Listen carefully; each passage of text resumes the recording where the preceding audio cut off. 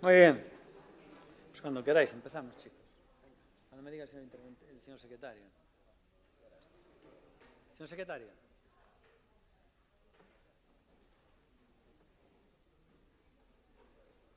Bueno. Orden del día, sesión extraordinaria, en sustitución do ordinario do Pleno do Concello de Ourense do 8 de maio do ano 2026, cando son as 9 horas.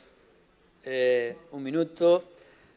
Aprobamos primeiramente as actas, votamos conxuntamente se non hai ninguna discrepancia sobre o 30 de marzo e a do 10 de abril de 2026. Votos a favor, unanimidade dos presentes.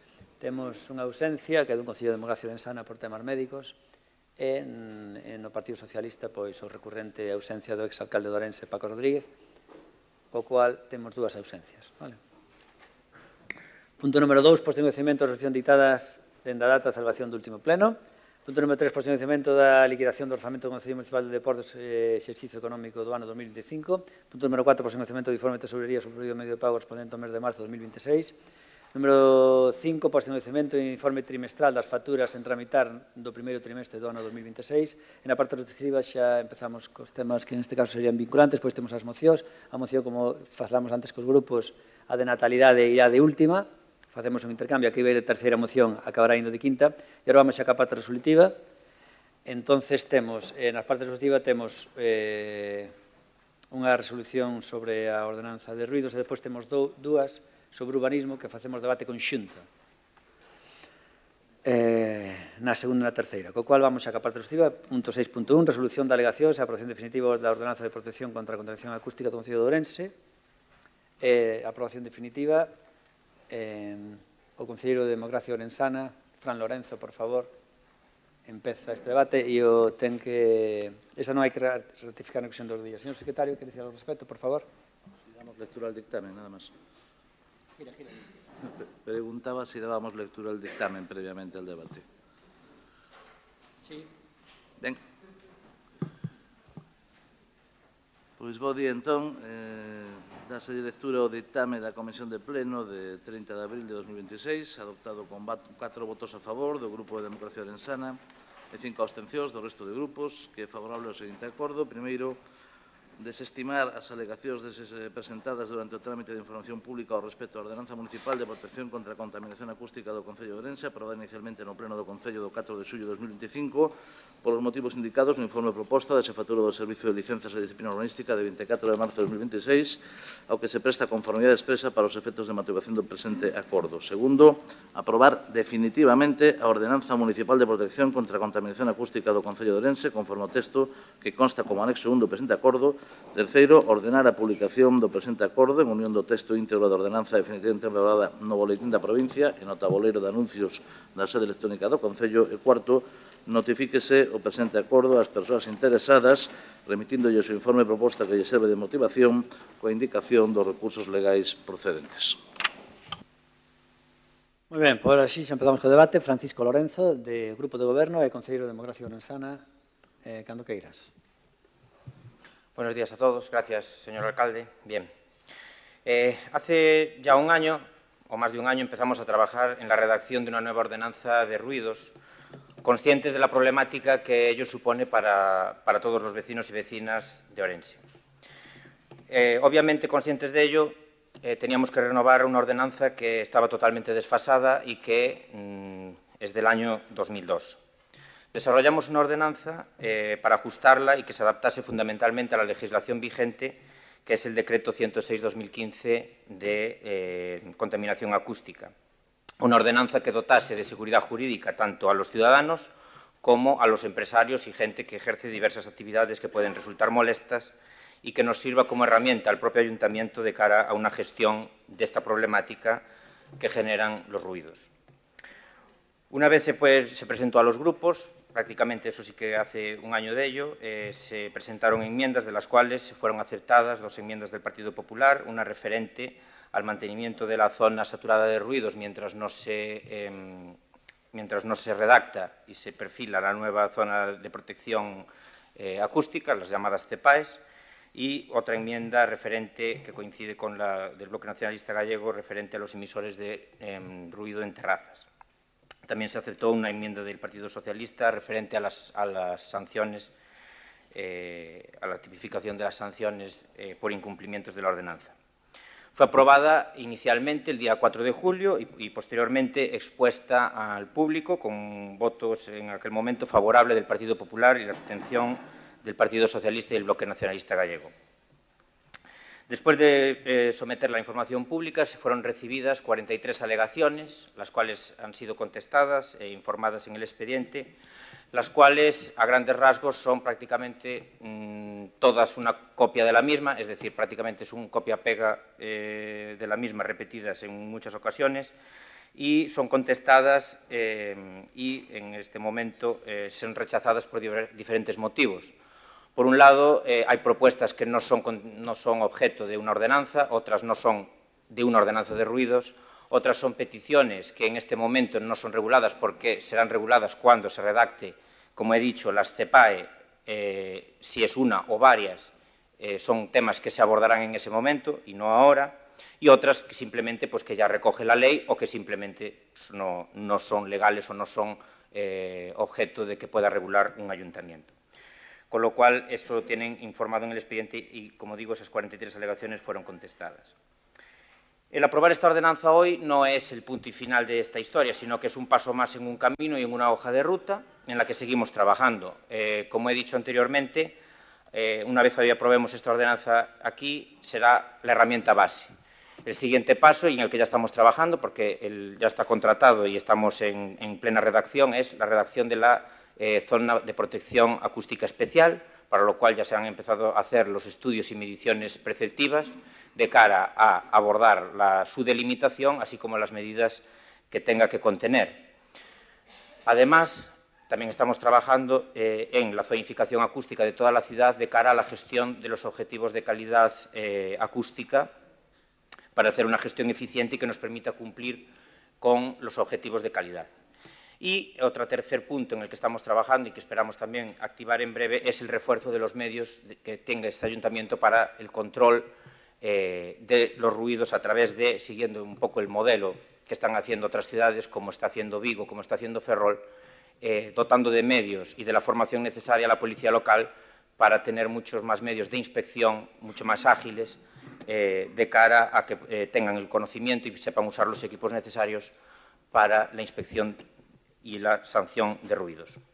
Por tanto, como he dicho antes, hoy estamos dando simplemente un paso más en una hoja de ruta que nos hemos marcado desde la concejalía y desde este Gobierno en mejorar la calidad de vida de los orensanos y en mejorar la gestión de la problemática del ruido. Así que espero el apoyo de los demás grupos para aprobar definitivamente esta ordenanza. Muchas gracias. A continuación, BNG, señor Luis Seara. Moitas grazas. Bo día. Efectivamente, vai facer casi un ano que se aprobaba inicialmente a ordenanza de ruidos, e logo de estar dormindo o sono dos xustos nun caixón desde 2019. E é certo que un dos avances máis significativos, logo do trámite de enmendas, foi a declaración da zona histórica como zona de protección acústica especial. Cales son as consecuencias prácticas disto? Bueno, que efectivamente obriga ao Concello a aprobar un plan zonal específico para reducir a contaminación acústica, limitando a apertura de novos negocios hostaleiros e restringindo actividades ruidosas. Supón este feito algún tipo de garantía para a veciñanza da zona? Pois, por desgraza, non. Xa había unha ordenanza que definía a zona histórica como zona acústica saturada e, a pesares diso e das múltiples denuncias presentadas polas veciñas e veciños, nas que se puña de manifesto os sistemáticos incumprimentos da ordenanza, vostedes miraron para outro lado, fixeron caso omiso, deixaron caducar en moitos casos os centos de denuncias presentadas ao longo dos últimos anos. Por tanto, o problema non é a norma, senón a aplicación da mesma. Desde a aprobación inicial desta ordenanza até hoxe, téñense producido feitos relevantes que afectan a vida e a saúde das persoas de outras zonas do Concello, non só da zona histórica, nomeadamente a veciñanza de Valle Inclán. O BNG xa trouxo a debate unha moción en relación con esta problemática que está a provocar consecuencias negativas e graves para a saúde das persoas. A reapertura da antiga discoteca Macau, agora chamada desorden en outubro de 2025, envolta nun proceso xudicializado, marcou un antes e un despois para as veciñas e veciños, transformando a realidade do barrio, volvendo a vida insoportable para moitas e moitos residentes. As veciñas e veciños non só teñen que sufrir os ruídos procedentes do interior e do exterior do local, senón tamén dos servizos de limpeza municipal. A veciñanza séntese abandoada a súa sorte pola Administración. Senten que se priorizou o interese dun negocio fronte aos seus dereitos fundamentais. Cando falamos de ruído non só estamos a falar de molestias, estamos a falar de agresións á saúde pública que provocan efectos nocivos sobre as persoas, trastornos do sono, ansiedade crónica ou estrés postraumático, entre outros. Pero tamén efectos adversos sobre o tecido social e económico. E no caso da zona histórica é moi evidente a expulsión da veciñanza pola inacción da Administración que deserta das súas responsabilidades. E isto non é unha apreciación subxectiva. Nun informe de data 15 de febreiro, un axente da Policía Local, personada na zona do Valle Inclán, detalla o seguinte. Obsérvase que o control de aforo realizado pola discoteca xera unha acumulación masiva de persoas, fala de centos de persoas, que bloquean íntegramente a beirarrúa do establecemento invadindo a calzada e a beirarrúa oposta. Debido á hora da actuación e á inxesta xeralizada de bebidas alcohólicas, os presentes amosan un elevado nivel de exaltación e euforia. Constátase unha perda de control e de respeto ao descanso veciñal, o que incrementa a contaminación acústica exterior e a degradación da convivencia na zona. É o policía quen fala de degradación da convivencia. E isto non é un feito puntual, nin específico desta zona. Na zona histórica levan lustros padecendo. Isto é algo que se reproduce fin de semana tras fin de semana desde que abriu a discoteca, o que abriga a moitas veciñas e veciños a teren que abandonar os seus domicilios para poderen descansar. Por iso, parécenos razoable as alegacións presentadas pola veciñanza desa zona, ao igual que acontece coa veciñanza da zona histórica. O BNG, desde logo, non vai darlle as costas ás veciñas e veciños, polo que xa lle adianto que nos parecen xustas as súas demandas e, en consecuencia, votaremos en contra da desestimación das súas alegacións. Gracias. Señor Seara, se le olvidó a usted decir que ese informe que hizo el policía, de todo el ruido que había, que era infernal, se le olvidó a usted decir que eran las fechas de carnaval. Eso se llaman verdades a medias. Bueno, por favor, Partido Socialista, las verdades a medias o mentiras del BNG. El PSOE, por favor, Natalia Benítez, por favor, cuando quieras. Sí, no hables cuando no tienes la palabra, Seara. No hables cuando no tienes la palabra, ¿vale? Bueno, no, tienes una llamada al orden. Venga. Por favor, Natalia Benítez. Estése tranquilo que acabamos de empezar. Veña. Bueno, hoxe traemos a aprobación definitiva, despois de case un ano, como ben dicían os compañeiros, a ordenanza de ruidos, que hai algo coincidente que manifestamos todos, a necesidade, despois de 24 anos que levaba en vigor a anterior ordenanza, de actualizala, mellorala, e a necesidade non só para, digamos, que a convivencia veciñal, sino tamén para que os negocios de hostelería e digamos que o tecido económico desta cidade poda seguir funcionando respetando esa convivencia. Ben, era necesario porque a anterior estaba claramente desactualizada con respecto á realidade social, urbanística e normativa, e, xa dicimos, era imprescindible para garantir esa convivencia diaria que nos últimos anos, exemplos como os que poñía o meu compañeiro Luís Seara, pois se veñen dando, e o certo é que, por unha banda, xera moita frustración que non se tomaran as medidas oportunas por parte do Concello de Ourense para garantir esa convivencia. Ben, se supón que esta ordenanza nos facilitará novas ferramentas máis modernas de control e claras para regular esta situación e mellorar, actualizar os procedementos e que sexa un sistema máis garantista e que protexa a veciñanza, non? Iso é positivo, era necesario facelo, neso coincidimos todos e todas. Pero tamén temos que dicir con honestidade que esta ordenanza por si soa non resolve os problemas que hai na cidade de Ourense. O importante será como se aplique. Con que medios conta o Concello e se vai existir vontade política de facer que se cumpra. Porque Ourense leva moitos anos acumulando conflitos relacionados co ruído, especialmente en determinadas zonas da cidade, e a sensación da veciñanza moitas veces foi de abandono e falta de resposta, como dicía anteriormente. Dende o Grupo Municipal Socialista, previamente á aprobación inicial, participamos no procedimento coas nosas achegas, todas eu penso que en ánimo constructivo, algunhas foron aceptadas, outras foron desbotadas, coincidentes cas de outros grupos políticos e tamén coas que achegou a cidadanía e determinados colectivos. Seguimos pensando que esta ordenanza chega tarde, e iso é unha realidade, e debería formar parte dunha estrategia máis ampla e coordinada, porque cabe recordar que agora mesmo temos xa en marcha, que se aprobou tamén recentemente, a nova ordenanza de veladores, existe unha clara descoordinación e desinformación non só por parte do Concello, sino como lle chega á cidadanía, e pensamos que se vai xerar un problema a maiores por esa falta de coordinación. Tamén consideramos que hai cuestións importantes que se deberían concretar para avaliar como funciona esa norma cando entre en vigor. Porque aquí podemos aprobar un texto. Agora ben, o obxectivo é que se mellore a vida da xente. Se non se cumpre, eso non se vai mellorar. E cal é a nosa máxima preocupación? E xa o dixemos na aprobación inicial, que a día de hoxe, e non sabemos se nun futuro inmediato, o Concello de Ourense non conta nin con medios humanos nin materiais para garantir o seu cumprimento. De pouco vale aprobar isto hoxe se mañá non podemos facelo cumprir.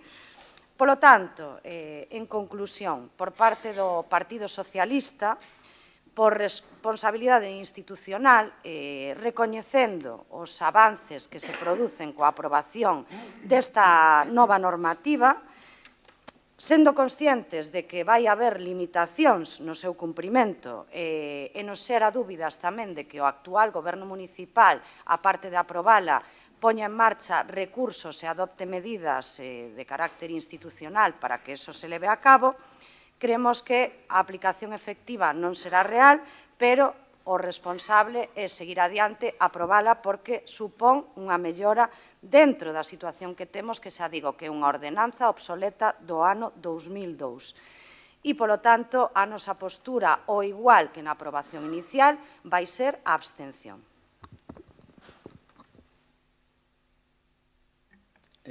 Partido Popular, por favor, Sonia Ogando. Gracias, alcalde. Muy buenos días. En esto estamos en muchas cosas de acuerdo y en otras no. Hoy a este pleno se trae la aprobación definitiva de la ordenanza para la protección de la contaminación acústica, ruidos. Una ordenanza acorde con los tiempos actuales, ya que con la que estábamos trabajando era una ordenanza obsoleta y desfasada del año 2002. Ourense llevaba muchos años con esta normativa acústica que, como digo, es obsoleta, que no respondía a la realidad de nuestra ciudad, con un casco histórico, con una problemática específica y con unos vecinos que llevan demasiado tiempo pidiendo soluciones. Porque la contaminación acústica no es un problema menor. Por un lado, tenemos a los vecinos. De forma unánime, por científicos, expertos y la Organización Mundial de la Salud, han advertido que el ruido tiene efectos muy perjudiciales y que las consecuencias han pasado a ser un problema sanitario cada vez más importante.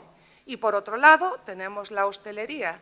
Es un eje esencial, cultural y social y, además, uno de los motores económicos más importantes. Y no nos podemos olvidar del que dependen cientos y cientos de familias. Por eso, el objetivo primordial de esta ordenanza es llegar a un equilibrio real entre el derecho al descanso y la actividad económica.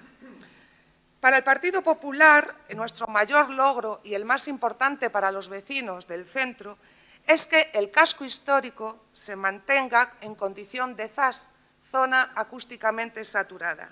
Y esto no es un detalle menor, como ha explicado el señor Seara. Significa que las restricciones y protecciones que hoy en día tienen los vecinos del casco histórico no desaparecen con la entrada en vigor de este texto. Se mantienen íntegramente hasta que se apruebe un plan zonal específico para esa zona en un plazo máximo de 18 meses. ¿Por qué era importante esto? Porque sin esa garantía existía el riesgo que la futura declaración de CEPAE, Zona de Protección Acústica Especial, fuera una promesa sin plazos concretos, dejando a los vecinos en un limbo de protección reducida. También conseguimos incorporar al texto final que las terrazas situadas en vías o plazas públicas o en aquellas zonas que afectan directamente a las viviendas no puedan contar con equipos de reproducción sonora, salvo autorización expresa y motivada por el Ayuntamiento para eventos especiales. Hechos los deberes por el Partido Popular, analizamos posteriormente las alegaciones de los vecinos y los particulares. Como ya ha adelantado el señor Lorenzo, desde el Partido Popular instamos en el pleno de hoy aquí al Gobierno municipal para que, en cuanto esta ordenanza entre en vigor, se inicien de forma inmediata todos los trámites y estudios necesarios para que la Plaza de los Ramones, la calle Arturo Pérez Serantes, la calle Valle Inclán y calles colindantes, si cumplen con los requisitos, puedan ser declaradas CEPAE, Zona de Protección Acústica Especial. Porque, señor Seara, por las alegaciones de los particulares, es imposible declarar esta zona. Esta ordenanza necesita aprobarse, entrar en vigor y, a partir de ahí, hacer los estudios necesarios. Porque aquí todos somos perfectamente conocedores de la situación que pasan estos vecinos. Porque ya no hablamos solamente de un expediente administrativo que esté en marcha y que esté judicializado. Es que aquí también estamos hablando de un problema muy grave, que es el incivismo, del que muchas veces no queremos hablar ni poner encima de la mesa. Todos o casi todos los que estamos aquí hemos visto los vídeos, y no precisamente de inteligencia artificial, de esas noches macabras. Acumulación de personas gritando a altas horas de la madrugada, personas encaramadas en las señales de tráfico, orinando en los portales, consumiendo en los portales, destrozando las plantas, causando daños en el mobiliario. Por eso, y no todo es culpa de la hostelería, por supuesto, por eso, señor Lorenzo, necesitamos un plan serio, riguroso y ordenado entre las distintas concejalías correspondientes y, si por favor es necesario, pedir la colaboración de otras administraciones para que los vecinos puedan al fin descansar, que es su derecho legítimo. Se me acaba el tiempo.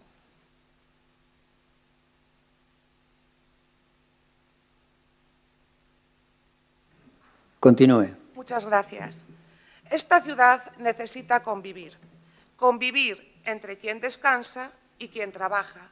Convivir entre quien vive y quien emprende. Ni permisividad en los ruidos, ni restricciones desproporcionadas. Y esta norma no es una norma improvisada. Esta ordenanza es técnicamente sólida y alinea la legislación autonómica y estatal en materia de ruido.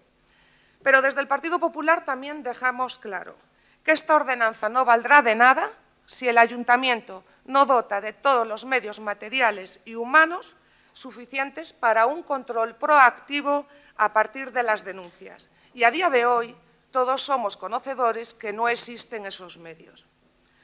Y ahí estará la labor del Partido Popular y exigirá que exista un control real, un seguimiento de denuncias, una inspección y una tramitación efectiva de los expedientes sancionadores.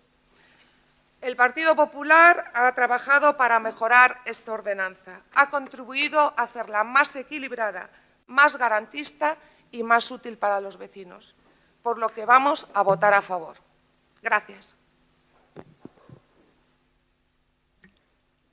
Vamos con el segundo debate, con el segundo turno, por si queda algo en el tintero. Esperemos que poco. Por favor, Fran, cuando quieras.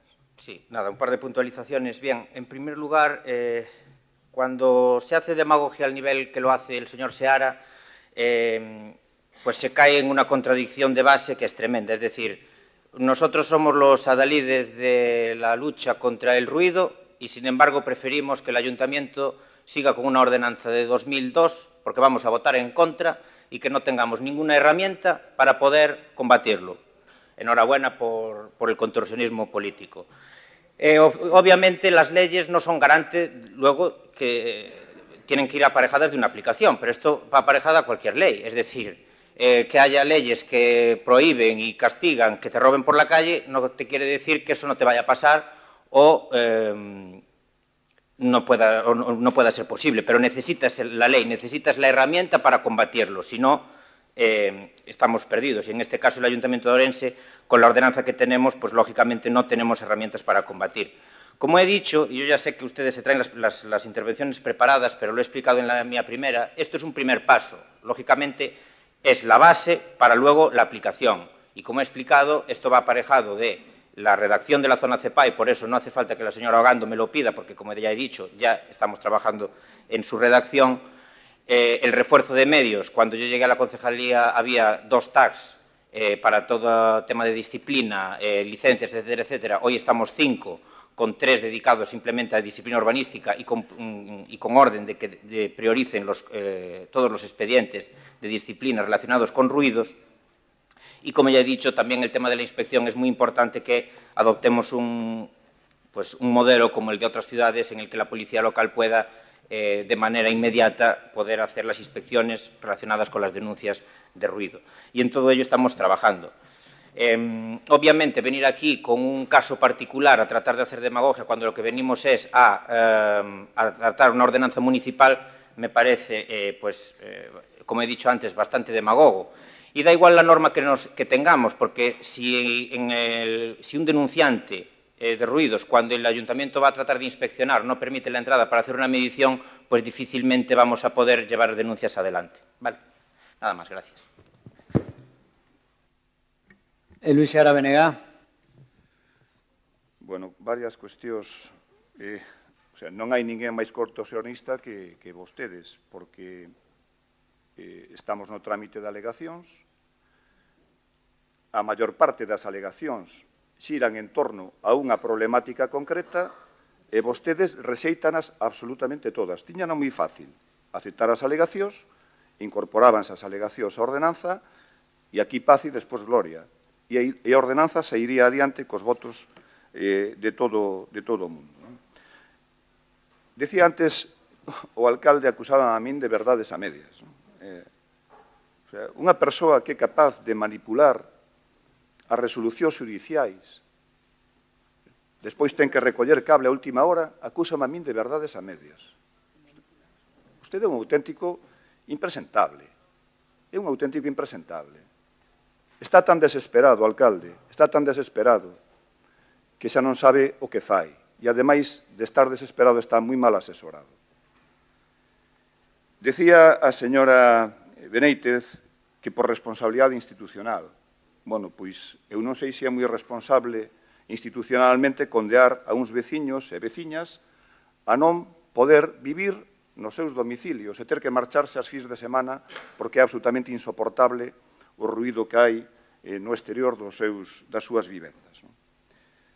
E o marco normativo xa existía, simplemente non se aplicou. Xa dixen antes que vostedes deixaron caducar centos de denuncias, e non fixeron absolutamente nada. Que garantía poden ofrecer vostedes de que con esta nova ordenanza sí que o van a facer? Absolutamente ninguna. E decía, e por último, a señora portavoz do Partido Popular, doña Sonia Ogando, bueno, portavoz neste asunto, nesta moción. Cando gobernaba, que teñen aportado e que van a seguir aportando, bueno, eu simplemente lle vou a dar un dato. Mire, cando gobernaba o Partido Popular, había unha concelleira que quiso meterlle man a esta cuestión. E sabe onde acabou? Sabe onde acabou a concelleira? Sendo relegada das súas competencias por parte do alcalde e facéndolle absolutamente vacío. É dicir, este é un tema o que vostedes nunca lle quixeron meter o dente, por máis que agora que veña aquí a decir que, efectivamente, bueno, son os garantes de non sei que, non sei cuánto, non? Nada de nada.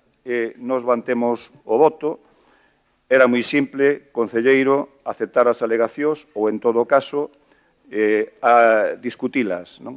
Cando se pasa o rodillo, non se pode pretender que os demais digamos amén. Señor Seara, unha cousa cachonda. Se vostede dice va a votar en contra de todo, como saben, el BNG vota en contra de todo, recordemos que no votó en contra de los sueldos cuando se decidió asignar los sueldos a todos los concejales de este pleno. Ahí el bloque votó a favor, porque obviamente también eran los suyos. Ahí no votó en contra. Pero en el resto prácticamente votó en contra de todo. Y luego dice, esta ordenanza chega tarde. Pero, coño, si usted está en contra desta ordenanza, pues, como que chega tarde? Mellor canto máis tarde chegue, mellor. Votan en contra, como decía Fran, se están en contra dela. O sea, es de una incoherencia absoluta. E hipocresía, claro. Y, por cierto, señor Seara, antes dijimos que íbamos a iniciar la segunda ronda, no la ronda de insultos. Pero, bueno, quedó también inaugurada la ronda de insultos. Por favor, Partido Socialista. Partido Socialista, por favor. Natalia Benítez.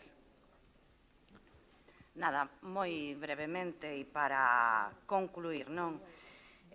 Nos, creo que todos e todas consideramos que o Concello de Ourense, neste caso o Goberno Municipal, é o que ten que garantir ese equilibrio entre a convivencia veciñal e tamén, pois, lóxicamente, os negocios e todas aquelas actividades que promoven a economía e son a alma e o pulmón desta cidade.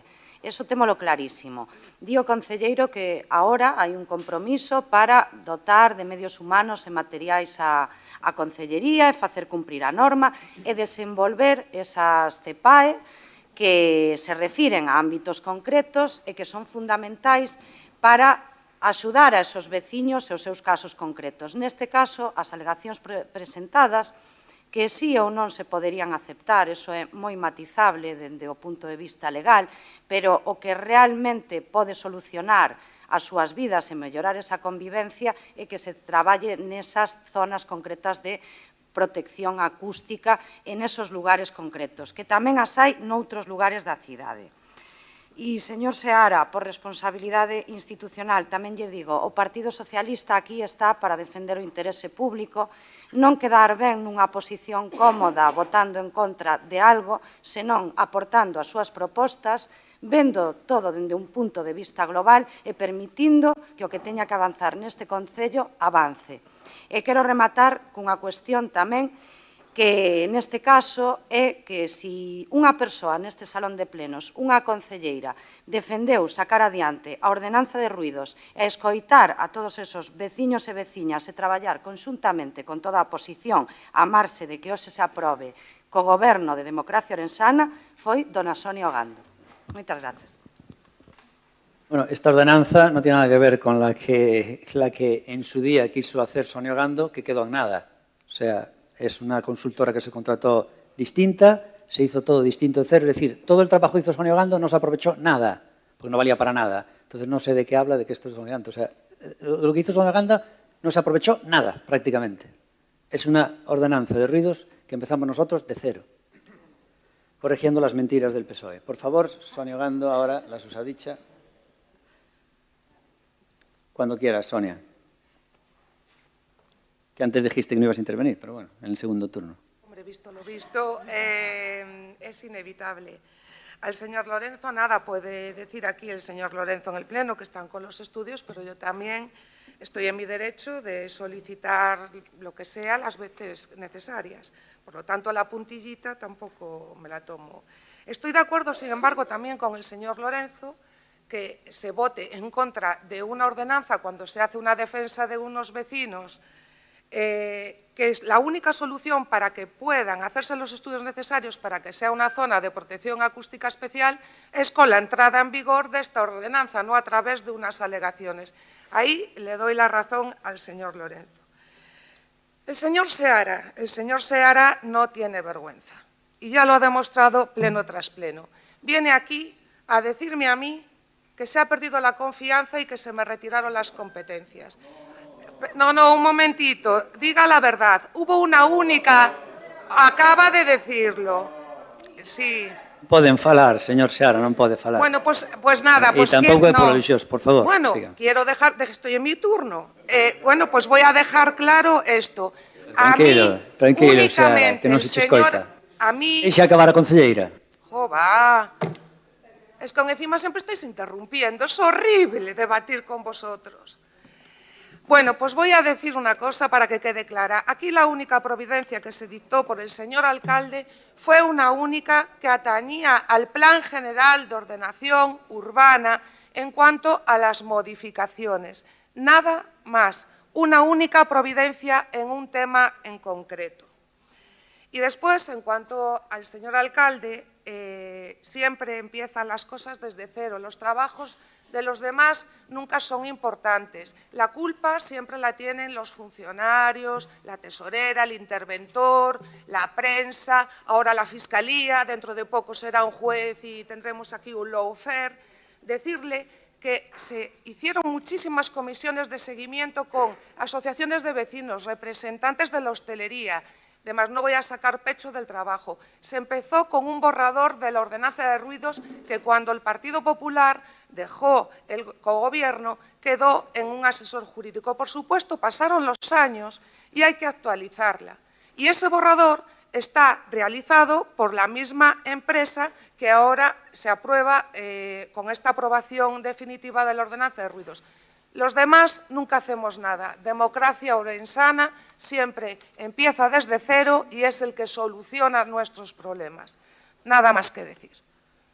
Sí, realmente tú lo has dicho. Me quedo con esa última frase tuya porque es tal cual. Muchas gracias. Bueno, nada, simplemente respecto a este tema decir al partido en este caso. ¿Quiere decir algo, por favor, el señor Seara? Un segundo, por favor. Realmente no es por ilusiones, pero bueno, en aras de hacer más divertido el debate, un segundo, por favor. Non é unha cuestión de divertido ou non.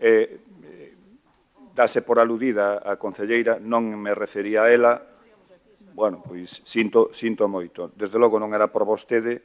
Se vostede se dá... Bueno, vostede sabe perfectamente a quen me refería. A quen me refería. En todo caso, non era por vostede. Bueno, pues nada, decirle en este caso, darle las gracias al Partido Popular y al Partido Socialista por apoyar este tema tan delicado como es el tema de ruidos. Es un tema al que nosotros somos especialmente sensibles porque vosotros recordaréis que fue precisamente, además, casi pionero en España en las reivindicaciones que hacía mi compañero Armando Gea con un tema que realmente cuando nadie protestaba de esto, hace ya casi una década, pues con cantidad de pronunciamientos en los medios de comunicación, redes sociales, y que ahora pues está un poquito ya la gente mucho más concienciada, ¿no? El problema de todo esto es que lo que no se puede hacer es un acto de hipocresía como hace el BNG de querer meter todos los huevos en la misma cesta, porque, como dicen aquella frase, mira, todos esos huevos en la misma cesta non che collen. Entonces, del mismo modo que el otro día critica el BNG diciendo que no se puede estar a favor de los sindicatos y a favor de las reivindicaciones de ciertos sindicatos que dicen trabajar 20 horas o menos y al mismo tiempo estar a favor de los autónomos, no se puede. O estás con los autónomos o estás con los sindicatos, pero todos decían, nos apoyamos a todos. No, a todos no podéis apoyar, porque son intereses muchas veces totalmente contradictorios. Entonces no se puede. Y esto está lo mismo aquí. Lo que tú no puedes hacer es decir, no, nosotros vamos a hacer una ordenanza en la que cumplimos la ley, pero al mismo tiempo vamos a quedar con los vecinos, todos bien, a los que les molesta el ruido, especialmente los de la zona de Valle Inclán, donde hay esa discoteca. No, pero todos los huevos en la misma cesta no cogen. Si estás a favor de la legalidad, no puedes a lo mejor complacer a lo que piden los vecinos, porque a mí también me gustaría complacer a los vecinos. A lo mejor lo que tú quieres es hacer una cosa. Mañana nosotros cerramos la discoteca esta, ¿cómo se llama? Desorden. Cerramos la discoteca Desorden, la cerramos sin ningún problema, haciendo caso contrario, caso omiso a lo que dicen los informes. ¿Y qué haría el señor Seara el día siguiente? Haría como le hicieron al alcalde de Agolada. Lo denuncia por prevaricación, porque también tomó una resolución sobre una fábrica, no sé qué, lo denuncia por prevaricación, 9 años inhabilitado. Eso es lo que haría el señor Seara. Si mañana cierro la discoteca Desorden, claro. Pues la discoteca Desorden hay que abrirla. ¿Por qué? Porque lo dicen unos informes de unos funcionarios que usted tanto defiende. Entonces usted quiere estar con todos. Yo estoy con los vecinos de puta madre, a ver si pillo algún botiño de ahí, de la gente que no me molesta el ruido, porque coño, ¿a quién no le molesta el ruido? Yo si viviera ahí estaría realmente, enojado. ¿Por qué? No ya por el ruido de la discoteca, que está prohibido que haga ruido. Ojo, la discoteca no puede emitir ruido al exterior. Hay unos informes que dicen un límite, y si realmente estos informes están mal, pues entonces habrá que examinar a ver qué pasa, porque lo que no puede hacer esa discoteca, ni ninguna, es emitir ruido al exterior de sus paredes. Eso es, vamos, decían los vecinos, no, es que se oye el bum, bum, bum retumbar. Fueron allí los técnicos y no se oía tal retumbar. Pero bueno, ese es un tema que lo medible no es opinable. Ahora, lo que ocurre en la calle, claro, ¿qué vas a hacer con lo que ocurre en la calle? Es que la gente luego en la calle desbarra. ¿Y qué quieres que haga, chico? ¿Qué quieres que haga? ¿Meter una dictadura? Con Franco esto no pasaría. Entonces, claro, el señor Seara quiere aplicar las leyes de Franco, pero al mismo tiempo estar con la democracia y quedar bien con los vecinos. No, la hipocresía de los comunistas, como sois vosotros, solo queda bien para engañar a 4, como está allí Miguel Bernardo de la cadena SER, que es algo que se dedica a engañar a la gente como vosotros. Nada más, es para eso.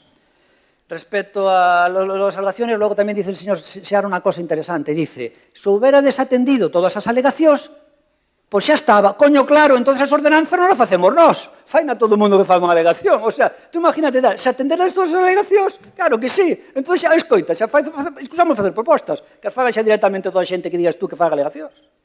Unha incoherencia total. Bueno, vamos a votar entonces esta ordenanza de ruido, que penso que xa definitiva, non? Moi ben. Votos a favor, Democracia Orensana y Partido Popular, votos en contra, BNG y la abstención del PSOE. En este caso, la abstención del PSOE, que facilita también, aunque no hubiera la votación del PP, también facilitaría la aprobación. Muy bien, pues queda aprobado entonces. Vamos entonces aos seguintes dos puntos.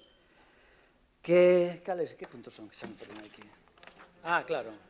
O 6.2 e 6.2. Moi ben. Entón, nosotros facemos debate conxunto. Entón, sería o 6.2, resolución e emendas de aprobación inicial da ordenanza municipal reguladora do informe de avaliación dos edificios do Concello de Ourense, e o punto número 6.3, resolución e emendas de aprobación inicial da ordenanza municipal reguladora dos sitios habitantes de naturaleza urbanística e das entidades certificadoras de conformidade municipal e con ECCOM do Concello de Ourense. Señor secretario, nos dous casos se pode decir xa, ler o expediente xa os dous a vez.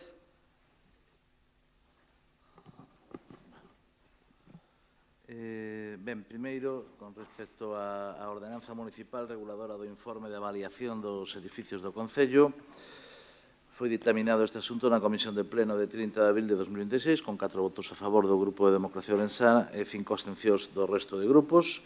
O dictamen é favorable a adoptar o seguinte acordo. Primeiro, resolver as emendas ao proxecto de ordenanza formuladas polos grupos políticos municipais conforme a proposta e polos motivos expostos no informe da xefatura do Servicio de Licencias Urbanísticas de 27 de abril de 2026 nos termos seguintes. Desestímase a emenda formulada polo Grupo Municipal do BNG e as emendas 4, 8, 9, 10, 14 e 20 do Grupo do Partido Popular. Estímanse as emendas 1, 2, 3, 5, 6, 7, 12, 13, 15, 16, 17, 19 e 21 formuladas polo Grupo do Partido Popular e estímanse parcialmente as emendas 11 e 18 formuladas polo Grupo do Partido Popular. Segundo, aprobar inicialmente a ordenanza municipal reguladora do informe de avaliación de edificios do Concello de Ourense, conforme ao proxecto aprobado pola Xunta de Goberno Local de 18 de marzo de 2026, coas modificacións resultantes da resolución de emendas, conforme ao apartado primeiro do presente acordo, sendo o texto inicialmente aprobado o que se recolle no anexo ao informe da xefatura do Servicio de Licencias Urbanísticas de 27 de abril de 2026. E terceiro, someter ao acordo de aprobación inicial ao trámite de información pública e audiencia das persoas interesadas por prazo de 30 días hábiles mediante anuncio no tabuleiro da sede e no boletín da provincia. No caso da ordenanza reguladora dos títulos habilitantes de natureza urbanística das entidades certificadoras de conformidade municipal, o asunto tratouse tamén na Comisión de 30 de abril de 26, con 4 votos a favor do Grupo de Democracia Orensana e a abstención do resto de grupos, dictaminouse favorablemente a adoptar o seguinte acordo. Primeiro, resolver as emendas ao proxecto de ordenanza formuladas polos grupos conforme a proposta e polos motivos que expón o informe da xefatura de servicio de 27 de abril de 2026. Nos seguintes termos, desestímanse as emendas 1, 2, 3 e 6 do Grupo Socialista, a emenda 3 do Grupo do BNG e as emendas 2, 3, 8 e 9 do Grupo Popular. Estímanse as emendas 4, 5, 7 e 8 do Grupo Socialista, as emendas 1 e 4 do Grupo do BNG e as emendas 4, 5, 6 e 7 do Grupo Popular. Estímase parcialmente a emenda 2 formulada polo Grupo Municipal do BNG e a emenda 1 formulada polo Grupo Popular. Segundo, aprobar inicialmente a ordenanza municipal coas modificacións resultantes desta resolución de emendas e conforme ao texto inicialmente aprobado que se recolle no anexo informe do xefe do Servicio de 27 de abril de 2026. E terceiro, ao igual que no caso anterior, someter o acordo a aprobación inicial a trámite de información pública e de audiencia das persoas interesadas por prazo de 30 días hábiles para a formulación de alegacións ou suxestións. Gracias. Moi ben, pois entonces vamos xa con estas dúas puntos, con estes dous puntos. Resolución, emendas e aprobación inicial, resolución, emendas e aprobación inicial de dos temas distintos. Entonces, o concelleiro de Democracia Orensana e do Grupo de Goberno, Fran Lorenzo, por favor, vai a empezar o debate e a fazer a exposición. Decíame, Sonia.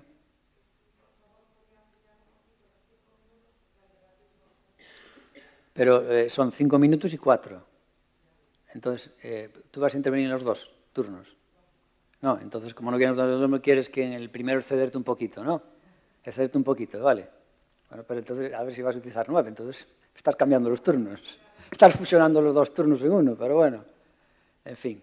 Bueno, va a ser en cualquier caso el teniente alcalde el que dirija estos puntos porque tengo que ausentarme. Entonces, por favor, Fran Lorenzo, cuando quieras. Gracias, alcalde. Bien. Hoy traemos a este pleno pues, la renovación de otras dos ordenanzas que se han quedado totalmente obsoletas. Una es la de títulos habilitantes, comúnmente conocido como ordenanza de licencias, y la de informe de evaluación de edificios, que también comúnmente es lo que la gente conoce como la IT de los edificios. Dos ordenanzas que son eminentemente técnicas, pero muy importantes de cara a una gestión urbanística que sea eficaz y moderna. Por un lado, la ordenanza de licencias actual es del año 2012, una ordenanza a la que le han pasado por encima pues, desde la Ley del Suelo de Galicia de 2016, así como su reglamento, como hasta hace poco tiempo el Decreto 60/2025 que regula las entidades certificadoras ECOM. Esta nueva ordenanza tiene como objetivo, pues, lógicamente, definir perfectamente los actos sujetos tanto a licencia como los que son sujetos a comunicación previa, recoger y regular también una novedad normativa que son cómo se tramitan los expedientes que vengan con estos certificados y estos certificados de conformidad, estas empresas certificadoras ECOM. También el simplificar, el unificar modelos de presentación de los expedientes de cara a hacer una gestión eficiente y reducir la carga administrativa, y también recoge la presentación de proyectos a través de la plataforma que hemos puesto a disposición de todos los ciudadanos a través del Colegio de Arquitectos para la gestión de la presentación digital de los proyectos constructivos. Estos solo son algunas de las modificaciones y de las novedades que la ordenanza recoge y que, en definitiva, buscan tres objetivos, que son el aumentar la seguridad jurídica, tanto del ciudadano como de cualquier empresario o promotor, para llevar a cabo sus proyectos en el ayuntamiento. También el ganar eficacia y eficiencia administrativa, tratar de reducir la carga burocrática y la carga administrativa de cara a ser cada vez más eficientes, algo que yo creo que en los últimos tiempos estamos consiguiendo. Y, en definitiva, esto lo que redundará es en mejorar la gestión urbanística del ayuntamiento, en el promover la actividad económica, el ayudar también incluso a que se ponga vivienda a disposición de los ciudadanos y el dar unas garantías y, digamos, generar actividad económica. Por otro lado, la ordenanza reguladora de la conservación de edificios actual es también del año 2012, algo que también está totalmente desfasada, porque esta incluso más que la de licencias, porque el decreto, la Ley del Suelo de 7/2015 derogó toda la regulación previa que había de la evaluación de edificios y en la que se basaba la norma que tenemos en el ayuntamiento.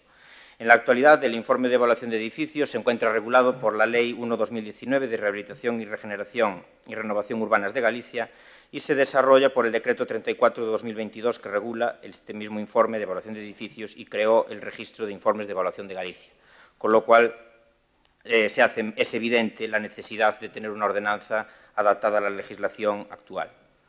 El informe de evaluación de edificios es un mecanismo de inspección muy importante, ya que, por un lado, se detectan riesgos anticipadamente y se impulsan medidas que mejoren la seguridad de los ciudadanos y, además, es una manera de impulsar tanto la conservación como la rehabilitación urbana, evitar la degradación urbanística y también un impulso a que no solo se construya vivienda nueva o edificios nuevos, sino que también recuperemos lo existente, evitando la degradación urbanística de la ciudad y del entorno. Una vez se ha trabajado en estas ordenanzas, se abrió el plazo de enmiendas a los grupos, me reuní con todos ellos, yo creo que con un ánimo constructivo de que todos aportaran su grano de arena de todas las enmiendas recibidas. Hemos tratado de aceptar lo más posible, se ha explicado a cada uno de ellos pues, por qué no las que nos han presentado, por qué no nos era posible, pero siempre con el ánimo de aceptar lo máximo posible de cada uno de ellos. Con lo cual creo que aquí en estas dos ordenanzas todos hemos aportado y esperemos tener el apoyo de todos los grupos para sacarlas adelante. Nada más. Gracias. Gracias, Fran. Por parte do Bloque Nacionalista Galego, Puga, cando queiras. Gracias, moi bo día a todas e a todos.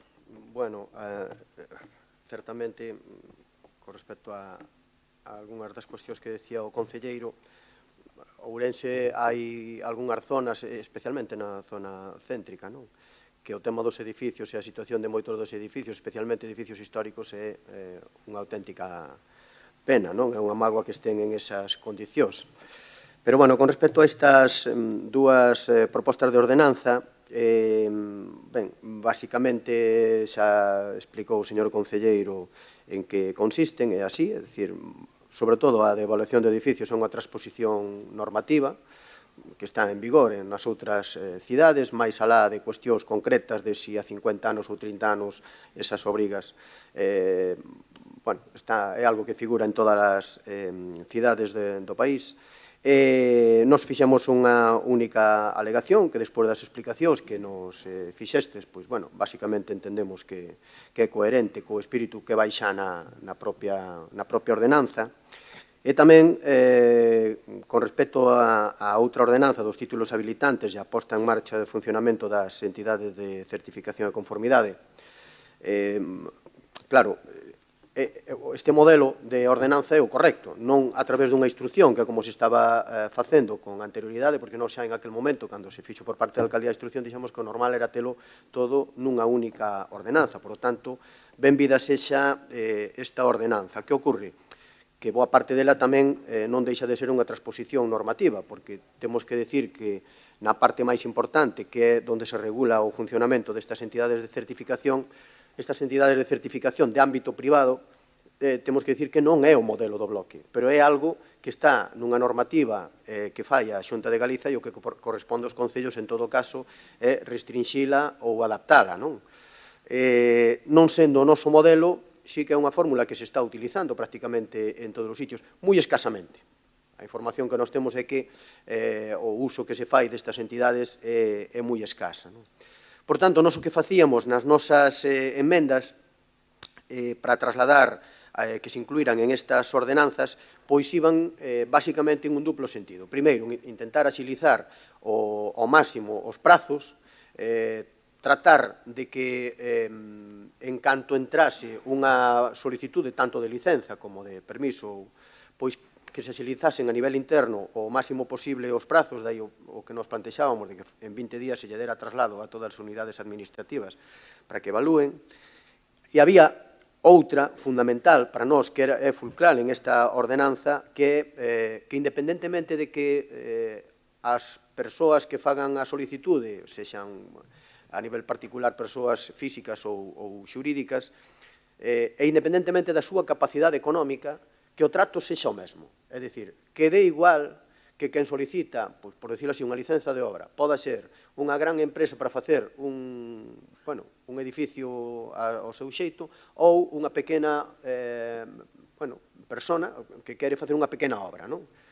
Bueno, pois temos que recoñecer, para que vexades, que efectivamente teño que recoñecer que por parte do señor concelleiro fomos chamados, logo de ter presentadas as enmendas, falámolas, deusenos unha explicación, xa digo, seguramente se o Bloque Nacionalista Galego nos corresponderá facer estas dúas ordenanzas, algún cambio non sería a mesma, pero consideramos conveniente que efectivamente ahora empecen o trámite para que o resto de tanto se persoas físicas como xurídicas podan interpretalo e facer as súas emendas. Por lo tanto, tal e como lle trasladei xa con anterioridade, nos ímonos a abster en este caso, para que vexades que non a todo, que non votamos sempre que non, para que vexades. Agardemos a que isto teña unha tramitación correcta, que favoreza a axilidade, sobre todo, e a igualdade no trato de todas estas licenzas. A ver se o percorrido non tarda un ano como anterior ordenanza, vale? Nada máis. Gracias, Puga. Efectivamente, non sempre en contra. Xa se nos caerían as lágrimas se votades a favor, imagino. Por parte do Partido Socialista, quen vai a ser? No, bueno, Luís, teríamos que falar bastante. Efectivamente, mellor non falar. Natalia e María, cando queiras. Bo día, grazas, Aníbal. Son dúas ordenanzas de natureza urbanística, por un lado os títulos habilitantes o ámbito máis polémico que son as entidades de certificación e doutro o informe de avaliación de edificios. En primeiro lugar, dentro do Partido Socialista queremos agradecerlle ao concelleiro responsable desta área, Fran, que non é tan difícil amosase un consenso a nós, sobre todo en materia urbanística, preocupábanos que o intento necesario, sobre todo neste Concello, de reducir as cargas administrativas e burocráticas perxudicase ou influíse na seguridade xurídica. Nos, tras avaliar as ordenanzas, tiñamos unha serie de dúbidas en materia de como se levaron a cabo e dos principios que as rexían, e o concelleiro puxo, e tamén os técnicos da Concellería de Urbanismo, puxeron a disposición do Grupo Municipal Socialista toda a información, debatíronse as emendas presentadas por o Grupo Socialista e dentro do Goberno nos deron explicacións daquelas que se podían aceptar ou non e o porqué. Non é complexo de facer. Penso que se fai de xeito coordinado con consenso, pois as cousas son máis áxiles e incluso millores. Entón, agradecerlle a Fran a súa disposición. Ourense ten un problema con respecto ao parque edificatorio, xa que moitos dos edificios desta cidade teñen unha antigüedade superior aos 30 anos. Entendemos que porque a maior parte deles se construíron durante o boom. Esta nova ordenanza que inicia ahora a súa tramitación de aprobación provisional, nos agradeceríamos ao Goberno e ao Concello de Ourense que lle trasladase a veciñanza as implicacións que isto supón. A inspección técnica de edificios implicou un custe tanto para as comunidades de propietarios como para as xestorías e, polo tanto, lle pedimos que, aínda que non sexa obxecto desta ordenanza, que implementen aquelas medidas de comunicación cos veciños e coas veciñas para que poidan realizar a avaliación dos edificios, sobre todo tendo en conta que se mantén o texto da aprobación provisional con carácter definitivo, entrarían en vigor a avaliación dos edificios que teñen que pasar todos aqueles inmobles, entre outros, con máis de 30 anos de antigüedade en decembro deste ano. Por lo tanto, se fose posible unha campaña divulgativa para que aqueles que teñan que pasar esta avaliación o fagan e por a disposición da xente os medios necesarios para que o fagan tamén. E se puidese ir aparellado de algún tipo de medida con impacto social.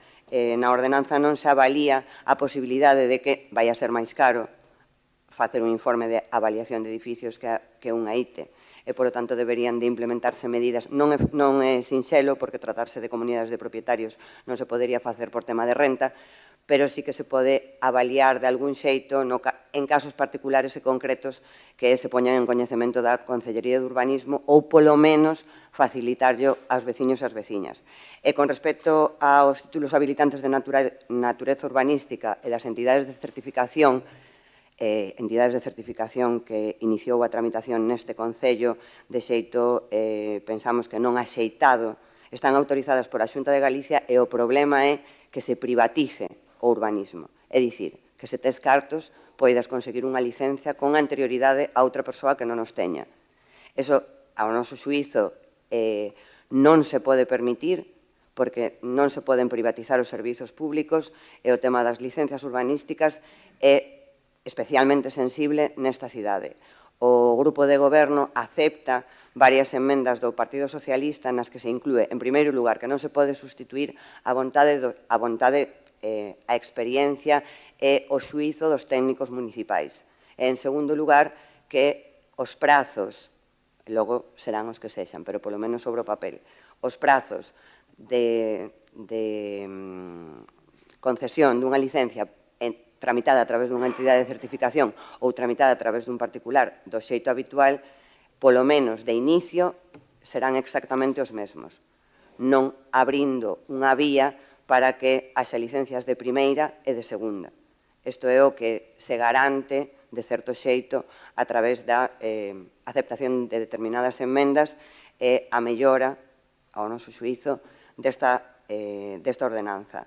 Entendemos que non é suficiente para solucionar os temas urbanísticos desta cidade porque sen a aprobación... Espera, María, espera. Sigue, sigue. Sen a aprobación dun plan xeral é moi difícil apostar por dous temas moi esenciais que é a vivenda e a rehabilitación do noso casco vello e a protección do noso patrimonio. Sen a aprobación dun plan xeral non é posible e seguiremos tendo numerosas eivas e sen reforzar de medios técnicos e persoais a Concellería de Urbanismo, especialmente a área de licencias e de disciplina urbanística, a implementación destas ordenanzas tamén vai a ser moi difícil. Por lo tanto, dende o Grupo Municipal Socialista, ímonos a abster, reiterar o agradecemento ao Goberno por abrirse a un consenso moderado cos grupos da oposición e pedirlle que sigan a implementar melloras nun área tan importante para o desenvolvemento da nosa cidade como o urbanismo, iniciando por reforzar a Concellería que se ocupa destes temas, apostando especialmente por a disciplina e a rehabilitación urbana e implementando todas as medidas que sexan necesarias para a aprobación dun plan xeral. Vale, moitas gracias. Por parte do Partido Popular, Sonia, tes a palabra cando queiras. Gracias, Aníbal. Como han dicho mis compañeros, ahora estamos debatiendo dos ordenanzas importantes para el futuro de nuestra ciudad. Dos normas que afectan directamente al urbanismo, a la conservación de los edificios, a la actividad económica, a la seguridad jurídica y, en definitiva, al día a día de miles de ourensanos. El Partido Popular ha trabajado en ambos textos con responsabilidad y hoy podemos decir que ese trabajo ha dado resultados. Además, con una gran comunicación con el concejal, señor Lorenzo, que se lo agradecemos desde aquí. Además, veo que también trae las intervenciones estudiadas y preparadas como tiene que ser. O sea que en la ordenanza de títulos habilitantes urbanísticos y de la SECOM hemos conseguido que se aprueben 4 enmiendas y una quinta sea aceptada parcialmente. Y creo que es importante explicar lo que significa esto para la ciudadanía. Como ya han explicado mis compañeros, la SECOM, que son entidades de certificación de conformidad municipal, son organismos autorizados para verificar que proyectos, obras y actividades cumplen con la normativa urbanística y técnica vigente. En la práctica, es un instrumento que puede ayudar a agilizar los procedimientos y puede reducir los tiempos administrativos, pero es fundamental reforzar la seguridad jurídica y el control público. Con una de las enmiendas aceptadas conseguimos que cuando un informe o consulta urbanística sea favorable, ésta vincule al ayuntamiento por un plazo de 6 meses, salvo que haya un cambio sobrevenido en el planeamiento. ¿Qué conseguimos con esto?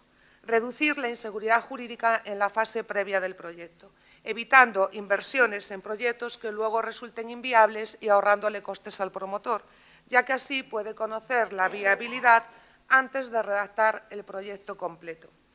Otras 2 enmiendas también fueron presentadas por el Partido Socialista y conseguimos, por un lado, que las entidades SECOM dispongan de un seguro de responsabilidad civil suficiente, protegiendo así al ciudadano de posibles errores o incidencias.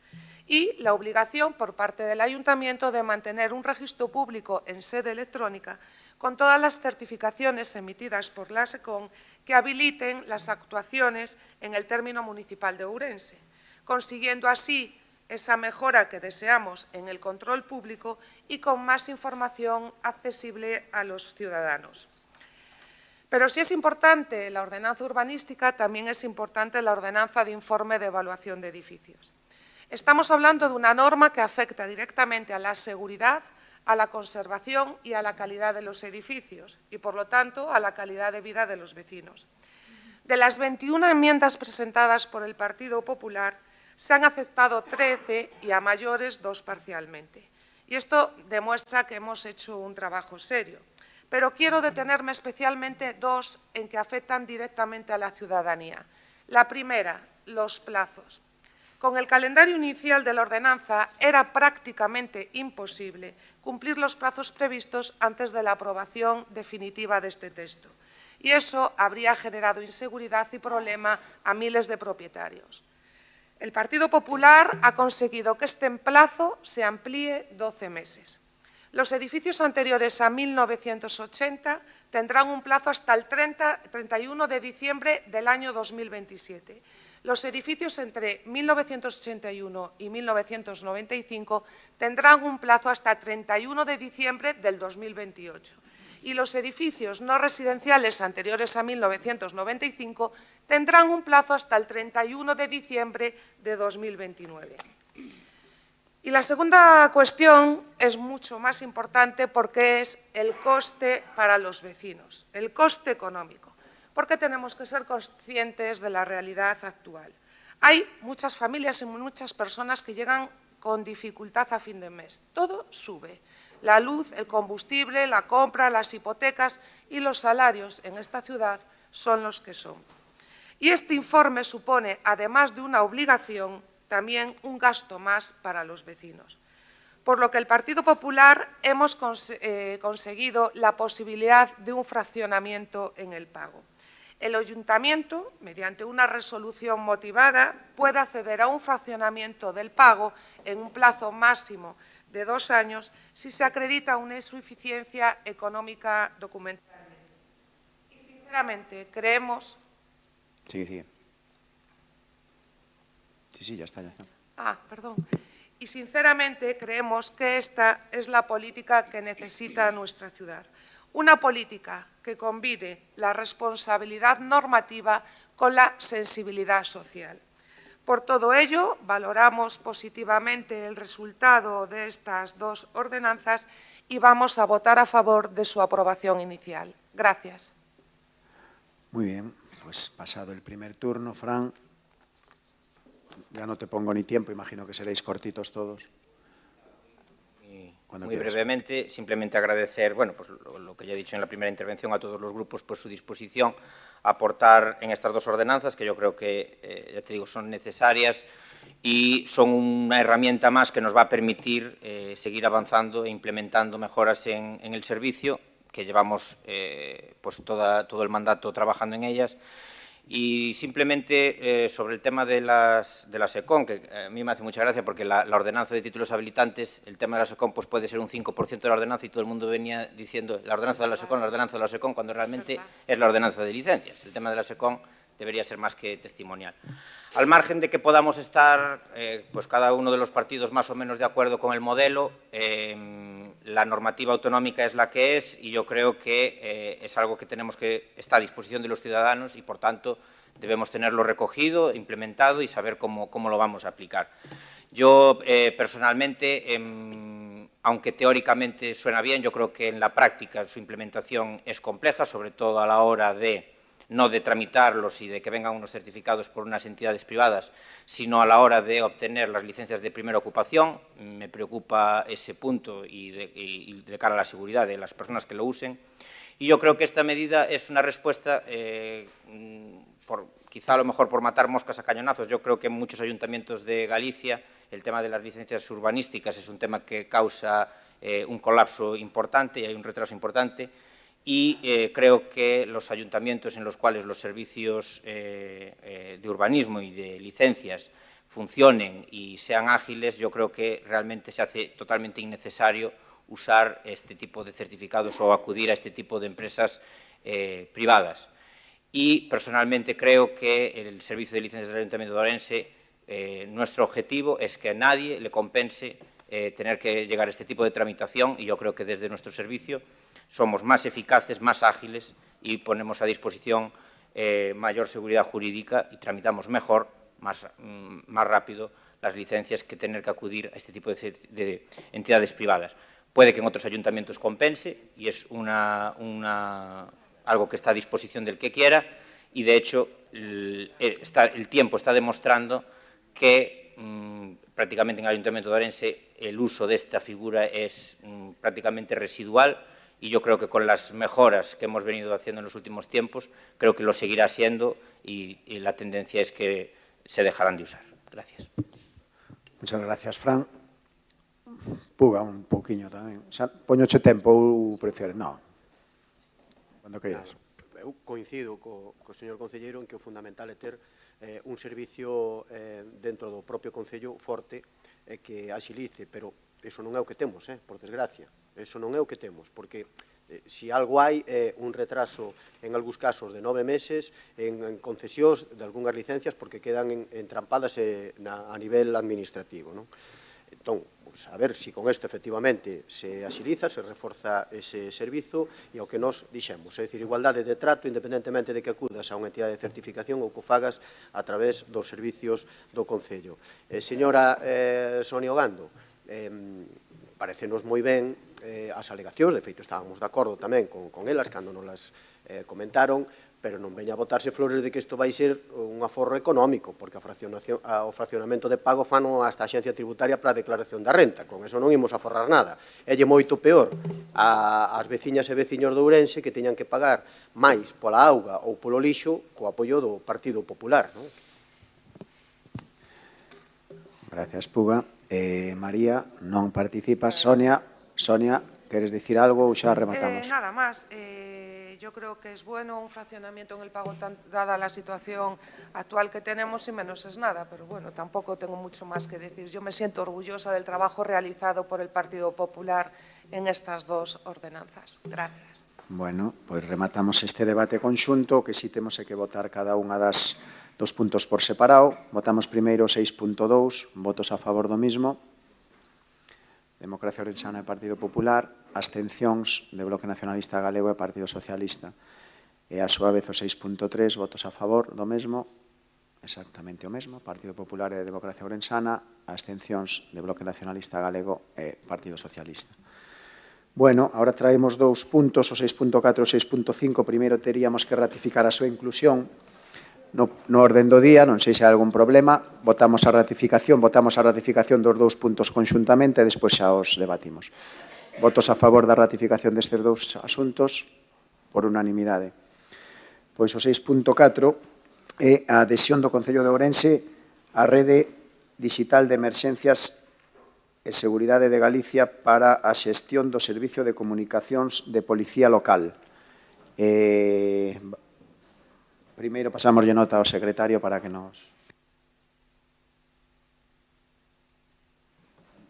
Cando queiras.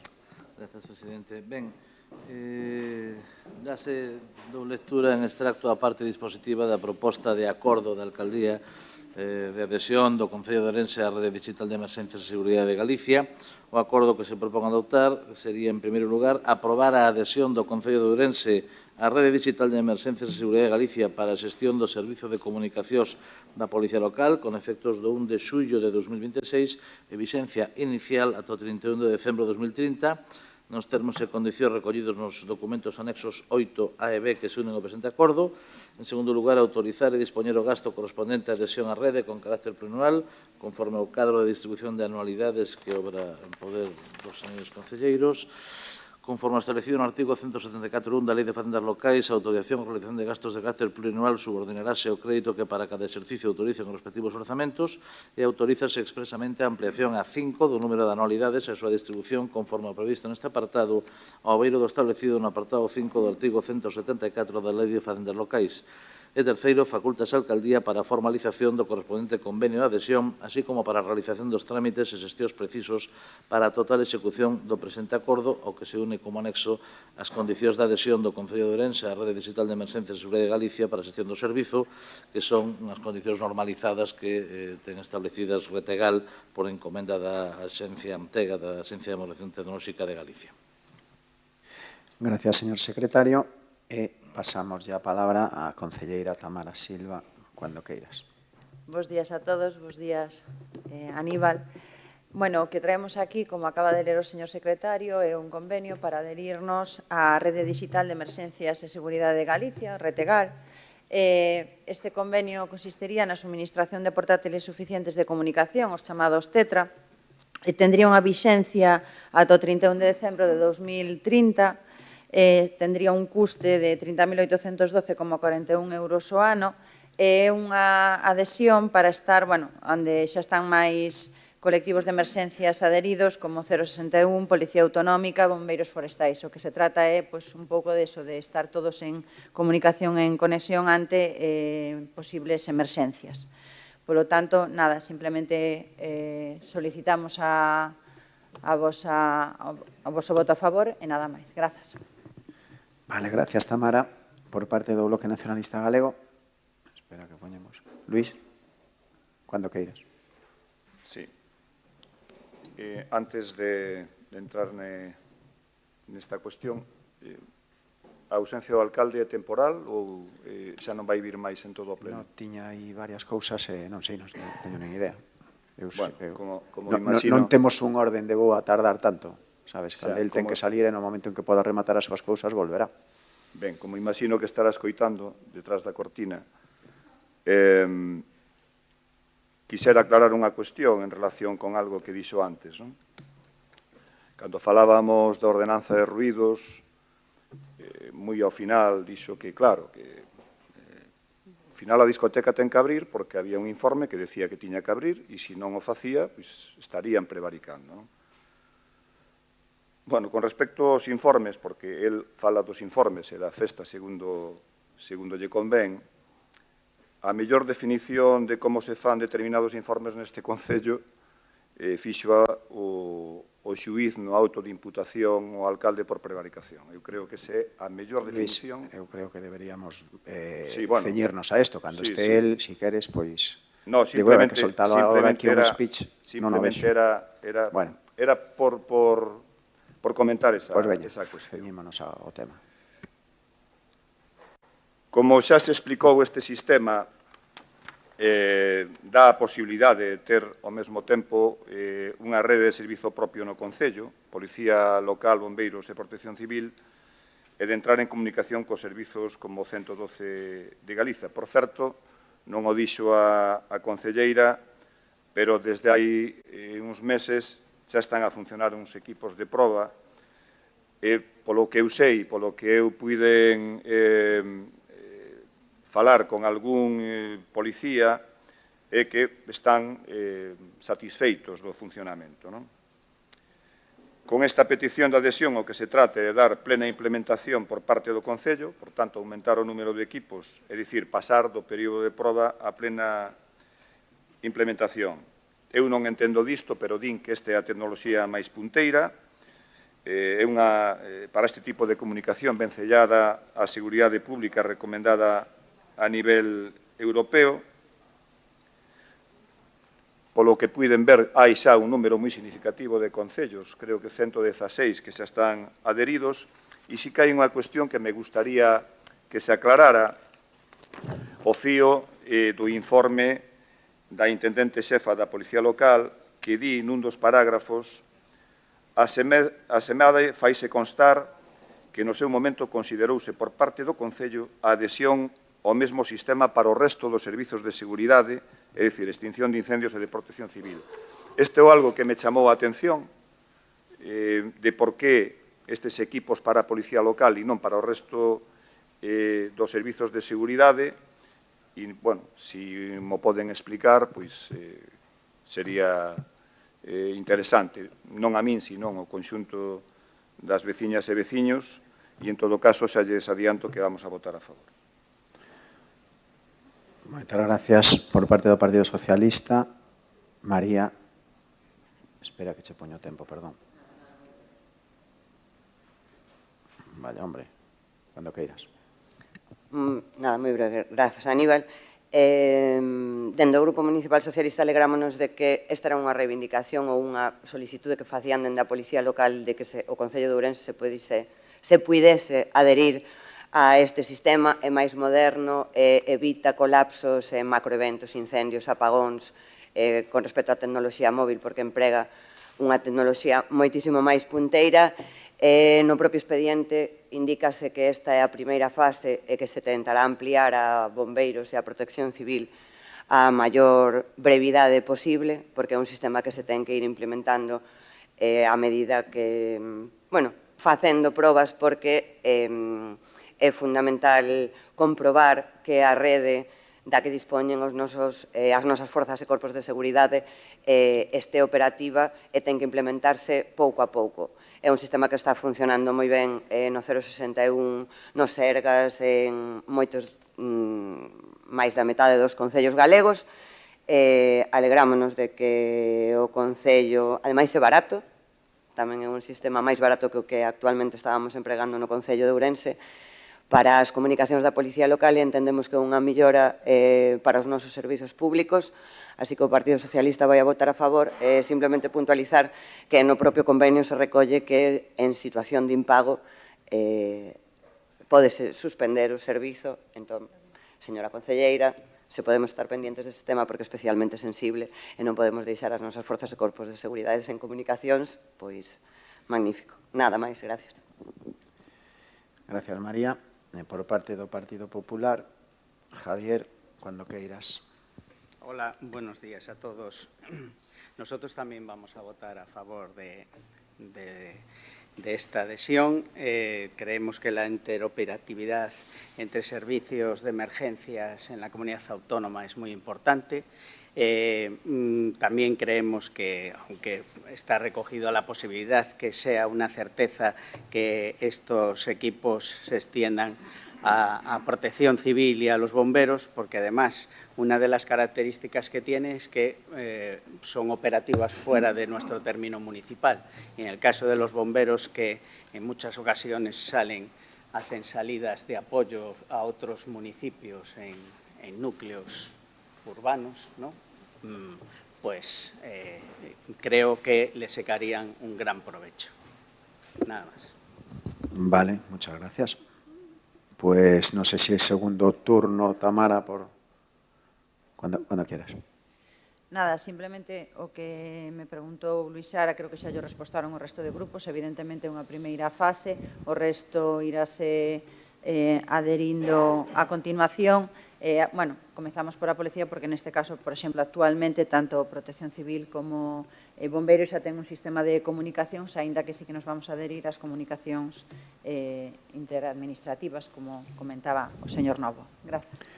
Gracias, Tamara. ¿Alguna segunda intervención? Pues sometemos a votación entonces este punto 6.4. Votos a favor do mesmo por unanimidade.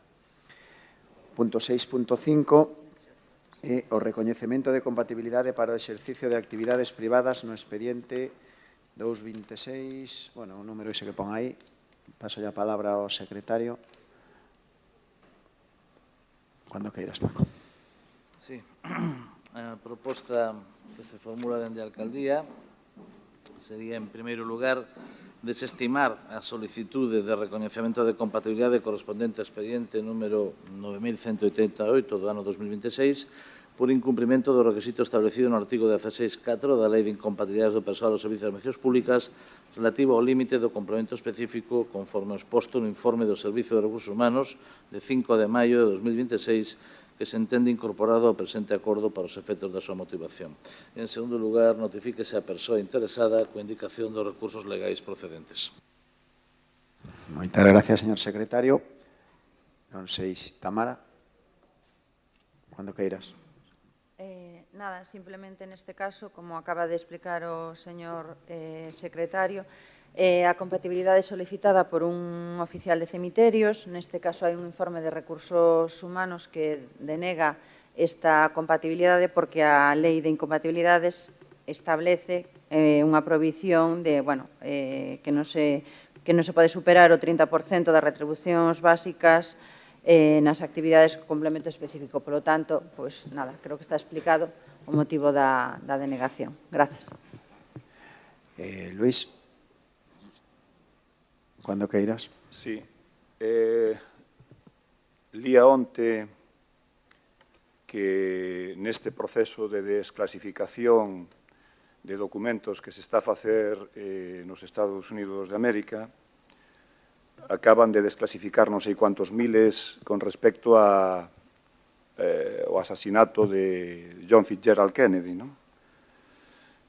Digo isto porque é máis doado que desclasifiquen os papéis de Kennedy, de Epstein ou sobre a vida extraterrestre nos Estados Unidos que saber cal é o persoal do Concello que ten autorizada a compatibilidade para desempeñar un segundo posto de traballo na esfera do público ou do privado. Levamos, eu diría que máis de un ano e moito, non? Preguntando e pedindo de xeito recurrente nas xuntas de área, en algún pleno, que se nos dea unha relación de todas as persoas que teñan solicitado, concedida ou denegada, a compatibilidade non se nos dá. Eu creo que este é un caso de clara e deliberada obstrucción ao labor da oposición, polo que non vamos a ter outro remedio que pedilo a través de outras instancias. O das compatibilidades neste Concello é un misterio. Hai nos que solicitan a compatibilidade e concédese ou denégaselle en función de se cumplen os requisitos legais, como este é o caso, e, por suposto, a través dos órganos correspondentes.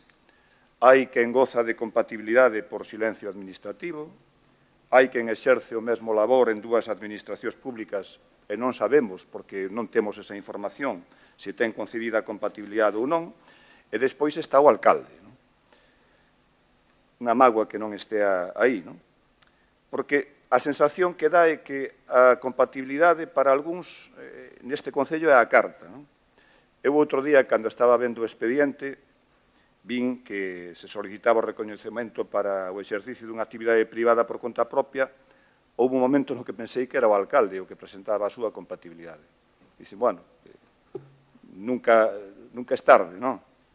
Pero non, foi un espellismo. E a verdade é que cantos problemas tería evitado se a presentara cando tiña que facelo, porque, ademais, el era consciente, plenamente consciente de que tiña que facelo, non? E, desde logo, non será porque non estivera avisado.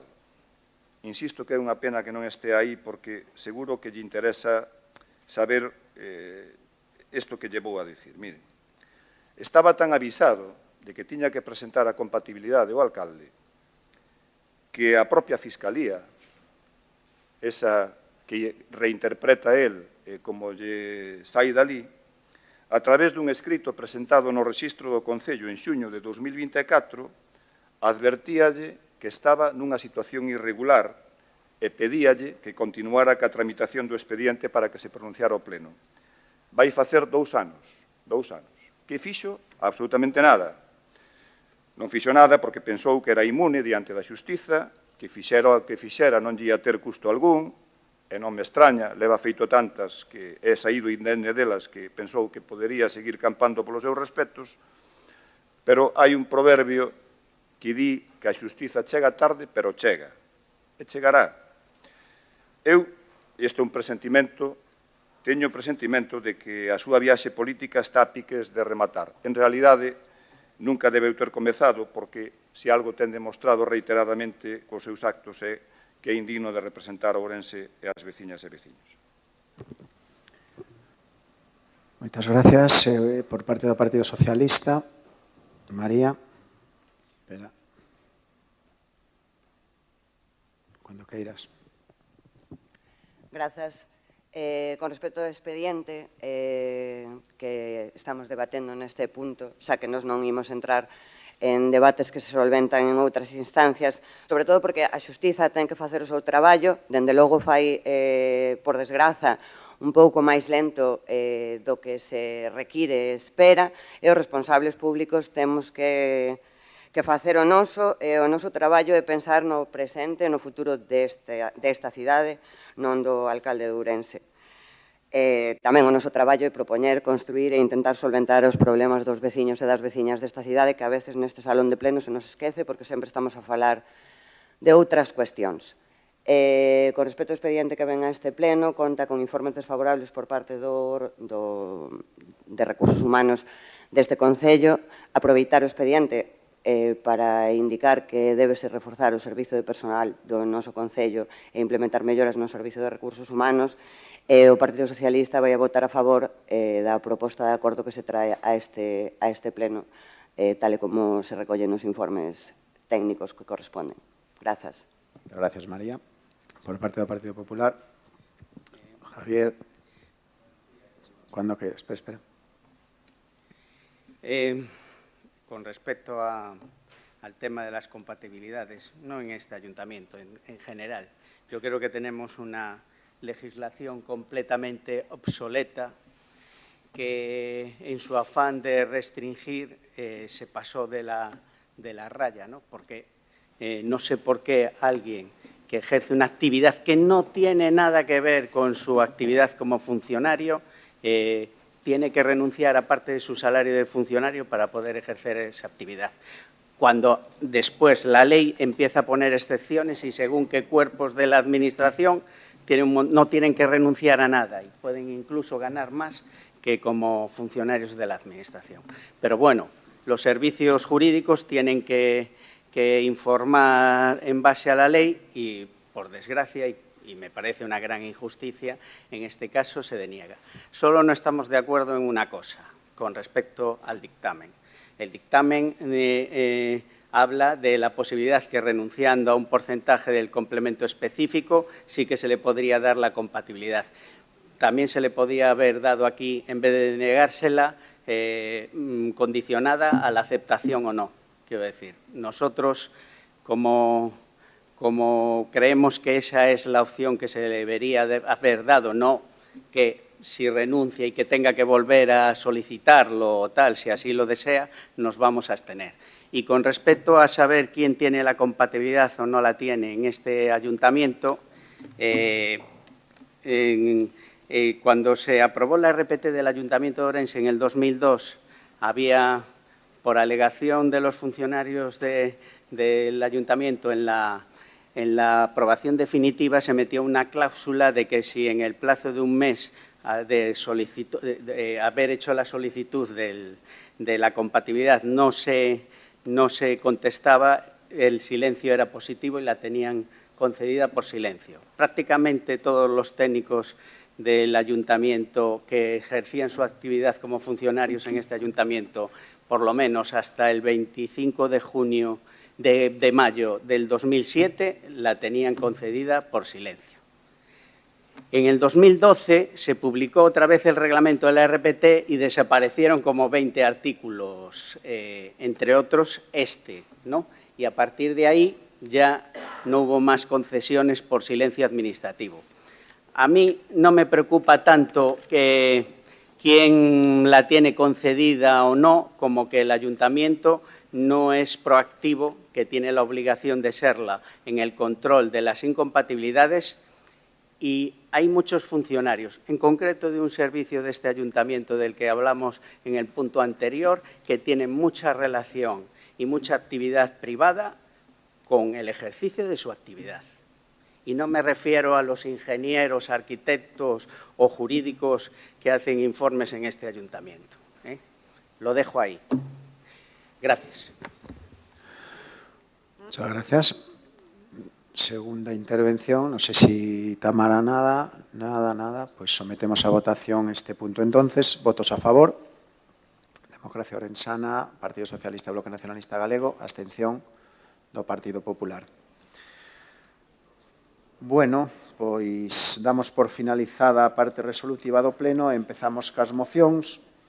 E a primeira delas é a moción 6.6, moción do Grupo Socialista para garantir un enterramento digno e respectuoso coas crenzas relixiosas no Concello de Ourense. Vai levar esta moción Natalia cando vostede queira. Moi ben, pois cambiamos de tercio e vamos á parte propositiva, non?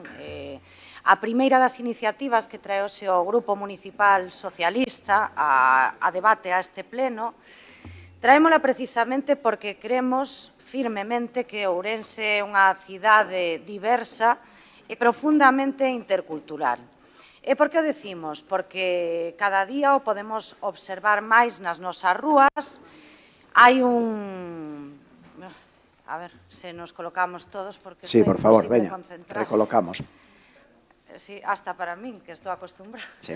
Pero bueno, dicía que observamos nas nosas rúas que cada día temos máis persoas migrantes, máis persoas que construen o seu proxecto de vida na nosa cidade e que veñen de distintas culturas, distintas orixes e, por suposto, de distintas crenzas religiosas.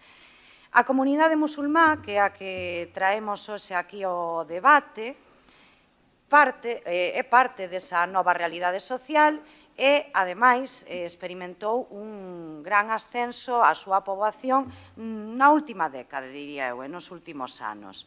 Como todos sabedes, a religión islámica ten unha idiosincrasia é bastante diametralmente distinta ás crenzas religiosas, que é o máis estendido na nosa cidade, quizáis no noso país. O cal non quita que teñamos que ser respectuosos con eles e con elas, e hai algo moi, digamos que, espiritual e profundamente sensible para eles, que é cando chega o momento do falecemento e o posterior enterramento de algunha persoa da súa familia ou da súa comunidade. Para eles é un momento de especial importancia, non só a nivel espiritual, senón como comunidade e familiar, por suposto. Ourense, cidade e provincia non contan con ningún espazo digno e adaptado ao que sería a cerimonia de soterramento e enterramento de persoas da comunidade musulmá a día de hoxe, aínda que parezca mentira, e que sexa, lóxicamente, adaptado ás súas crenzas. Por que nos o consideramos necesario? Pois está claro que hai unha realidade que a eles lle afecta e que lles prexudica.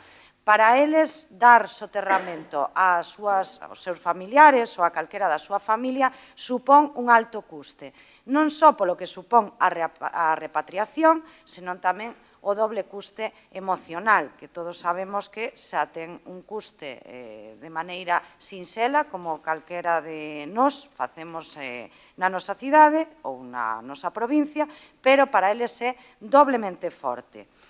Ademais da carga económica que supón esa repatriación, que en moitos casos lle conleva a esas familias a endebedarse ou a pedir tamén aos demais que lle axuden para dar a última despedida dunha maneira digna e conforme ás súas crenzas a esas persoas.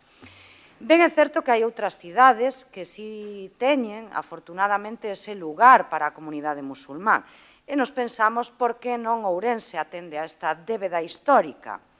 Cando miramos a quen corresponden as competencias, o certo é que é unha competencia municipal, recóllese na Lei de Bases de Réxime Local e tamén hai un decreto por parte da Xunta de Galicia que regula, digamos que fai unha previsión, dá unha normativa legal para que isto se poida efectuar.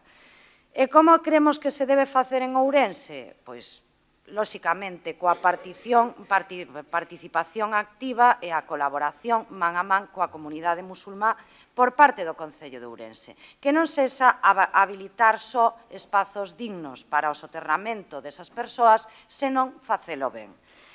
E para nós, seguirei na segunda quenda, non se trata, como moitos pensan, de atender a minorías, nin tampouco que sea un tema menor, porque temos traído moitísimas iniciativas que afectan máis ou menos a minorías ou a maiorías a este salón de pleno, senón que se trata de algo que permitiría avanzar a nosa cidade en materia de diversidade, de igualdade e tamén de xustiza social.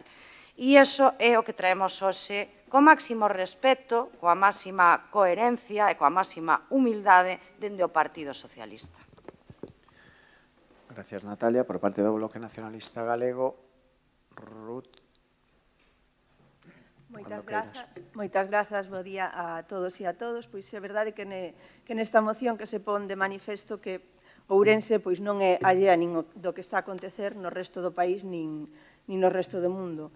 pon de manifesto a moción, por unha banda, o carácter multicultural da nosa sociedade, tanto froito da globalización como dos movimentos migratorios, como tamén da necesidade de que o Concello de Ourense adapte as súas políticas públicas pois a esa sociedade plural e diversa na que hai unha crecente heteroxeneidade cultural e religiosa para poder así garantir o respeto aos dereitos fundamentais, en particular o dereito á igualdade, á liberdade ideolóxica, religiosa e de culto.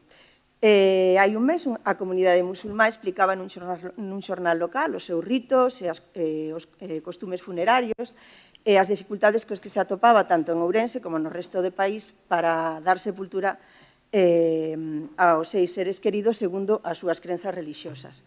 A verdade é que a necesidade de atender a demanda dos enterramentos, de cementerios para atender a este tipo de enterramentos conforme aos criterios das confesións religiosas minoritarias con maior arraigo aquí en Galiza xa non é de hoxe, xa foi levado ao Parlamento no ano 2017, no que houve un acordo unánime para a creación de cemiterios de carácter supramunicipal que puderan atender as confesións minoritarias e tamén que sería a Xunta e a FEGAMP as que asumirían este problema acordando fórmulas e prazos concretos.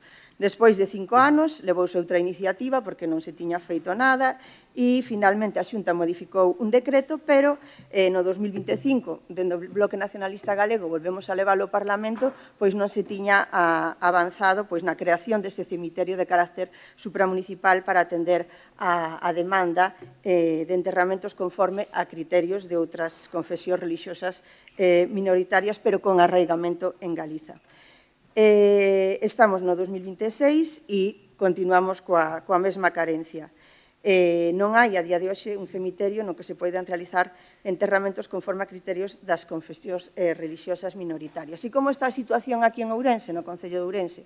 O único cemiterio que está a metade da súa capacidade, non? É o cemiterio de Santa Mariña, que ten posibilidade de ampliar segundo as súas necesidades. Conta con 3.600 nichos, 700 sepulturas e 756 columbarios despois da última ampliación. E tamén conta cunha capela confesional, pero tampouco é válida para todas as confesións religiosas, porque no caso da comunidade musulmá, que é a que especifica esta moción, pois esta capela a día de hoxe non sería válida para o rito funerario musulmán, como tampouco hai un espazo acorde aos enterramentos musulmás. Estando así as cousas, pois Ourense tería espazo no cemiterio municipal de Santa Mariña para que poida ali haber un espazo específico para garantir o rito musulmán. Sería unha solución para a comunidade musulmá? Pois a verdade é que non nos sabemos. Entendemos que habería que falar con eles para saber que exactamente en que punto precisarían axuda. Pero o que está claro é que hai unha realidade multicultural que non é nova. É recente, pero non é nova. Que hai unha normativa que di que, como dixo o Partido Socialista, que os concellos teñen a competencia nesta materia. Tamén hai unha normativa para que se construan cementerios onde se poden practicar ritos funerarios sin discriminación por razón de religión, que tamén habería que cumplir, e tamén hai unha lei de liberdade religiosa. Por lo tanto, haberá que afrontar esta situación e darlle unha solución. E os concellos non poden seguir incumprindo. Hai un acordo parlamentario para que a FEGAM e a Xunta tomen a iniciativa. Entendemos que se o Concello toma a iniciativa, pois a Xunta podería colaborar, porque o único cemiterio musulmán do país pasaría a estar en Ourense, como dice a moción, que haxa colaboración de outras institucións, así como tamén a FEGAM. Nos imos a votar a favor da moción. Gracias, Ruth. Por parte do Partido Popular, Inma. Cuando queiras. Buenos días a todos. Hoy debatimos una moción que, más allá de las diferencias políticas que podamos tener entre nosotros, apela directamente a algo esencial, como es la dignidad de las personas en uno de los momentos más delicados de la vida, como es la pérdida de un ser querido. y garantizar un enterramiento digno y respetuoso con las creencias religiosas va mucho más allá de cualquier cuestión ideológica. Es una cuestión de respeto, es una cuestión de humanidad y es una cuestión de igualdad. Y en nuestra ciudad, en Ourense, que es una ciudad plural, que es una ciudad abierta y que ha ido creciendo, integrando personas de distintos orígenes y distintas culturas, yo creo que las administraciones, en este caso el Concello, debemos de estar también a la altura y atender estas necesidades. En este caso, pues estamos hablando de la comunidad musulmana, en donde la demanda que se nos presenta está vinculada a los ritos funerarios. No es un elemento accesorio, para ellos es una parte esencial de su fe. Y el hecho de no dar solución a este tipo de problemas hace que las familias tengan que afrontarse a costes elevados, a veces traslados innecesarios o incluso decisiones precipitadas en momentos de especial dolor. Lo cierto es que, de acuerdo con la legislación vigente, concretamente el Acuerdo de Cooperación del Estado con la Comisión Islámica, reconoce expresamente el derecho a que tengan una parcela en los cementerios municipales para los enterramientos islámicos. Entonces, no estamos hablando de una petición o de un favor, sino que estamos hablando de un derecho reconocido por ley y que el Concello de Ourense puede cumplir en cualquier momento. Y es verdad, comentaba también la compañera del Partido Socialista, que en la última década la comunidad musulmana ha ido creciendo en nuestra ciudad y la necesidad ha ido pasando a ser una demanda real. Y además cabe recordar que el Concello tiene competencias explícitas en esta materia. En la Ley de Bases de Régimen Local se habla precisamente de que los municipios son responsables de la gestión de los cementerios y de los servicios funerarios. Entonces, para nosotros sí se trataría de una medida novedosa en Galicia. Bueno, hace poco también el Concello de Ames, los servicios municipales adaptaban una parcela dentro del cementerio municipal para estos enterramientos islámicos. De todas maneras, sí que es verdad que sería una medida novedosa. Para nosotros en el Partido Popular nos gusta defender nuestras políticas y nuestros ideales con hechos y con políticas concretas. Y el Gobierno del presidente Rueda gobierna para todos, para todas las gallegas, y precisamente se refleja en la línea estratégica de todas las políticas del Gobierno de la Xunta de Galicia. Y en este caso también se han hecho los deberes. Galicia en este caso es novedosa, es pionera, por así decir, porque en agosto del 2023 en el Parlamento gallego se aprobaba precisamente la Ley de Sanidad Mortuoria, en la que se expresa, que se autoriza expresamente el entierro sin féretro y en contacto directo con la tierra por motivos religiosos. Entonces, en este sentido contamos, por un lado, con una normativa que está actualizada, que es flexible y que se adapta a los ritos religiosos. Y eso conviene destacarlo, porque cuando hablabais precisamente de la colaboración institucional, pues la Xunta, ya digo, tiene esa normativa actualizada y tiene una normativa que se adapta a esta realidad actual. Y también permite a los ayuntamientos actuar con una mayor seguridad jurídica y una mayor flexibilidad. Y yo creo que ese es el camino, la cooperación, no la confrontación. Y para nosotros desde el PP sí que creemos que la moción va en la dirección correcta, pero también creemos que tiene que ir acompañada de responsabilidad, de planificación y de una buena gestión. No se trata de grandes infraestructuras o de decisiones improvisadas, sino que se trataría de adaptar espacios ya existentes, buscar el lugar más adecuado, adaptarnos a la normativa, garantizar que se cumple la normativa vigente y, lógicamente, comunicarnos y dialogar con la comunidad musulmana, que son los que de primera mano nos pueden hablar de sus propias necesidades. Y al mismo tiempo deberíamos de insistir en algo fundamental. No sé si me dejarás terminar ya el... Termina, vale. No te preocupes, yo estoy atento a seguir. Vale, que quería insistir en algo fundamental, que colaborar con otras administraciones, en este caso con la Xunta de Galicia, es positivo y es necesario, pero hay que entender la colaboración como un complemento, pero no como una excusa para no actuar. La responsabilidad... Aníbal, por favor. Digo, la responsabilidad primera es del ayuntamiento. Ya digo, esa colaboración tiene que ser un complemento, no una excusa, ¿no?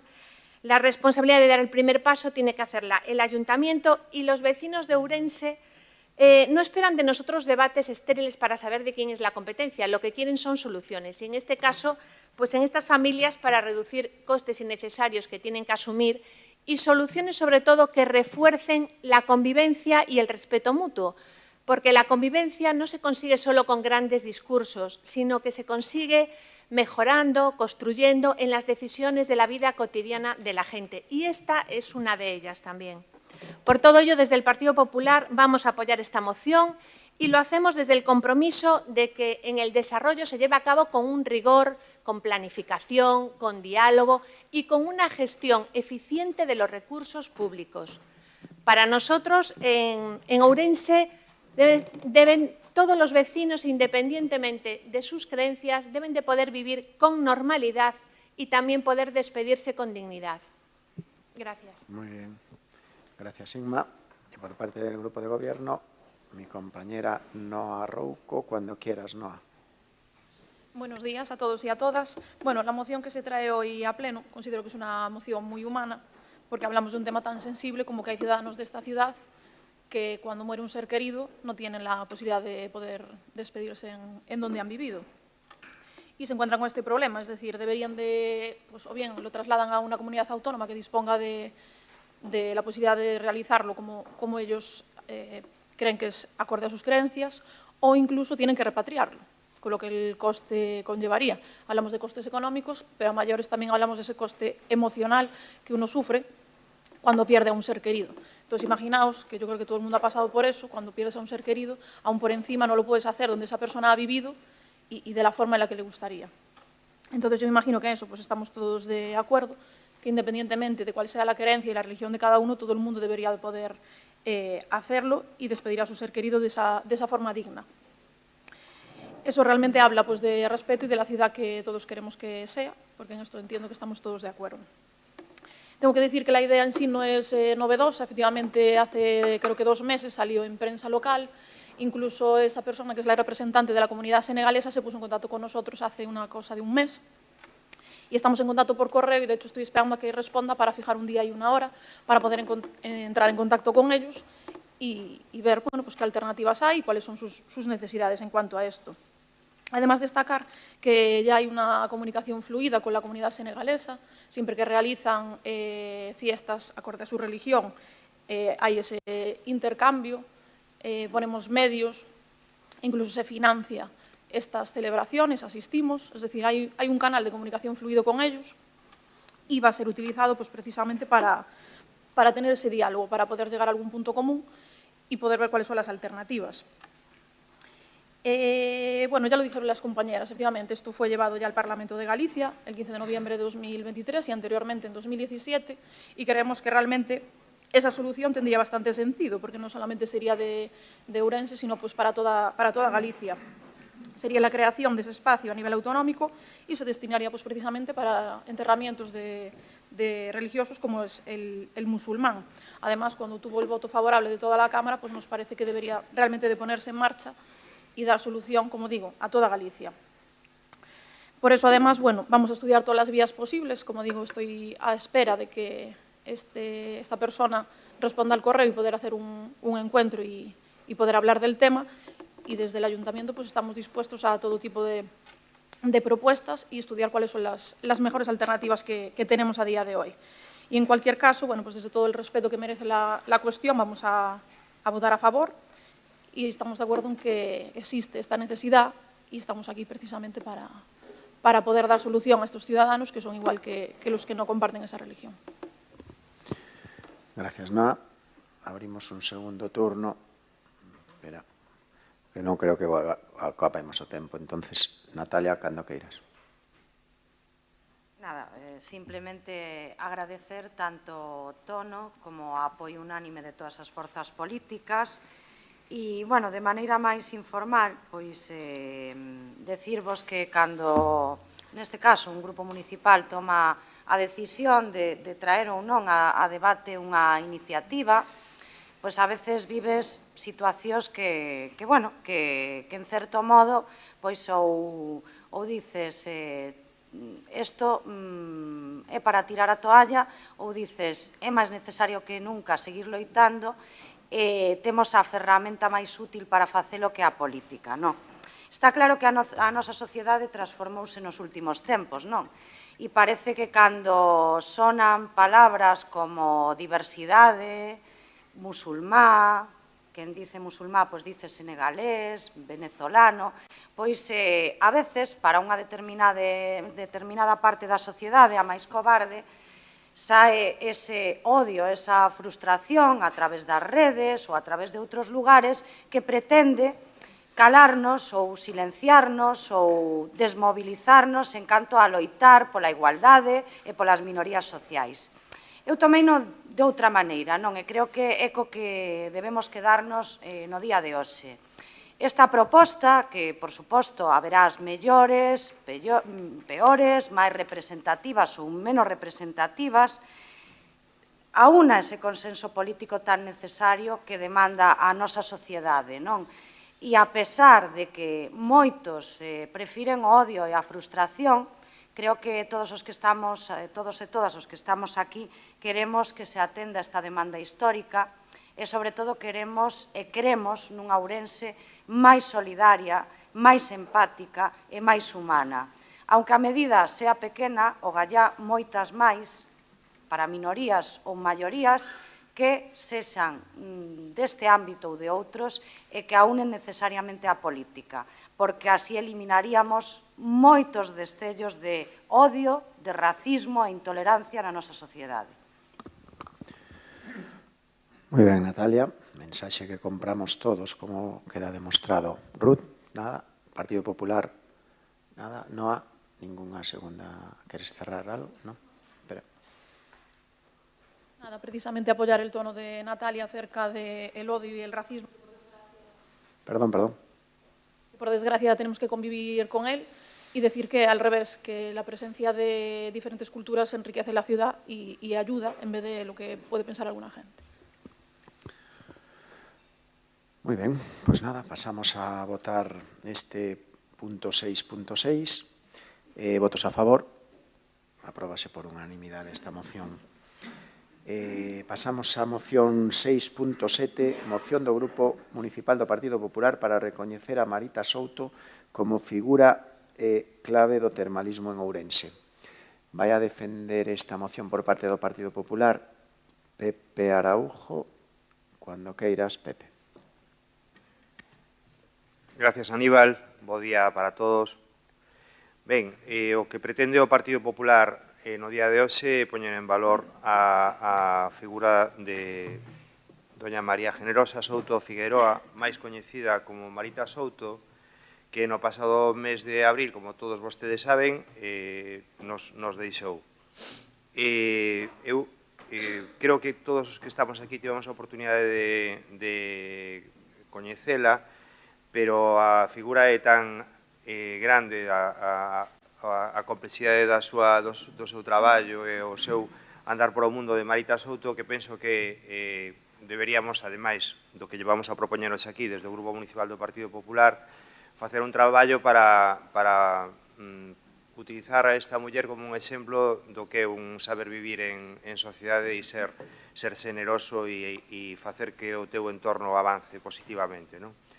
Antes de falar da súa formación e dos seus traballos e dos seus logros a nivel profesional, a min apetecíame tamén destacar a súa dimensión humana, o papel que ela xogou dentro da sociedade ourensán, e vénseme á cabeza, por exemplo, en primeiro lugar, nos últimos anos da súa vida que participou no movimento veciñal coa Asociación de Veciños de Asburgas, que moitas veces o ano nos xuntaba ali tamén aos membros da Corporación Municipal en diferentes tareas. Esta muller foi profesora de instituto.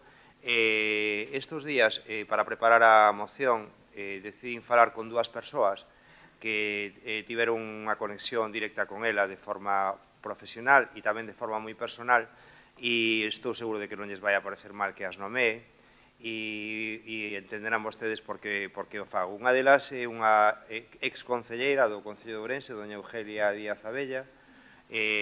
Falei con ela porque sabía que a súa mamá, tamén farmacéutica, tivo unha relación moi directa con Marita Souto. E aí apeteceme destacar ese papel muller emprendedora sin barreiras, non había ninguna, para ela non existía ningún tipo de impedimento para avanzar, e me contaba como elas, sendo familias, nais de familias, no caso de doña Marita Souto, de familia numerosa, xa sendo profesoras de instituto, decidiron estudiar farmacia, por exemplo, non? Entonces, os seus fillos recordan con moito cariño como cando eran pequenos as súas mamás as levaban á universidade a facer os exámenes de farmacia a Santiago, non?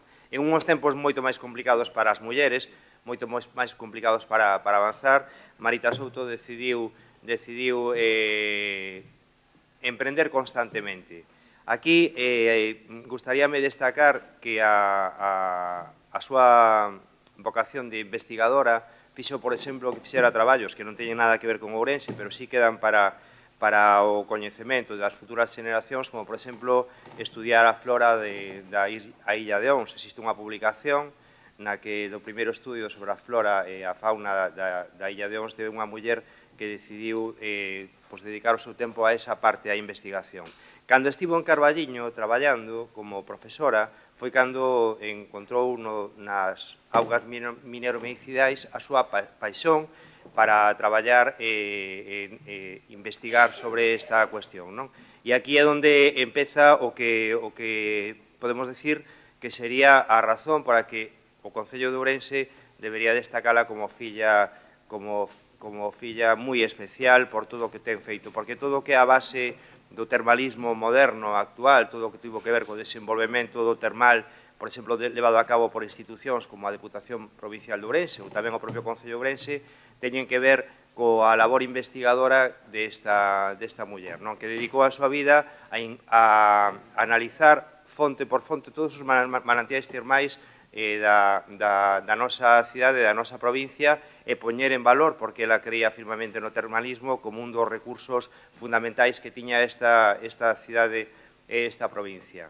Decirlles que, falando nos últimos días na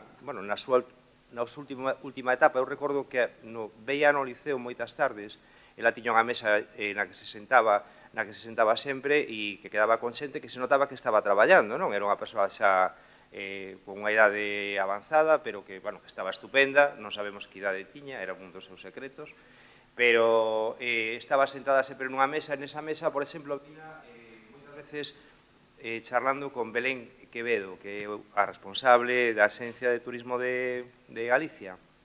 Entón, chamina por teléfono tamén para preguntar, oye, Belén, en que estabades? Porque estaba convencido de que estaban a traballar en algo, non? Porque non era desde logo, por tomar un café con unha amiga, que é mellor tamén, pero fundamentalmente a que andaban, non?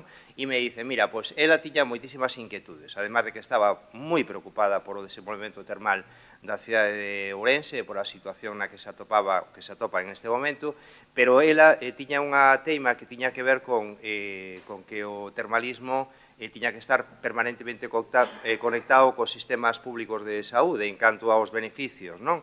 Da práctica do uso das aguas mineromedicinais. E en ese sentido estaban a traballar nun proxecto europeo onde pretendían comparar todo o que todos os lugares de Europa onde había termalismo e cales eran as conexións co sistema público de saúde de cada un dos lugares para avanzar en esta cuestión que para ela era unha cuestión fundamental no que tiña que ver con Galicia e concretamente coa provincia de Ourense.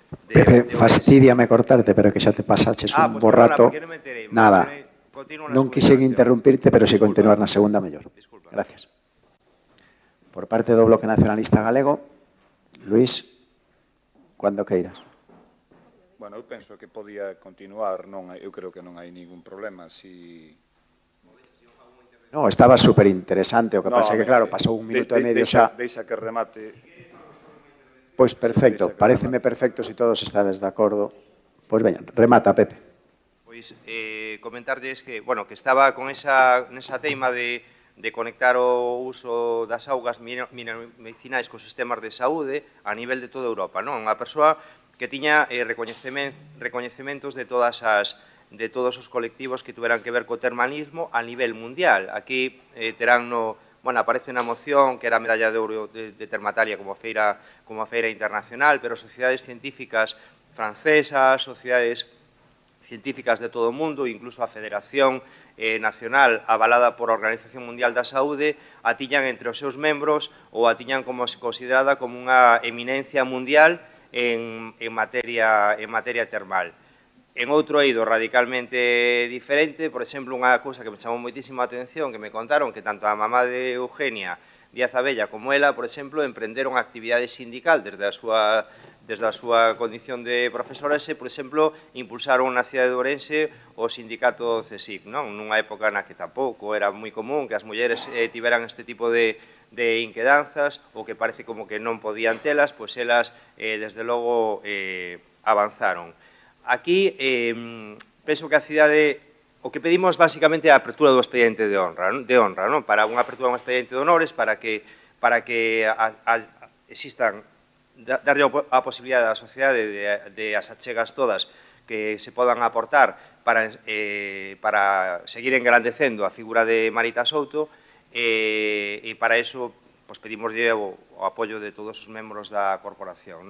E nos parece tamén interesante, ademais diso, trasladarlle inquedanzas tanto á universidade como ao resto das institucións para que se generen bolsas de investigación, por exemplo, porque Marita Souto, desde logo, é un exemplo desa persoa que colleu algo e o tratou con tanto cariño e nos defendeu tanto desde un punto de vista territorial, pero a súa vida dedicouna basicamente á investigación e á divulgación do que investigaba sin apropiarse de nada, que foi tremendamente xenerosa. Entón, nos parece importante que o resto das institucións tamén participen de colocar a Marita Souto no lugar que se merece para a eternidade desta cidade e, ademais, de trasladarlo, evidentemente, á familia. Así que, a partir de aí, como sei que todos vostedes van a aportar cousas moi interesantes, non digo nada máis e oxalá poda ir adiante este expediente de honra.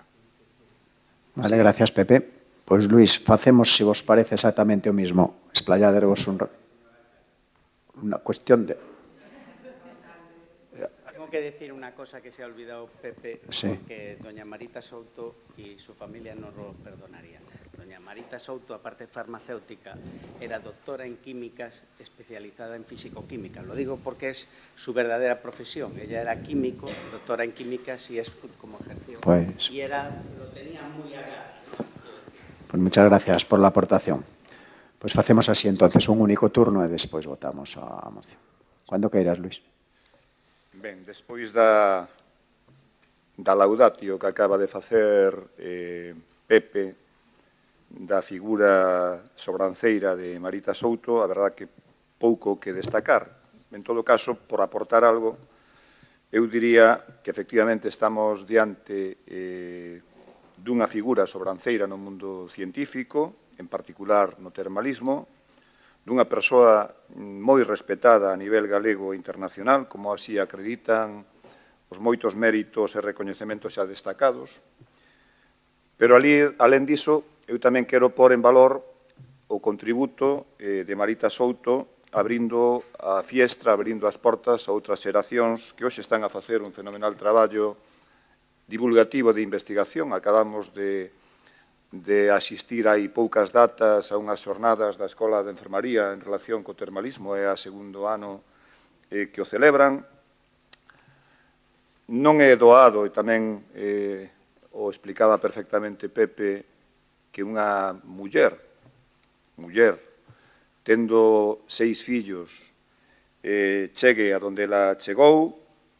Hai unha cuestión que me chamou moitísimo a atención, vendo así un pouco mergullándome na súa biografía,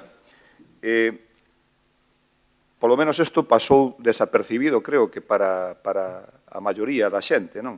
Foi a única ponente feminina de todo o Estado español no cumio do G20 realizada no ano 21 en Roma, cunha conferencia titulada O papel da muller traballadora e a desigualdade de xénero no termalismo de Galicia en tempos de COVID. Contaba dela a Faro de Vigo, naquela altura, que na súa ponencia explicou que é evidente que a pandemia foi demoledora para a clase traballadora especialmente para os colectivos máis vulnerables e para aquelas persoas con traballos e empregos máis precarios, e esta nova crise non fixo máis que acentuar as desigualdades de xénero e facelas aínda máis profundas. Bueno, eu creo que fala ben as claras de cal era o talante de Marita. E deixo para o final, e non por iso menos importante, que ademais de todo o que xa se dixo, do seu relevantísimo currículum profesional, eu creo que Marita foi unha excelente persoa, dunha calidade humana exemplar. Eu trateina personalmente, teño que dicir que a min sempre me tratou de xeito exquisito e non por nada especial, simplemente porque ela era como trataba a todo o mundo. Desde logo vamos a votar a favor. Gracias, Luís. Por parte do Partido Socialista, Cristina, cuando queiras. Bo día. Os compañeiros da oposición xa falaron longo e tendido sobre o extraordinario currículo de Marita Souto, resaltando o seu papel como impulsora do termalismo en Ourense, e o Grupo Municipal Socialista quere deixar constancia do seu pleno apoio á moción presentada polo PP, recoñecendo a importancia, podemos dicir, desta homenaxe. Marita Souto demostrou ser unha pioneira en moitos ámbitos, rompendo teitos de cristal e abrindo camiños para futuras xeracións, como moi ben dixéstedes. Eu resaltaría o feito de ser a primeira muller en presidir o sindicato CESIF, eu como profesora valoro moito, que reflicte a súa capacidade de liderazgo e o firme compromiso pola defensa dos dereitos laborais. Porén, adicou anos de traballo, estudo, promoción e renovación das augas termais, logrando que o termalismo se converta nunha ferramenta de saúde e benestar recoñecida pola sociedade e a comunidade científica. Gracias á súa determinación, o termalismo superou as barreiras tradicionais e adquiriu visibilidade internacional.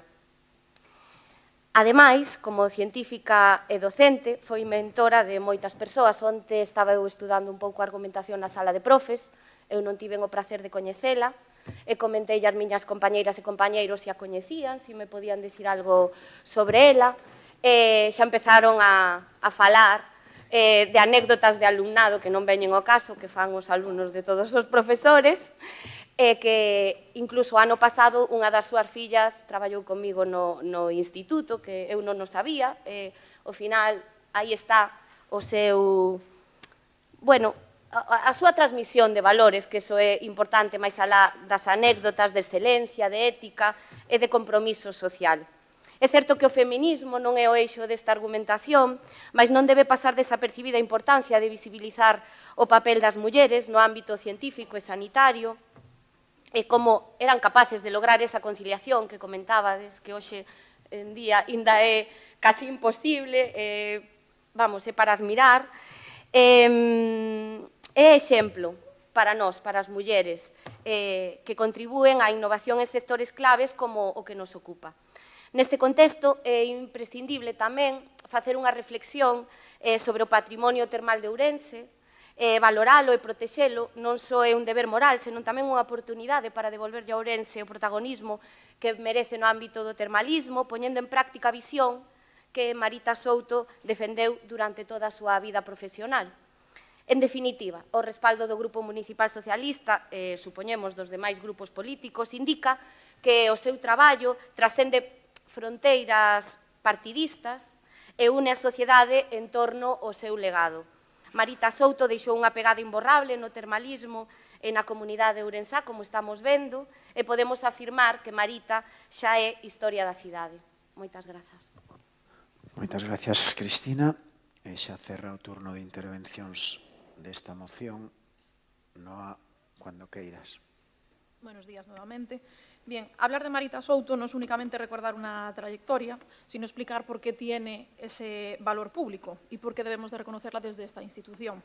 Como ya dijeron todos los compañeros, desarrolló su trabajo en un ámbito altamente técnico, como es el estudio de las aguas mineromedicinales. Sobre todo era un momento en el que este campo no tenía ni la visibilidad ni la proyección que conocemos hoy en día. Y además es que lo hizo desde una posición que no era la habitual.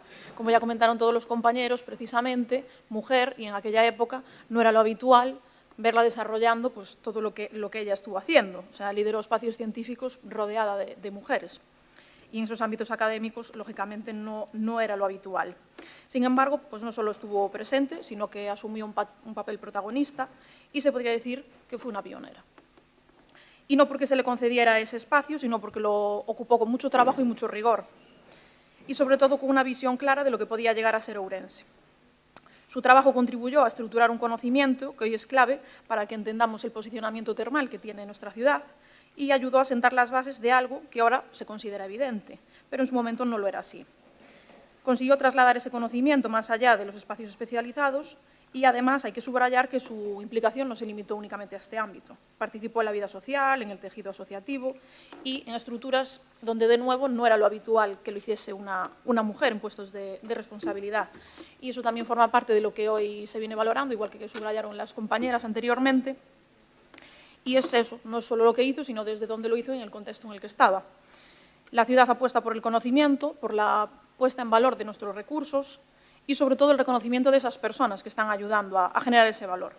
Lo más valioso del legado de Marita no es solo lo que investigó, sino lo que provocó, que es una manera diferente de ver nuestra ciudad, es más ambiciosa, consciente del potencial que tenemos y, sobre todo, más comprometida con el patrimonio. Por todo ello, pues, lógicamente, consideramos a bien esta moción y, claro, que vamos a votar a favor.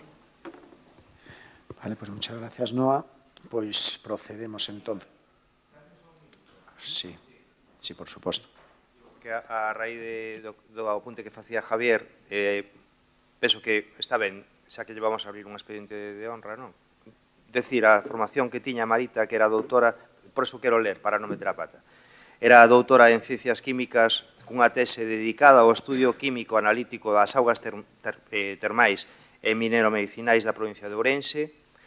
Era tamén licenciada en Farmacia e catedrática de Física e Química.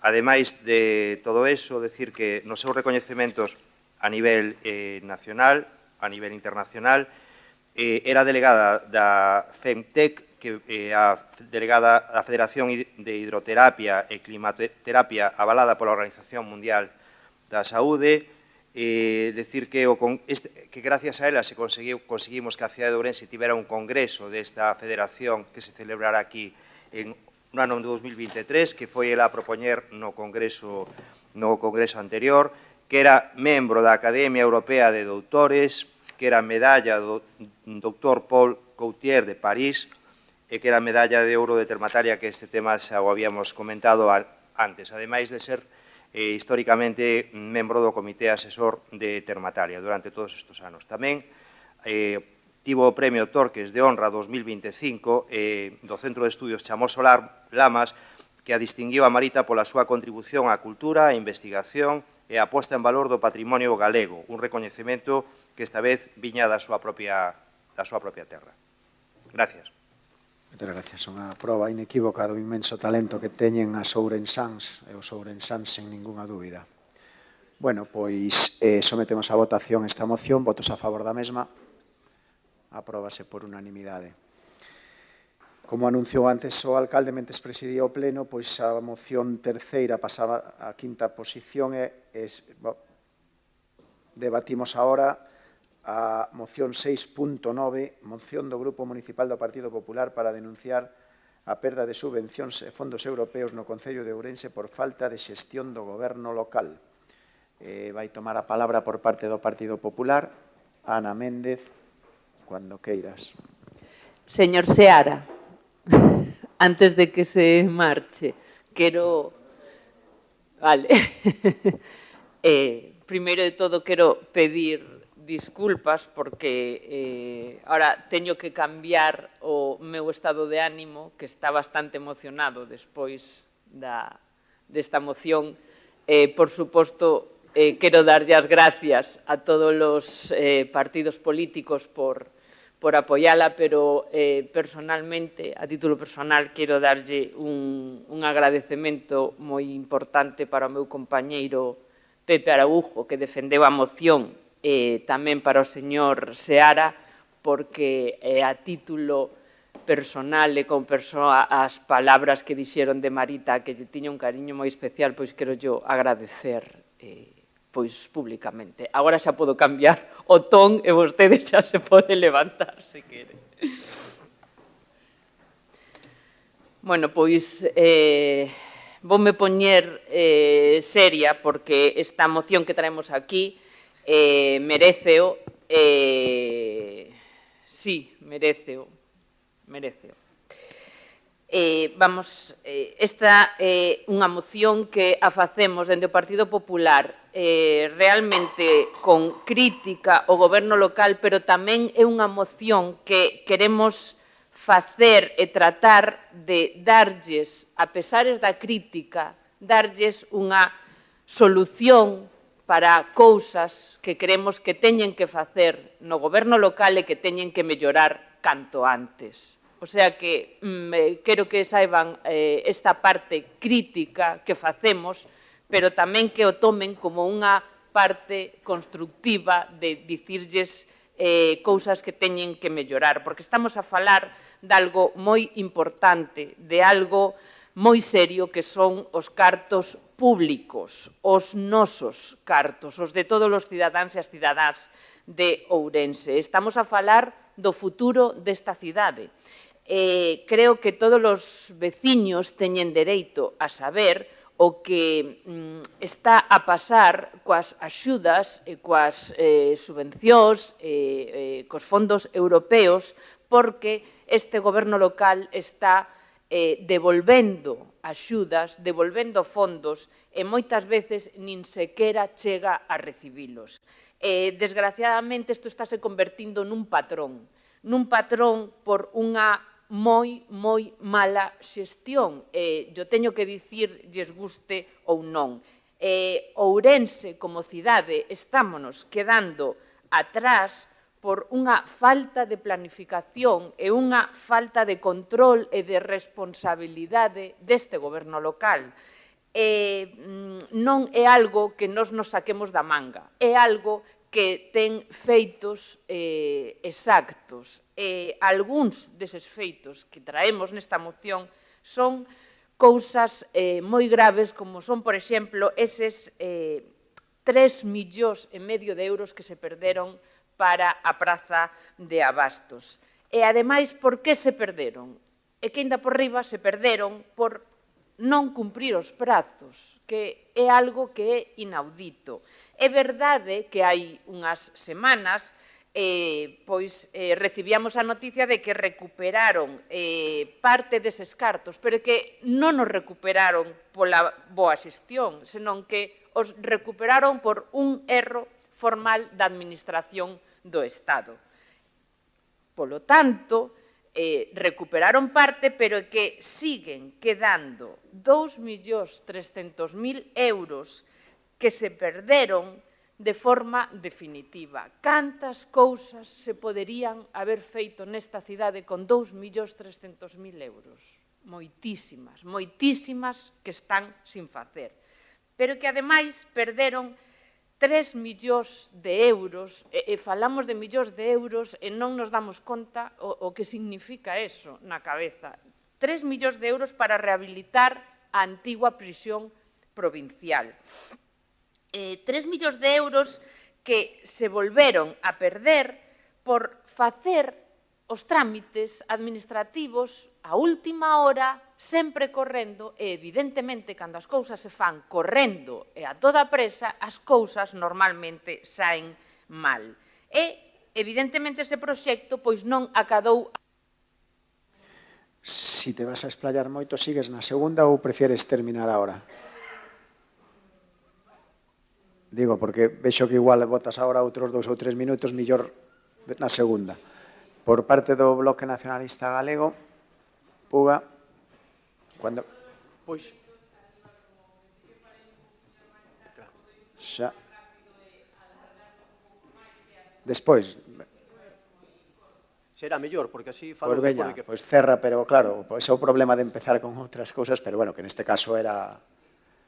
Pois veña. Agradezco a todos. Como estaba dicindo, perdemos 3 millóns de euros que por non acadar a puntuación necesaria, e logo despois, si é certo que intentaron conseguir a subvención do 2% cultural que se volveu a perder por outra vez presentar mal a solicitude, presentala, como sempre, ás presas. O que temos aí é un edificio, temos a Praza de Abastos que sigue pechada, inda cando teñen o apoio económico da Xunta de Galicia e da Deputación. Perderon, ademais, máis de 600.000 euros da Oficina de Rehabilitación da Praza da Trinidade. Isto é porque foron incapaces de sacar adiante unha licitación en tempo e forma, algo que xa é tan habitual que xa chega un momento que xa case non se lle dá importancia. E aquí o máis grave de todo isto é que as empresas non se presentan xa as licitacións do Concello porque é que xa non confían neste Concello, xa non confían polos atrasos nos pagos. Outro dos casos, quizá máis escandalosos, foron eses 2 millóns de euros que se devolveron voluntariamente para a digitalización do comercio local. Un proxecto que fora o mellor valorado de toda España. E inda así, vostedes decidiron devolver eses cartos porque nos famosos audios do alcalde se falaba concretamente dese proxecto e de quen se beneficiaría del. E non eran precisamente os comerciantes da nosa cidade. O problema máis grave é que seguimos igual, porque xa nos confirmaron vostedes que se van perder parte da subvención da Avenida de Portugal porque as obras se paralizaron por non pagar a empresa e non se van a cumprir, polo tanto, os prazos establecidos. E tamén están en risco fondos da zona de baixas, emisións por volver a facer as cousas tarde e mal. Por iso traemos esta moción. Perdón. Ahora xa remato. Veña, Queremos remata xa, porque solucións e senón... medidas. Bueno, pois sigo na segunda. Sigues un pouquiño. Un pouquiño só. Puga, cando queiras. Pois é unha pena que non siga, porque estaba escoitando eu con bastante atención esta suspensión temporal de convivencia entre o Partido Popular e Democracia Ourensana. Isto non é novo, porque isto mesmo xa o dixen na Deputación Provincial, pero que nadie se alarme. Isto, como digo, é unha suspensión temporal de convivencia. Divorcio non hai. Iso vámoslo ver dentro dunhos poucos días, que non hai divorcio. É simplemente, algunha cousiña así de ámbito familiar que pasa en todas as familias. Porque, a ver, cantas veces temos dito dentro do Bloque Nacionalista Galego, no meu escaso percorrido de 3 anos de concelleiro aquí, eu, personalmente, moitos, e as miñas compañeras e compañeros tamén. A situación do Concello de Ourense en canto á xestión económica é un auténtico caos. Por parte do señor alcalde e do grupo de goberno, levan dicindo todo o contrario, que é unha xestión modélica, e que, o problema é que o tempo pon a cada que no seu sitio. Estamos vendo, efectivamente, como dixo a portavoz do Partido Popular, o reflexo de, xa non solamente de perda de subvencións, paralizacións de obras, caos e problemas para toda a cidadanía. Hai uns meses, escoitábamoslle ao señor alcalde aquí sacar peito de que, según el, era o Concello de todo o Estado español que máis subvencións e mellor pedía e mellor tramitaba e que tiña concedida de fondos europeos, dos Next Generation. E agora resulta que ven aquí unha moción a que fai unha retaíla, quedan algunhas independientes, se perderon máis que estas, de pérdidas de subvencións, non? Por lo tanto, efectivamente, o que nos levamos dicindo desde fai 3 anos, a xestión económica deste Concello é un caos. E con respecto á perda de subvencións, pois claro que sí, que se perderon estas, xa digo que hai outras máis, pero tamén lembro o pleno do día 30 de xaneiro, aquel micropleno no que nos convocaran así de xeito exprés, e quero recordar, a verdade é que non volvín ver o vídeo, nin tan xiquera lín a acta, porque como nos votaron, ou nos fomos porque nos insultaron, eu recordo que xa dixen na petición de palabra para xustificar a nosa posición ao respecto da urxencia, que os cartos de varias das obras, empezando polo da Avenida de Portugal, eses fondos europeos xa estaban perdidos. Home, eu, aparte de que o negou o grupo de goberno, en aquel mismo pleno, creo recordar, volverei a revisalo, pero creo que o propio Partido Popular me recriminou decir eso porque non estaban perdidos. Cando está clarísimo que estaban perdidos, cando menos a cantidade correspondente a esa certificación. Outra cousa, e está por ver, si en esa e no resto de axudas dos fondos Next Generation que acaban o prazo o 30 de xuño deste ano, é dicir, estamos aí, 2 mesiños nos quedan para facer a xustificación de todos estes fondos, a ver cal é a cantidade final que se acaba por perder. Aí botaremos contas cara a final de ano e seguro que van a ser moitos millóns de euros, que efectivamente esos millóns de euros, se os poñemos a producir e a facer investimentos dentro de todo o Concello de Ourense, iban a dar para moito, porque non esquezamos, a liquidación que temos de momento do orzamento de fai 2 anos, a execución orzamentaria do Concello de Ourense non chega nin ao 60%. Bueno, a ver, prácticamente o mesmo que boa parte das consellerías da Xunta de Galiza. E hai que ter en conta que desa execución, a execución máis alta corresponde ao capítulo 1, porque é o pago de nóminas, que ainda así non as pagaron a boa parte delas. E, por tanto, aí nos estamos jugando. Pois, efectivamente, a xestión económica é un caos, estamos perdendo infinidade de cartos, dos que veñen de fora con fondos europeos, pero tamén dos recursos propios que temos nós. Xa sei que me poden dicir, non, esos non se perden, que se quedan nos remanentes. Claro, para despois facer o truco do almendruco que nos fan sempre o grupo de goberno, víndonos no último trimestre do ano con todas esas modificacións de crédito ad hoc, que despois acaba por non dar nin tan sequera a posibilidade de acabar facendo os investimentos que nelas se poñen. Por tanto, eu o único que digo é que, efectivamente, o caos está instalado neste Concello, que é irresoluble, eso non ten xeito de solucionar. Levamos falando desde moitísimo tempo desa débeda oculta que o noso portavoz ten manifestado, que o alcalde ten negado en reiteradas ocasións, e agora vámonos a encontrar seguramente dentro de pouco tempo con unhos orzamentos, con unha proposta de orzamentos no que sí que xa se recoñece ese débeda en torno aos 50 millóns de euros, en torno aos 50 millóns de euros para garantir os pagos de todo o que se adebeda, e, por tanto, nada máis. É dicir, efectivamente, aí o caos está instalado, e hoxe, decía eu aí que aos meus compañeiros, un segundo só, digo que hasta nos estamos sorprendidos porque tamén vamos votar a favor desta moción. Sí, señor. Bueno, por parte do Partido Socialista, María, cando queiras. Gracias, Aníbal. Grazas ao Partido Popular por poñer en riba da mesa a xestión dos fondos europeos en materia de subvención do Concello de Ourense. Na miña primeira intervención, cando me presentei como candidata nunha lista electoral polo Partido Socialista aquí na Praza Maior, o primeiro que pediu o Partido Socialista era a creación dunha oficina para captación de fondos Next Generation. As subvencións en xeral e as subvencións vinculadas neste caso aos fondos Next en particular son moi complexas de solicitar, tramitar e xustificar. E, por lo tanto, dentro do Partido Socialista considerábamos necesario que existise unha planificación para poder xestionalas porque posteriormente podería derivar en perda de fondos europeos, primeiro porque cabe a posibilidade de que hai moitas ordes as que non concorre o Concello de Ourense porque nen sequera ten o persoal axeitado para poder presentarse a esas opcións de subvención, ou logo presentamos proxectos que non son acordes ao que solicita nin a Unión Europea nin o Ministerio de España porque son moi exixentes, como ocorreu no caso da antiga cárcere, porque se redactamos proxectos cun contrato menor axudicado ás presas para temas de rehabilitación e regeneración urbana, pois, obviamente, a Unión Europea os vai rexeitar.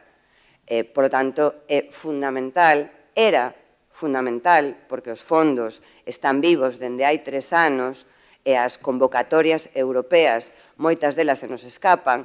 Certo é que, cando falamos de millóns de euros, non somos conscientes do que implican para esta cidade, porque ao falar de cifras macroeconómicas non somos conscientes da realidade do que avanzaría a nosa cidade grazas á implicación do Ministerio e dos fondos europeos e as oportunidades que esta cidade perde por unha falta de planificación. Eso dunha banda.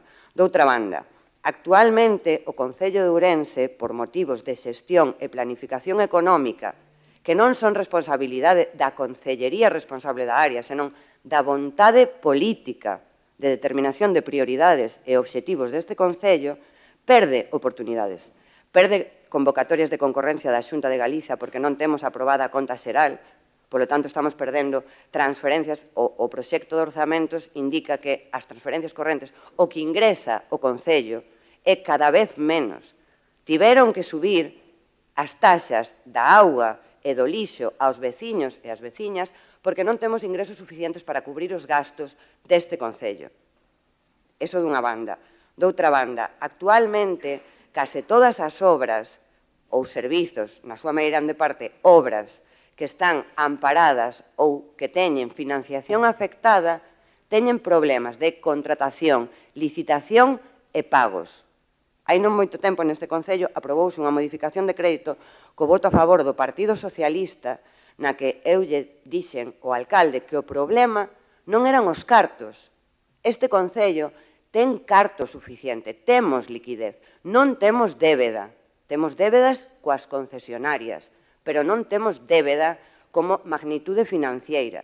Por lo tanto, o Concello, se non é capaz de facer fronte aos pagos en tempo e forma, é porque o problema está antes.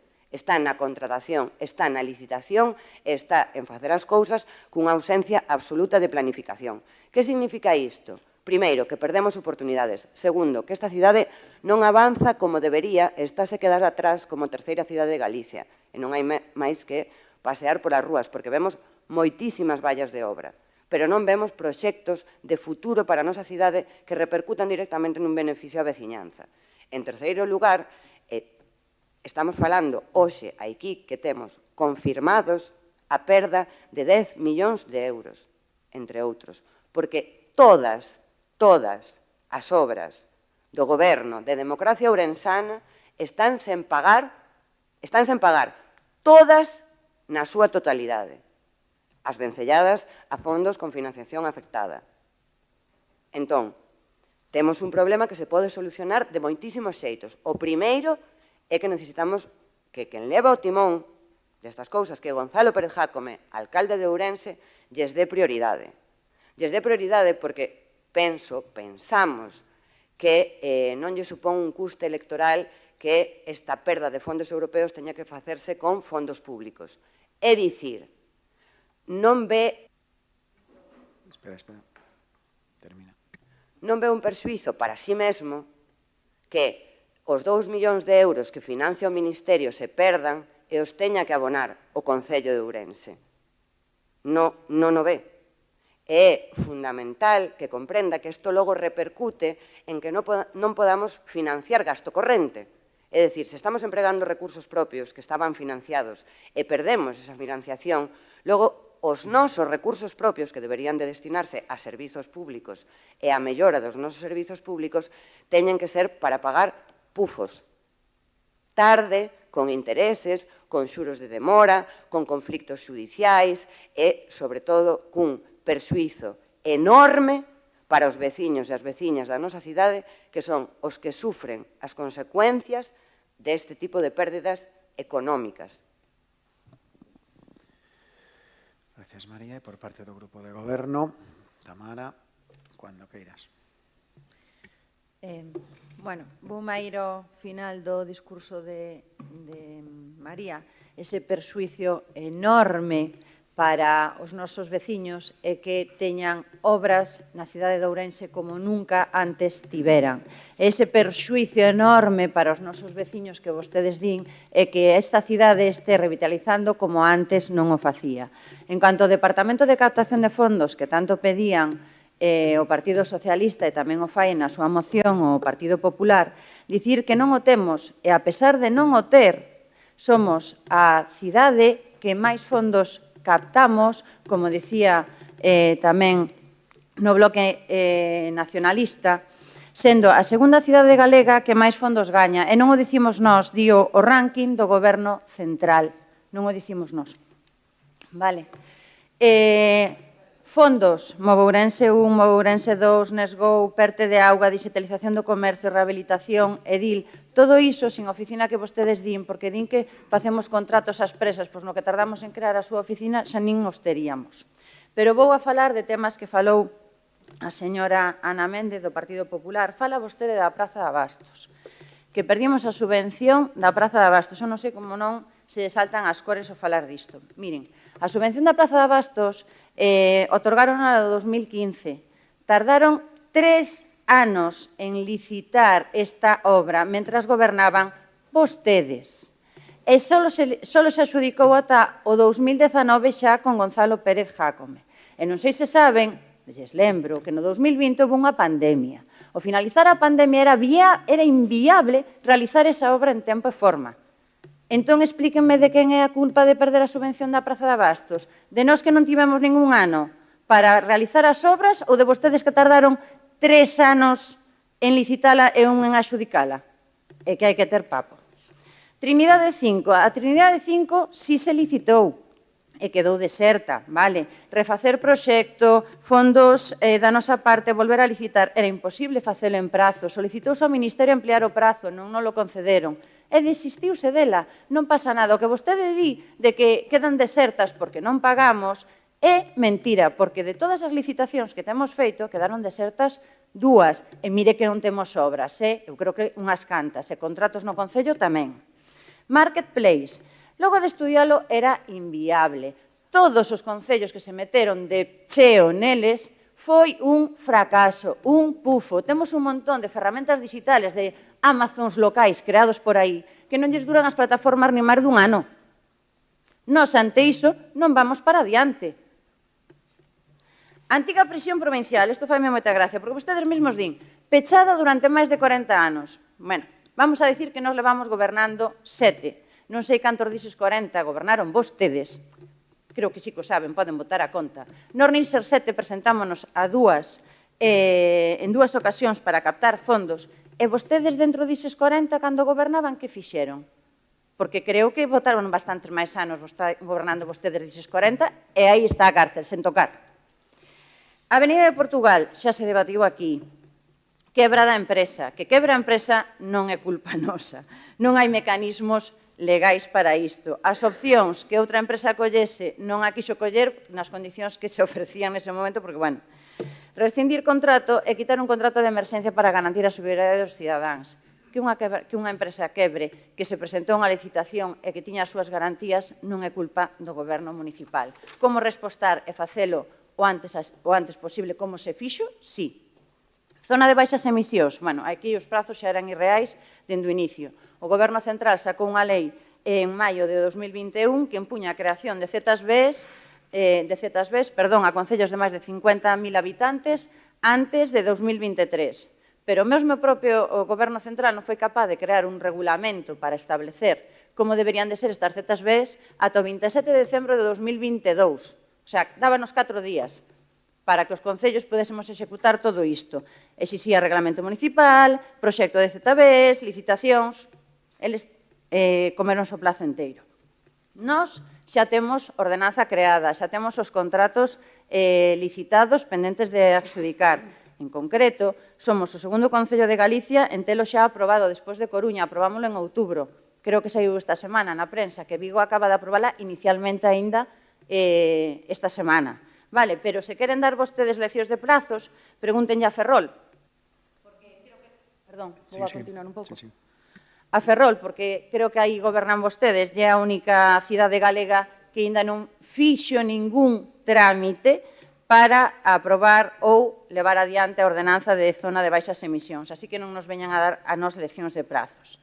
Pero no tocante a perder subvencións, que posiblemente sí, algunha se perda, como comentou antes, por prazos, quere que lle fale dos plans EDUSI, donde ustedes perderon 15 millóns de euros, a maior subvención que se perdeu na historia deste Concello, porque gobernaban vostedes entre o ano 2015 e 2019, a única cidade galega que non a gañou. Estaban vostedes aquí, veñan a dar leccións de que perdemos subvencións. para finalizar, falan vostedes de crear un informe de subvencións detallado, dun sistema de transparencia. Toda a información está na nosa web e, aínda así, cando a piden en xuntas de área, como o mes pasado, se facilitou toda a información do MOVE 2, por exemplo. Reactivar o paralizado? Non hai nada paralizado, señora Méndez. Que a xustificación se presenta fora de plazo? Que xustificación se presentou fora de prazo? Porque non se presentou ninguna.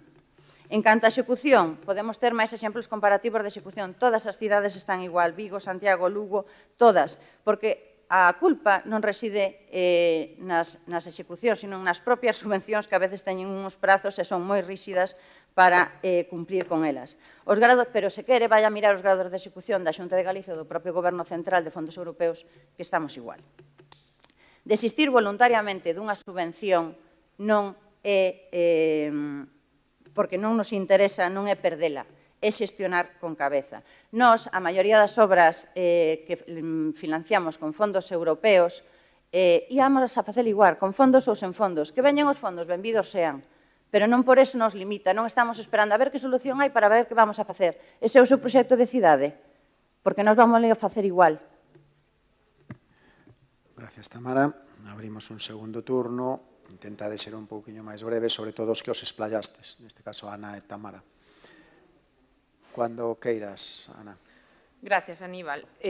Señor Puga, non dou crédito. Non dou crédito. Non dou crédito. Vou falar única, exclusivamente, porque aquí eu iba a decir o que temos que pedir, porque ao principio de todo empecé a dicir que esta moción era unha moción crítica, pero tamén era unha moción cun espírito constructivo. O que pasa é que vexo, señora concelleira, que está vostede adoptando o modus operandi do seu xefe. E mire que eu lle tiña respeto a vostede. Sigo yo tendo, pero coa intervención que acaba de facer, esta adaptación de, como lle digo, de modus operandi do seu xefe, de botarlle a culpa absolutamente a todo o mundo, a toda persoa vivinte ou a todas as administracións, ou eu creo que hasta as baldosas do chan, antes que asumir que vostedes fan algo mal, eso é propio de a persoa que debería estar sentada nesa cadeira e non de vostede. Porque vostede suele ser bastante recta cando fai as explicacións e cando nos dá toda a documentación que lle solicitamos.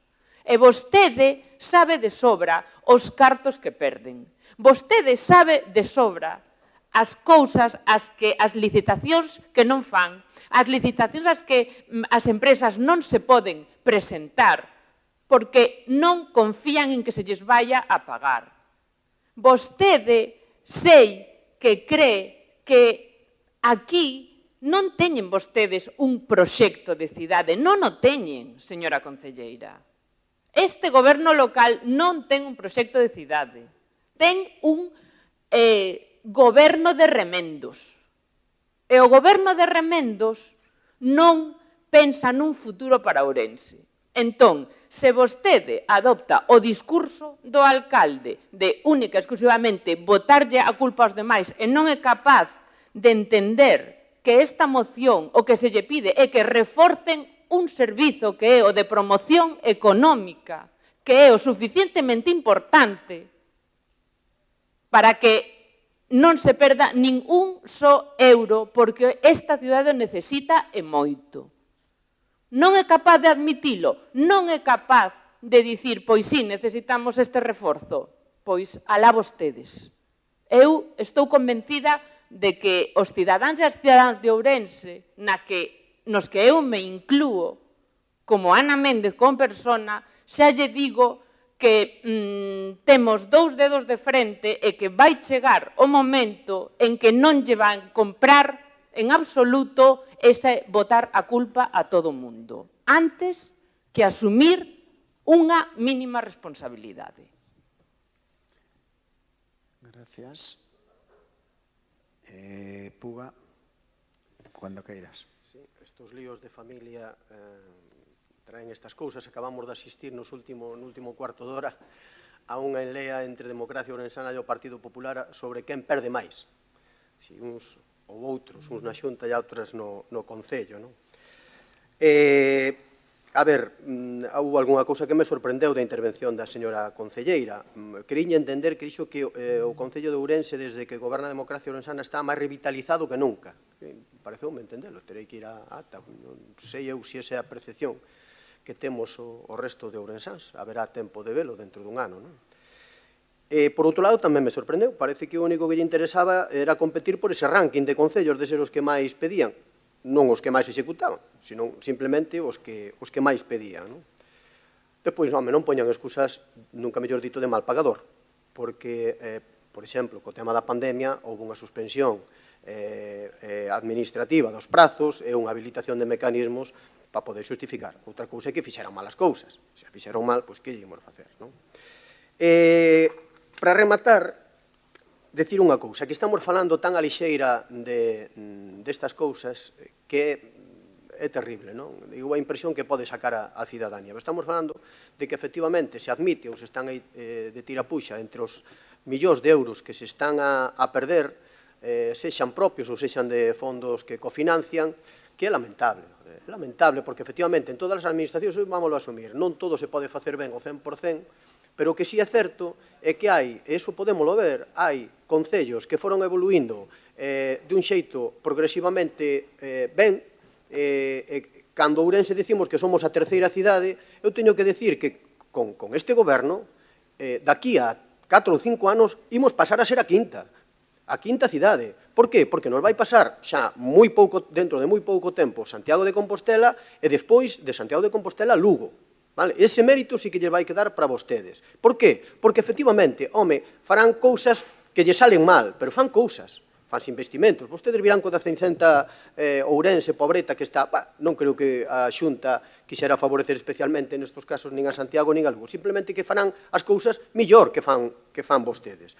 Eu digo que estamos falando moi gratuitamente de todo este tema da perda de fondos, porque, a ver, estes fondos europeos, por exemplo, os Next Generation, que é unha cantidade inxente que se habilitou por parte da Unión Europea para executar hasta este ano por o tema da pandemia, non viñaron do aire. Efectivamente, tirouse da máquina de facer billetes, pero é que hai que devolvelos.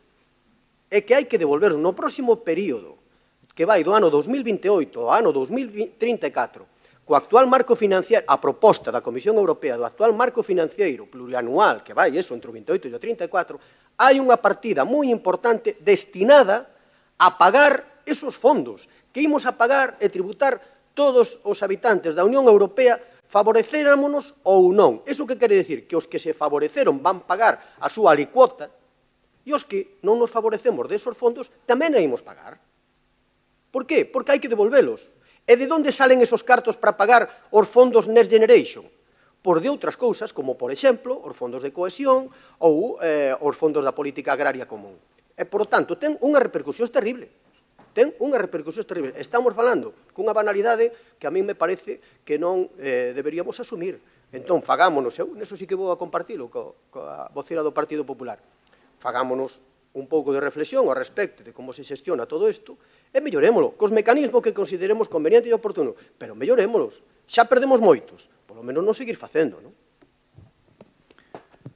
Gracias, Puga. Segunda intervención, María. Cando queiras. Grazas.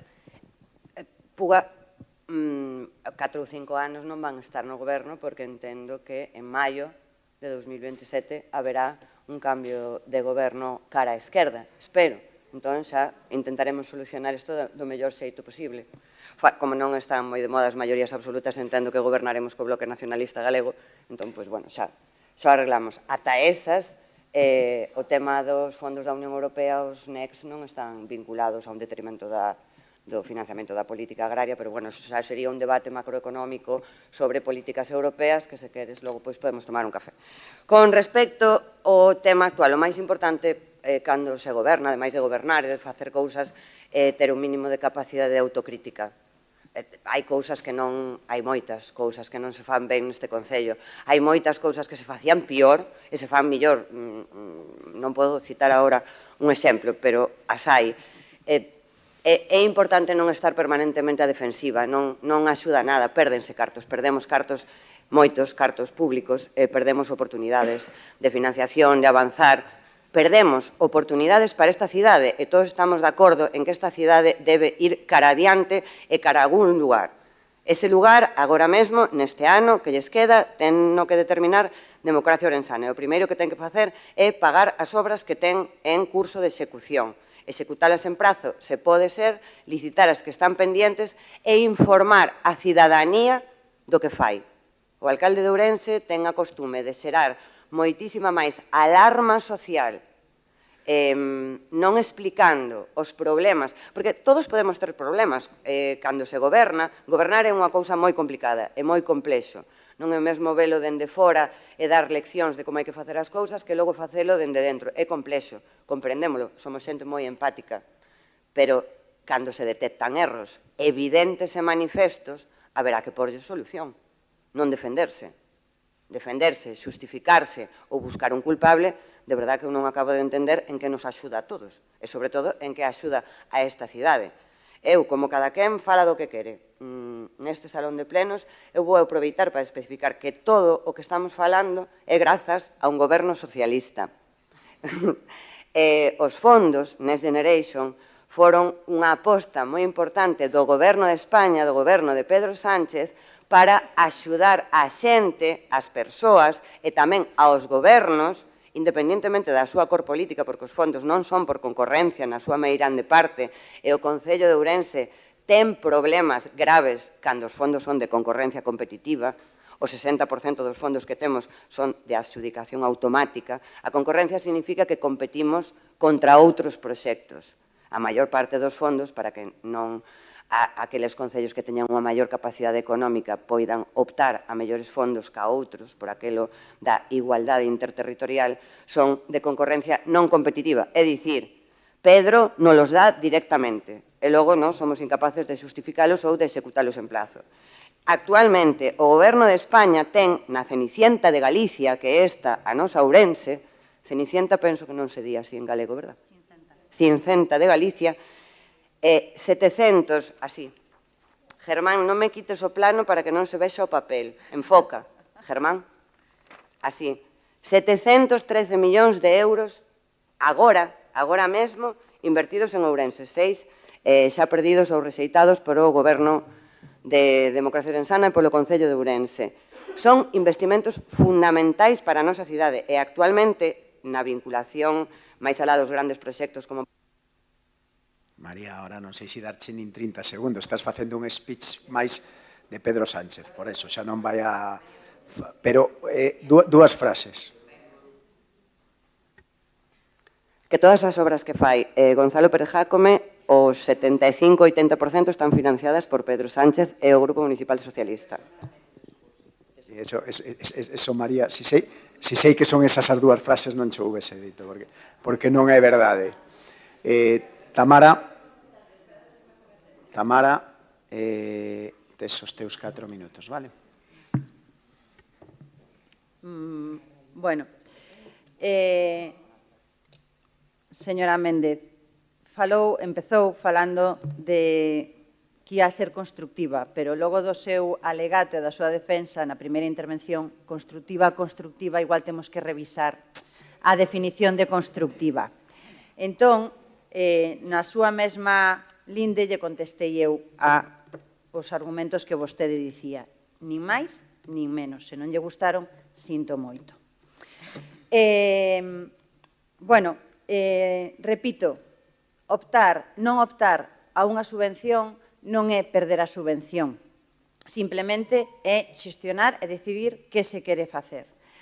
Asumimos que vamos a perder algúns fondos, sí, pero eses fondos non está confirmada toda a perda total de fondos, como dixo a dona María, por exemplo. E outras das cosas que dixo dona María, eses fondos os que o Goberno central dá, Olvidose de dicir que non é porque sexan máis bonitos, buenos e baratos, senón por concurrencia competitiva. Son por concurrencia competitiva. E logo, todas esas obras que facemos en Ourense, grazas a eses fondos, faltoulle dicir que a subvención que otorgan xeralmente comprende un 20% das obras. Non se fan ca totalidade dos fondos, é un máis ou menos un 20%. E tamén se lles quedou dicir que de todos eses fondos que vostedes propoñen, aproximadamente só en Galicia este ano saliu publicado outro día que quedaron desertos, contratos desertos por máis de 80 millóns de euros. Mira, se fan ben. Que é complicado, é complicado.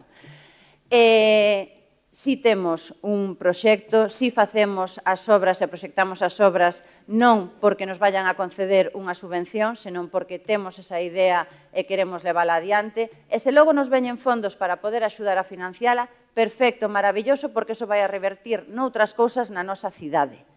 Nada máis. Grazas. Moi ben, Tamara. Pois sometemos entonces a votación esta moción. Votos a favor da mesma. Partido Popular, Bloque Nacionalista Galego e Partido Socialista. Votos en contra do Grupo de Democracia Ourensana. Vámonos á moción 6.10, que é a moción do Grupo Municipal do Bloque Nacionalista Galego relativo ao compromiso do Concello de Ourense cos centros especiais de emprego de iniciativa social.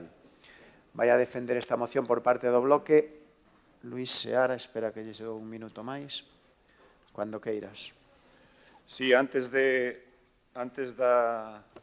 moción, é simplemente unha curiosidade. Eu que son así un tipo bastante observador.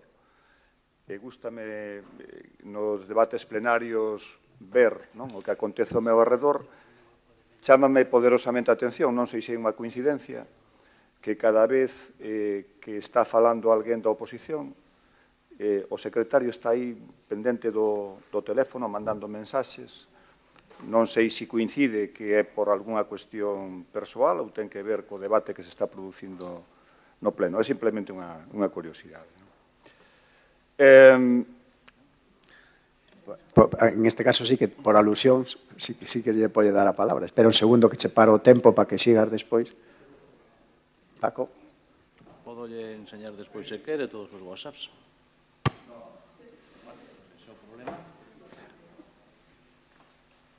Non fai falta. Continuamos. Era simplemente esa curiosidade.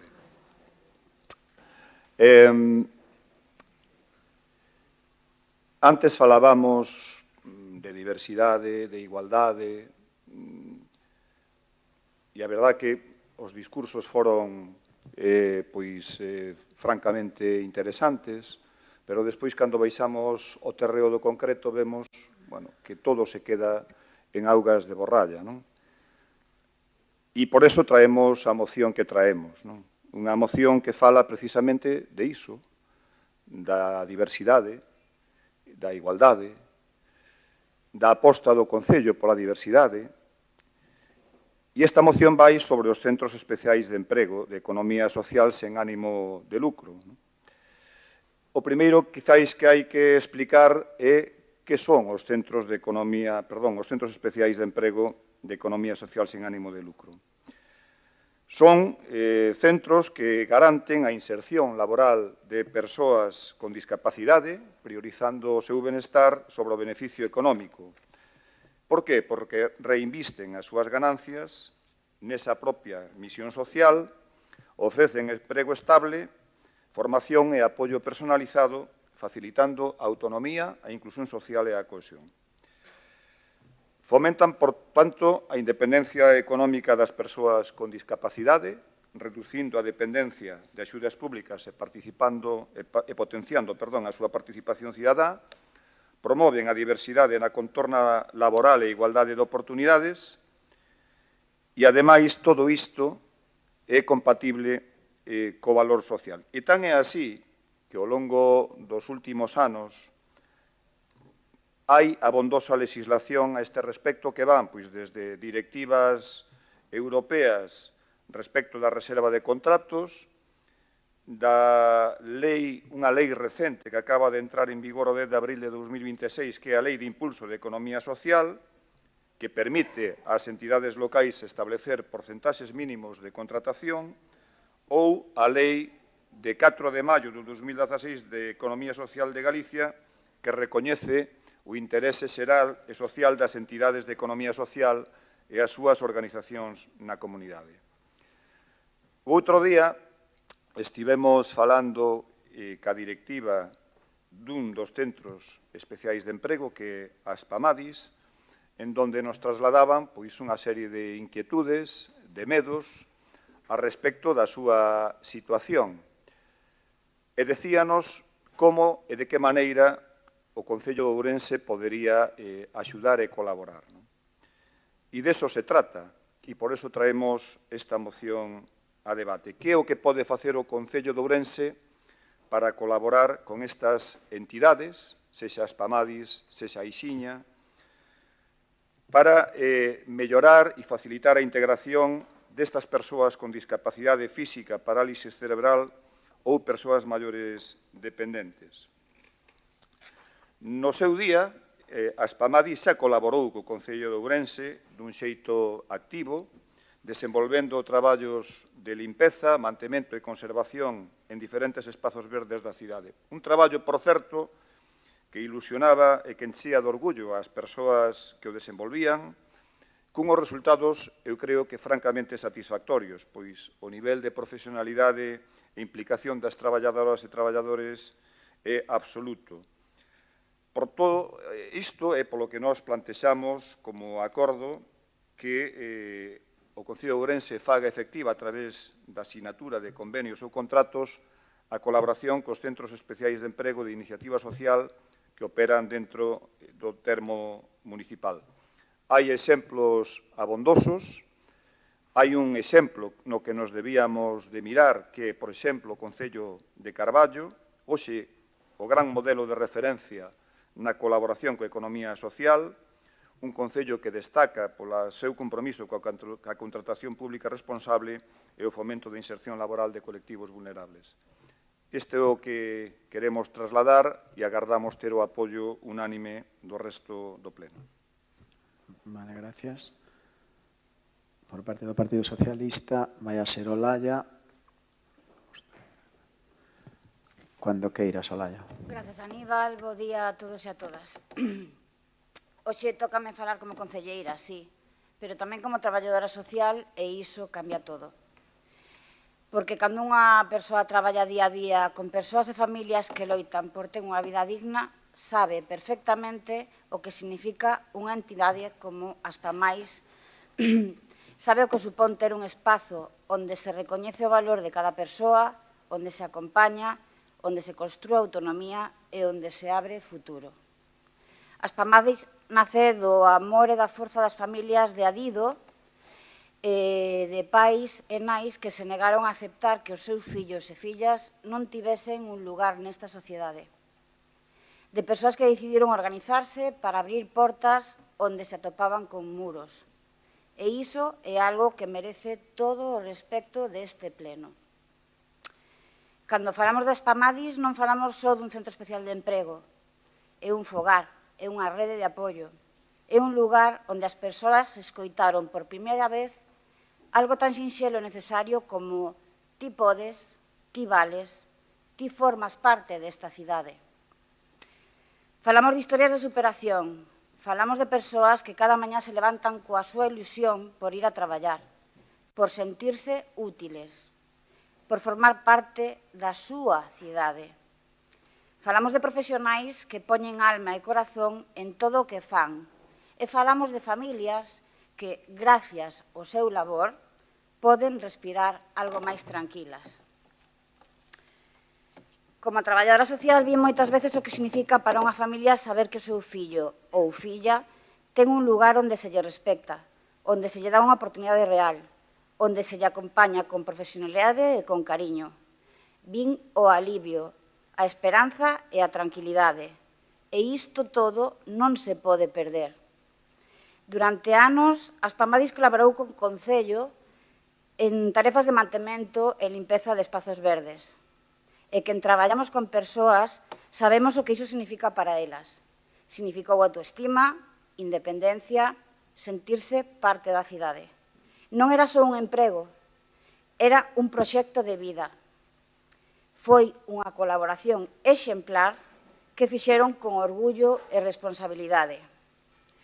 Moitas veciñas e veciños lembran aqueles equipos traballando nos parques, lembran a súa dedicación, a súa alegría, a súa profesionalidade. Lembran tamén como saudaban e como se implicaban e como facían cidade, demostrando que a discapacidade non é unha barreira cando hai oportunidades reais. E isto, Ourense, é algo que non pode deixar marchar. Por iso, doe tanto ver como esta colaboración se foi apagando, porque detrás de cada contrato que non se renova, detrás de cada convenio que non chega, hai persoas, hai historias, hai familias, hai medos e hai esperanzas. E como traballadora social sei que a estabilidade é a clave, que a continuidade é a clave, que o apoio institucional é a clave. Non podemos dar de costas ás persoas que só queren o mesmo que calquera de nós. Unha vida digna, un traballo digno e unha oportunidade digna. As Pamadis leva décadas facendo o que ás veces as administracións non soubemos facer.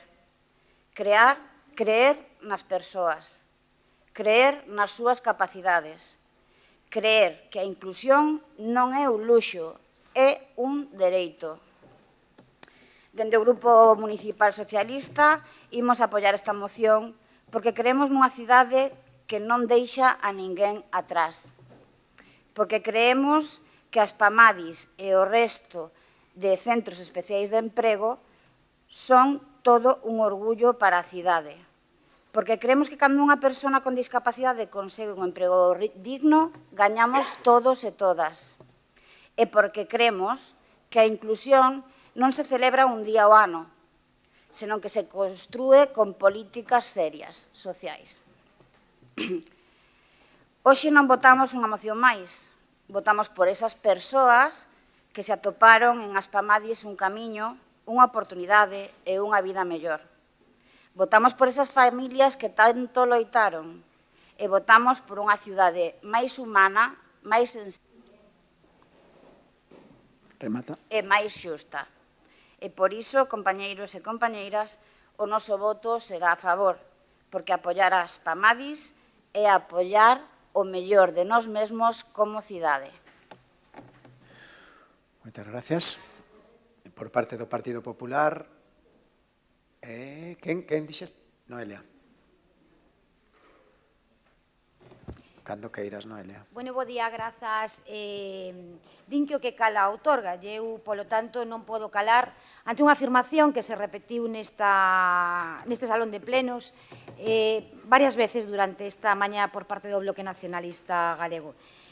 Eu creo que deberían abandonar xa esas frases feitas, ese discurso apocalíptico que levan repetindo dende o século pasado que xa non lles funciona. Miren, a última conta xeral da Xunta de Galicia, e non o di o Partido Popular, o di a conta xeral, di exactamente o contrario do que vostedes repetiron aquí esta mañá. Execución do 100% do orzamento, 234 millóns menos de débeda e superávit. Datos oficiais. Datos oficiais. Así que só hai dúas opcións. Só hai dúas opcións. Ou leen os informes en transversal, que pode ser, ou minten intencionadamente. Eu, de verdade, que visto o nivel de insistencia, inclínome máis polo segundo. E xa continúo. Continúo dicindo que o Grupo Popular vai apoiar esta moción. E vai apoiala porque todo o que supoña avanzar na inclusión social e na inclusión laboral das persoas con discapacidade merece o apoio tanto desta corporación como de toda a sociedade. E apoiamos, ademais, coa esperanza de que non quede nunha simple declaración de intencións, como pasa coa maioría, porque, ademais, nesta cidade houbo etapas de auténtico compromiso coa inclusión basadas non nos discursos, nin no diálogo, basadas en resultados. Señor Seara, non fai falta ir a 150 kilómetros para sentirse referenciados, non? Vostede pode mirar, e aparte, yo digo con orgullo, nos gobernos anteriores aquí no Concello de Ourense do Partido Popular. eu sou a poñer en valor, porque ademais eu creo que merece a pena poñer en valor o que se fixo ben, sobre todo para os que non saben ou non queren, para que poidan copiar. Mire, entre os anos 2001 e 2007, o Concello de Ourense foi pioneiro en desarrollar proxectos de colaboración con entidades vinculadas coa discapacidade. Hoxe se fala moito desto, pero daquelas non, e proxectos que supuxeron avances reais en inclusión laboral, en sostenibilidade e en participación social. Mire, eu non sei se recordan o Ourense Recicla.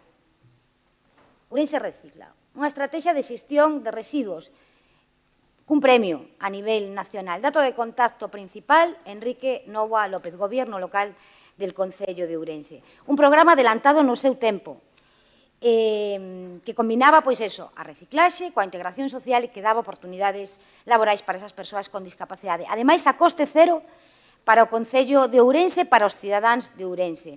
Eso era un grupo de goberno que buscaba cartos de outras administracións, do Ministerio, da Xunta, de entidades privadas. Iso era xestión, e non o que temos hoxe.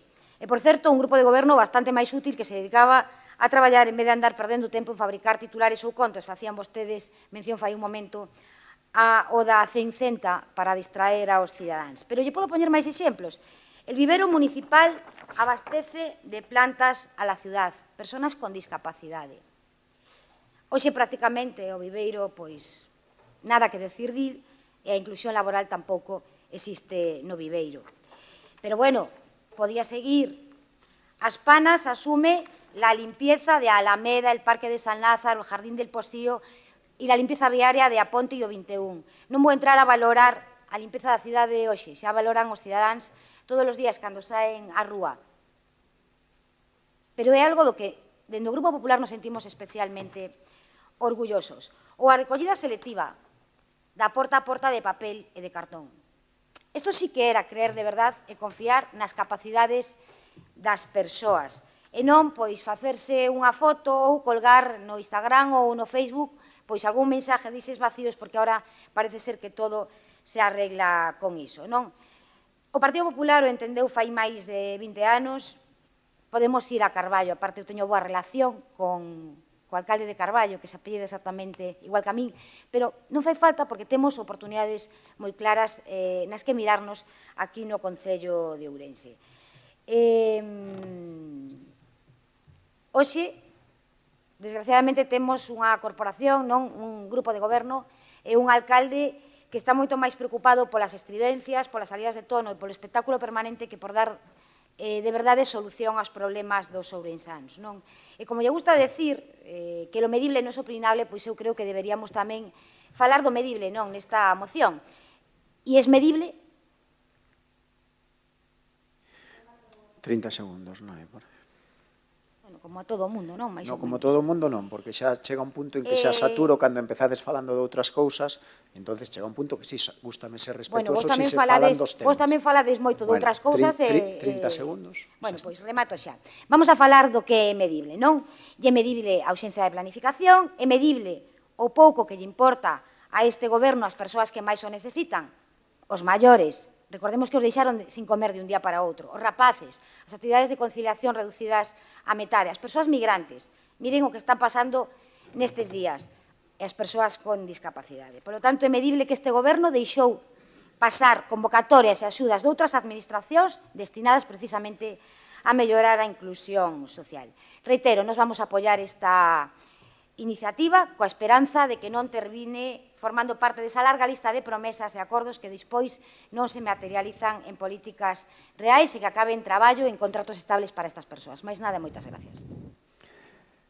Por parte do Grupo de Goberno, Tamara, de novo, cando queiras, Tamara. Grazas. Ben, no tocante a esta moción, esta sí a considero constructiva, señor Seara. Sí a consideramos constructiva e, polo tanto, sí conta con noso apoio tamén para sacala adiante. Nela propoñen, instar ao Goberno a facer convenios ou contratos para colaborar con centros especiais de emprego. Son a puntualización. Esta colaboración, en moitos casos, xa é real, xa existe. Exemplos. O caso concreto que vostedes falaban das PAMADIs e demais, están facendo traballos de desbroce, dixo que fora a falar con eles, seguramente yo puderon confirmar, están a realizar traballos de desbroce con nós nos últimos anos, non é que se interrumpise ese traballo, vale? Convenio co Centro de Penitenciario de Ourense, máis ou menos 40 persoas ao ano que traballan con nós. Centro de limpeza de colexios do Grupo IDMA, Centro Especial de Emprego con máis de 35 anos de experiencia. Conserxería de Centros Cívicos, Contrato de Integración Social de Minusválidos, Centro Especial de Emprego de máis de 25 anos de experiencia. As PANAS, Contrato de Lavandería do Albergue, a Ixiña, CES do Albergue Centro de Día, convenios de colaboración con entidades como ONCE, Xarela, CIMO, Cáritas, etc., etc. FEAFES.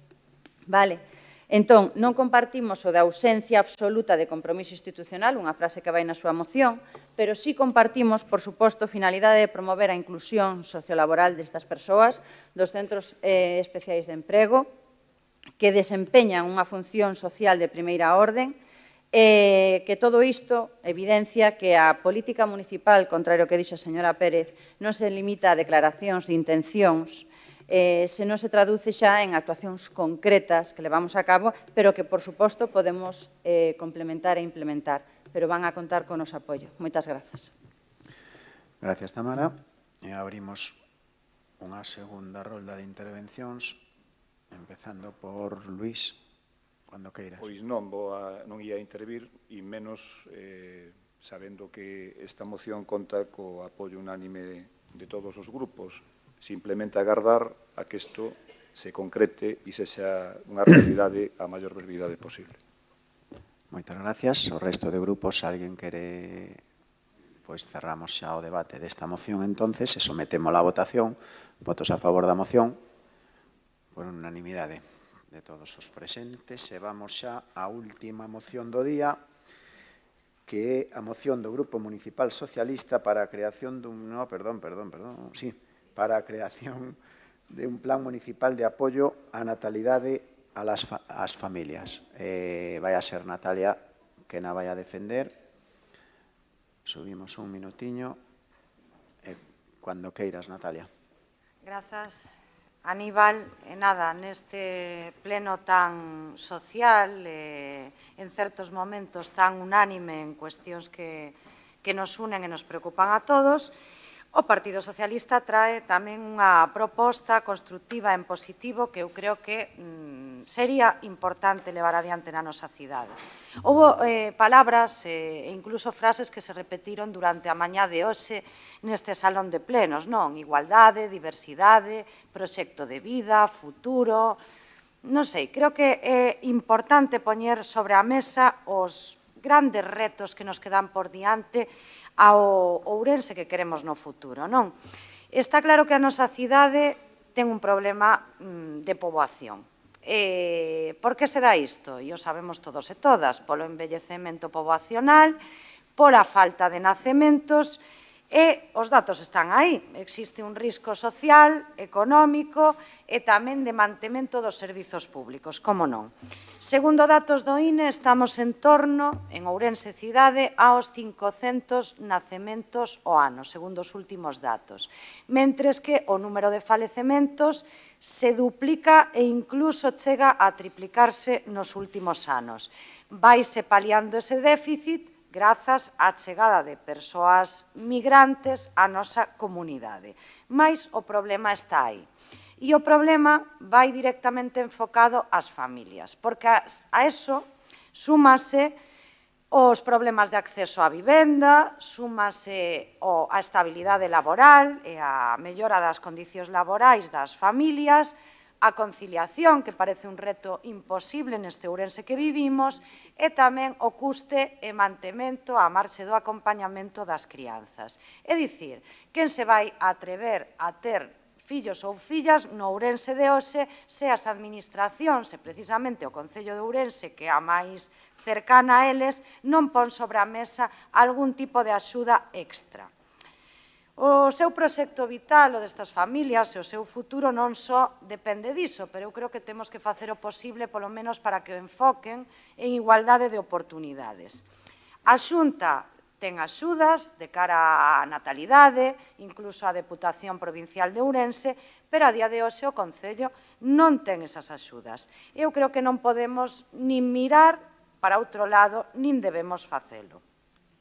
Creo que estamos a tempo de reconstruir, xa digo reconstruir porque se perdeu moito nos últimos anos, un Ourense que sexa non só amigable coas crianzas, senón que sea aberto á conciliación, aberto á coeducación e que axude as familias que queiran vivir e convivir na nosa cidade dunha maneira real e efectiva. Por iso, dende o Grupo Municipal Socialista, hoxe traemos aquí a debate, por suposto que pediremos o voso apoio unánime, un plan integral para afrontar esas axudas á natalidade ás familias da nosa cidade, especialmente as que máis o precisan. Pero un plan de natalidade real, que este dotado orzamentariamente e que inclúa unha prestación económica municipal específica por nacemento ou adopción para esas familias. E xa digo, especialmente as que teñen menos recursos e tamén as que teñen características especiais que moitas veces se quedan fora das normativas e non se legisla dunha maneira, digamos que responsable, desde o Concello de Ourense. E refírome concretamente ás familias numerosas que existen, que favorecen máis que nadie a natalidade, e tamén ás familias monomarentais. Tamén poñemos sobre a mesa a necesidade de ampliar as plazas de 0 a 3, que precisamente hoxe coñecemos que en Ourense existe un déficit de 110 prazas. Hoxe, segundo os datos de admisión provisional na rede de guarderías infantís da Xunta e tamén de centros privados da nosa cidade, hai 110 familias que non teñen plaza en escola infantil de cara a setembro. E non hai ningunha medida a nivel municipal que teña en conta iso, mentres que noutras cidades existen escolas infantís municipais para dar resposta a esta demanda.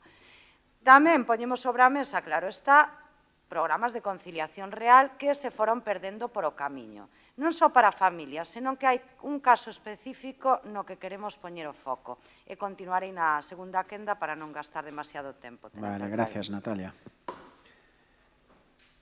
Por parte do Bloque Nacionalista Galego, Erea, os teus 5 minutos. Bo día. Eu creo que hai debates que son demasiado importantes e complexos como para resolvelos con frases feitas e con medidas estéticas e creo que o problema demográfico deste país é un deles, non? Penso que a todas nos preocupa a situación demográfica, concretamente máis nesta parte do territorio galego. A todas nos preocupa que cada vez haxa menos xente que quere construir o seu proxecto de vida na cidade e neste país. E preocúpanos o envellecemento, xa se teñen traído varias mocións a este pleno tamén de como atallar esa situación e tamén nos preocupa a emigración da mocidade que non consegue quedar aquí. E precisamente porque é un debate complexo, eu penso que hai que dalo con honestidade. Ás veces escoitamos, e supoño que as persoas mozas máis e as mulleres mozas aínda máis, determinados discursos sobre a natalidade, non? Que non queremos ter crianzas, que si temos cans e gatos para non ter fillos, que cual é a ratio de can por fillo, non? E, bueno, pois que a nosa xeración non pensa no futuro. Eu, sinceramente, creo que non se pode colocar desde aí o debate. O debate é outro, e o debate é que a mocidade non temos acceso a unha vivenda digna, que non temos estabilidade laboral, que as condicións de traballo son cada día máis precarizantes, e que, mentre os alugueres soben sen freo, os salarios están estancados. E a realidade é que temos contratos temporais ou a nova modalidade fixo discontinuo, que cada día que pasa sobe máis o prezo da lista da compra. E, antes de pensar en como queremos construir o noso futuro e onde queremos vivir e como queremos vivir, temos que sobrevivir a todo isto, non?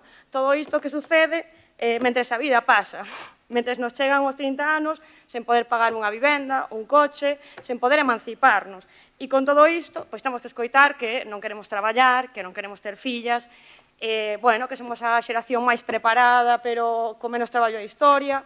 Temos que escoitar un montón de cousas. E eu, sinceramente, creo que aquí, bueno, pois se peca un pouco, non sei como explicalo, pero creo que non compren medidas de apoio á natalidade, senón que o que compren son condicións de vida dignas para que poidamos desenvolver as nosas vidas.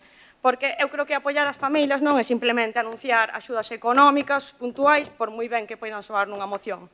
senón que é pensar en como as persoas queremos construir proxectos de vida neste país e nesta cidade e garantir que teñamos servizos públicos fortes que nos faciliten a vida e que non nos la compliquen. É garantir políticas de vivenda que nos permitan acceder a unha. É garantir escolas infantís suficientes e accesibles. É garantir un emprego digno. E é tamén garantir que a xente poidamos ter tempo para vivir e non só para traballar, porque tamén hai que pensar nesas cousas de cara a construir proxectos de vida. E creo que é aquí onde temos que poñer a cabeza desde o Concello, en garantir cidades habitables, porque se realmente queremos que a xente fique en Ourense, hai que pensar como é a vida diaria nesta cidade, hai que pensar nos barrios, como os construímos, hai que pensar nas crianzas e hai que pensar na mocidade, porque precisamos espazos infantís útiles para a xente e non que unha nai nesta cidade teña que coller 3 autobuses para ir ao parque que está ben de toda a cidade. Precisamos ocio para tanto infantil como juvenil, para crianzas e adolescentes, precisamos alternativas reais para a mocidade. E agora xa me vou meter na polémica de como era o espazo Lusquiños no seu momento, que sí que foi un atractivo para a mocidade e que conseguiu ter moita xente moza participando o pouco que durou. E precisamos espazos seguros e agradables onde as familias poidan desenvolver as súas vidas, porque unha cidade amable non creo que se construa con un cheque puntual. Construese cando existe unha rede pública que acompaña as persoas en todas as etapas da nosa vida. E outra cuestión, algunhas das propostas que se recollen na moción non deberían depender do Concello de Ourense, deberían depender da Xunta de Galiza, educación infantil de 0 a 3 anos, porque se fala de escolas infantís municipais, que me perdoe Dios, pero eu creo que é unha competencia da Xunta de Galiza. Os servizos sociais e estruturais, as políticas de apoio ás familias, a dependencia, todo iso require unha explicación seria da Xunta. Unha Xunta que, por outro lado, está deitando todas as responsabilidades nos concellos, mentres precariza e externaliza todos os servizos públicos dos que dispón. Entón, eu creo que é moi fácil pedir aos concellos que asuman máis e máis competencias cando non se garante un investimento suficiente nin recursos para leválo adiante. Entón, iso por parte da Xunta. E, ademais, hai programas que se recollen tamén nesta moción que se propoñen que foron desmantelados no seu día polo Partido Popular. Aquí había talleres de lactancia, había pilates para embarazadas, aquagym, había un montón de cousas que se facían desde a Concellería de Saúde e que a día de hoxe non se... Sí. E, bueno, que aí tamén ten responsabilidade a Democracia Ourensana que nunca quiso retomar eses programas. Entón, eu creo que este debate non debería ir de natalidade, debería ir de que futuro queremos para Ourense e como esperamos que a xente viva aquí, non sei, de aquí en diante. E despois, na segunda quenda, sí que quería comentar cousas que sí que penso que se poden facer desde o Concello para axudar con todos estes problemas que, como vedes, son bastantes. Perfecto, Erea. E iso. Gracias. Por parte do Partido Popular, vai a ser Noelia, os teus 5 minutos. Grazas, de novo. As dúas concelleiras que me precederon falaron de que lles preocupaba a situación demográfica, non? Pero non é unha situación que afecte, eu creo que isto hai que decirlo con claridade, só o Concello de Ourense, nin que afecte só a Comunidade Autónoma de Galicia, senón que é un problema que está afectando ao conxunto de España. E, polo tanto, ten que afrontarse como un problema e como unha cuestión de Estado, porque os nacementos caeron nas 17 comunidades autónomas. E podo coincidir coa señora Erea de que son moitos os factores que influen que as familias se queden a vivir nunha cidade ou noutra. Pero, bueno, antes de decirlle eso, escoitamos hoxe a Xunta precariza, volven a utilizar a natalidade para decir que a Xunta non executa, utilizan a natalidade para decir que a Xunta precariza, a Xunta ten cornos e rabo e o demo. Pero mire, saben de que políticas de apoio á natalidade se benefician os santiagueses gobernados polo BNG e os pontevedreses gobernados polo BNG? Das políticas de natalidade da Xunta de Galicia. Porque nos gobernos, cos alcaldes do BNG, nada de nada. Claro, siganlle poñendo cornos e rabos ao goberno galego, sigan. E dito isto, creo que poucas cuestións hai tan importantes non das que falemos neste pleno como esta da que estamos a falar nestes momentos e sobre todo nesta cidade, porque hoxe hai familias que miran con angustia o precio dos produtos do supermercado, Hai pais que teñen que sacar aos seus fillos de actividades extraescolares porque xa non poden pagalas, avós sostendo económicamente fogares inteiros, nais facendo malabares para conciliar, mentras as administracións moitas veces chegan tarde, ou como é o caso do Concello de Ourense, non chegan, costa máis ir a compra, costa máis encher o depósito, costa máis a vivenda, crear un fillo costa moitísimo máis e, mientras tanto, os salarios non crecen ao mesmo ritmo que está crecendo a vida. Esa é a realidade que hai fora deste salón de plenos. Por iso, nós non imos a votar en contra de ningunha medida que sirva para apoiar e axudar as familias de Ourense, pero que votemos a favor, concelleira do Partido Socialista, tampouco aleve a pensar que comulgamos co relato de buenismo do propio partido, porque é imposible facelo. E voume remitir as probas, porque de verdade que a conciliación e a atención ás familias segue sendo unha situación tamén que debemos afrontar desde todas as administracións. É importantísima a colaboración institucional. Entón, lle decía que me iba a remitir as probas e me vou a remitir as probas. Mire, en outubro do 2018, o Partido Socialista prometeu universalizar a educación gratuita de 0 a 3 e iba a dar ás comunidades autónomas 300 millóns de euros. No ano 2019,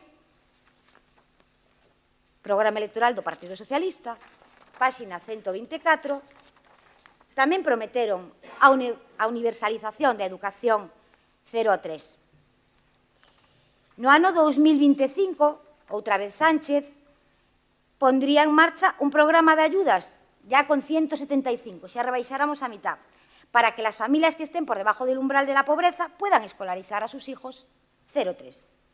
Pero que, ademais, cando no Senado se debatiu implantar a gratuidade 0,3 cofinanciada polo Estado e as comunidades autónomas, o Partido Socialista votou en contra. E estamos en maio de 2026, 8 anos despois desa promesa do Partido Socialista e do señor Pedro Sánchez. E ni gasolina.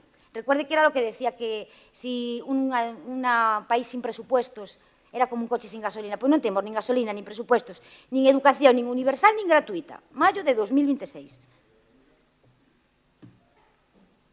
Non sei o que dixo o señor Seara porque non está no debate. Entonces, van tan anchos pola vida incumplindo, non, que non poden pretender que nos fiemos da súa palabra. Pero reitero o que lle decía fai un momento. Se de verdade queremos que as familias se queden en Ourense, que veñan novos veciños, temos que darlle servizos de calidades, non só boas palabras memes nas redes sociais. E a día de hoxe, e vou rematando xa, a única administración que está apoiando con axudas á natalidade e á conciliación das que se están beneficiando as familias ourensanas é a Xunta de Galicia. Hai que seguir incrementándolas? Por suposto. Hai que seguir incrementándolas. Por suposto, a Deputación... Termina cando... Remato xa. Non me deixou seguir falando, a Diputación tamén. As dúas gobernadas polo Partido Popular. Hai que seguir incrementándolas, de acordo, pero son as únicas e poden facer agora a demagoxia que queiran e retorcer todo o que eu estou dicindo, pero a realidade é esa e aí está. Moitas gracias. E por parte do Grupo de Goberno, Rafa, cuando queiras. Muchas gracias, señor Teniente Alcalde Aníbal. Antes de nada, decirle que yo no iba a defender esta moción, así que la voy a improvisar un poco, si me lo permitís. Sí que me gustaría empezar por una cuestión que llevamos defendiendo desde que yo creo que tengo uso de razón, que son las competencias propias. Tanto las diputaciones como los concellos, que son, digamos, los entes más pobres del Estado, tienen unas competencias que son las que tienen que realizar. Ni siquiera ellos tienen la capacidad económica para poder llevarlas a cabo, para que aún encima continuamente le estén poniendo más y más competencias que, por desgracia, no les dan el dinero suficiente, como podemos haber discutido aquí un montón de veces el servicio de ayuda a domicilio. Me ha encantado la intervención de Erea. Yo prácticamente estoy en el 95% de acuerdo con ella. Planteó la complejidad de este problema. Este es un problema que no solamente lo tiene el Concello de Ourense, la provincia de Ourense, sino hoy por hoy el Estado en su totalidad. Pero es verdad que a Ourense le está haciendo mucho daño. Y cuando digo Ourense me refiero a la provincia.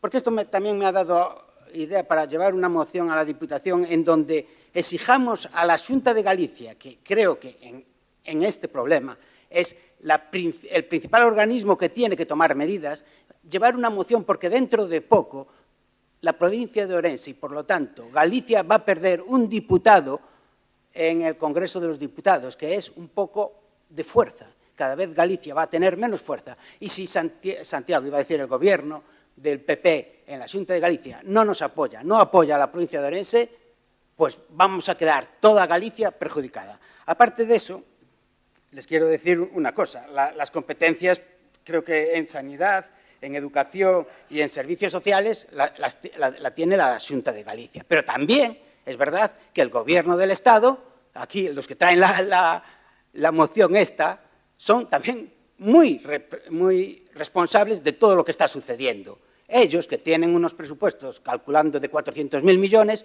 pueden tomar determinadas medidas y ayudar a este grave problema que tenemos.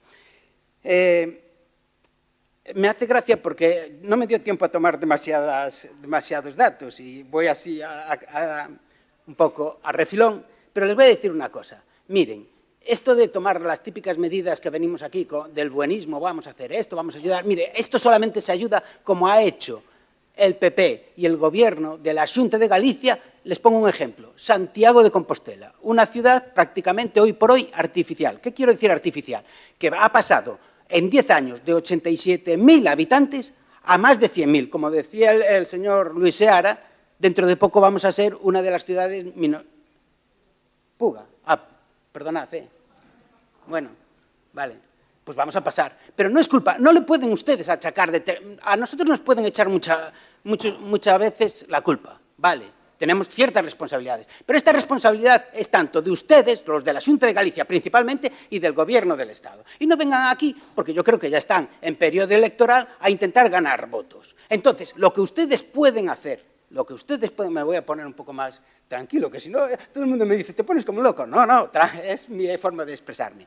Lo que ustedes pueden hacer, tanto en el Congreso de los Diputados como en la Xunta de Galicia, que tienen a gente, que tienen a muchos diputados, exigirle a sus gobiernos que tomen las medidas adecuadas. Me hizo gracia Noelia, que empezó ya a sacar los típicos cartelitos. Me recordó, ¿te acuerdas, Armando, en la Xunta de Galicia, cuando fuiste a pedir que se aprobaran medidas contra el fuego en la provincia? ¿Te acuerdas? ¿Cómo se llamaba el que salió allí a defender al PP? ¿No te acuerdas del nombre? Sí, no, Armando estuvo defendiendo en la Xunta de Galicia una moción para tomar medidas contra los incendios en la provincia de Ourense. Vale, y entonces el representante del PP salió con el famoso triángulo de los incendios. Y mientras se estaban prácticamente riendo de nosotros, porque además votaron en contra, todos los que estaban allí, todos los diputados del PP se pusieron a aplaudir contra la provincia de Ourense. Pero yo puedo entender incluso que los que no son de la provincia de Ourense, los diputados que no son de la provincia de Ourense, pues al menos que no aplaudieran. Sois una vergüenza, no os sabéis defender, y no me refiero a vosotros, me refiero a, bueno, tú, Noelia, eres diputada en la Xunta de Galicia, me refiero a gente como tú, que no sabéis defender la... Remata, Rafa, cuando puedas. Me refiero a gente como tú, que eres diputada del PP y no sabes defender a la provincia de Ourense en la Xunta de Galicia. Muchas gracias por tu trabajo. Bueno, segundo turno, baixamos un minutiño. Natalia, cuando queiras. Bueno, a ver si volvemos a terra un pouquiño. Primeiro, contestando a Erea, que tamén me gustou moito a súa intervención, eu creo que estamos de acordo e, ademais, todas as posturas son compatibles neste caso e correctas. E o debate é moito máis amplo do que pensamos, porque mozas como a ti, pois, precisamente, queren un futuro nesta cidade. Pero tamén é certo que nos falabas de, bueno, que se falaba aquí de excusas competenciais, de electoralismo. Non, señores, ao final, comprar ese marco responde a blanquear, de algunha maneira, a falta de vontade política dos que nos gobernan no lugar onde vivimos. Non sei se me explico. É tratar de poñerse de perfil para que todo siga igual e vir a botar os balóns para arriba, para o tellado, cara a Xunta de Galicia ou cara ao Goberno de España. Vivimos en Ourense, queremos o noso proxecto de vida en Ourense e, independientemente da lectura política, eu creo que é necesario adoptar medidas a prol da natalidade en Ourense. A parte de outras moitas cousas que leva aparellado isto, pero podíamos empezar por aí. Pode ser cun cheque, pero hai un problema máis de fondo.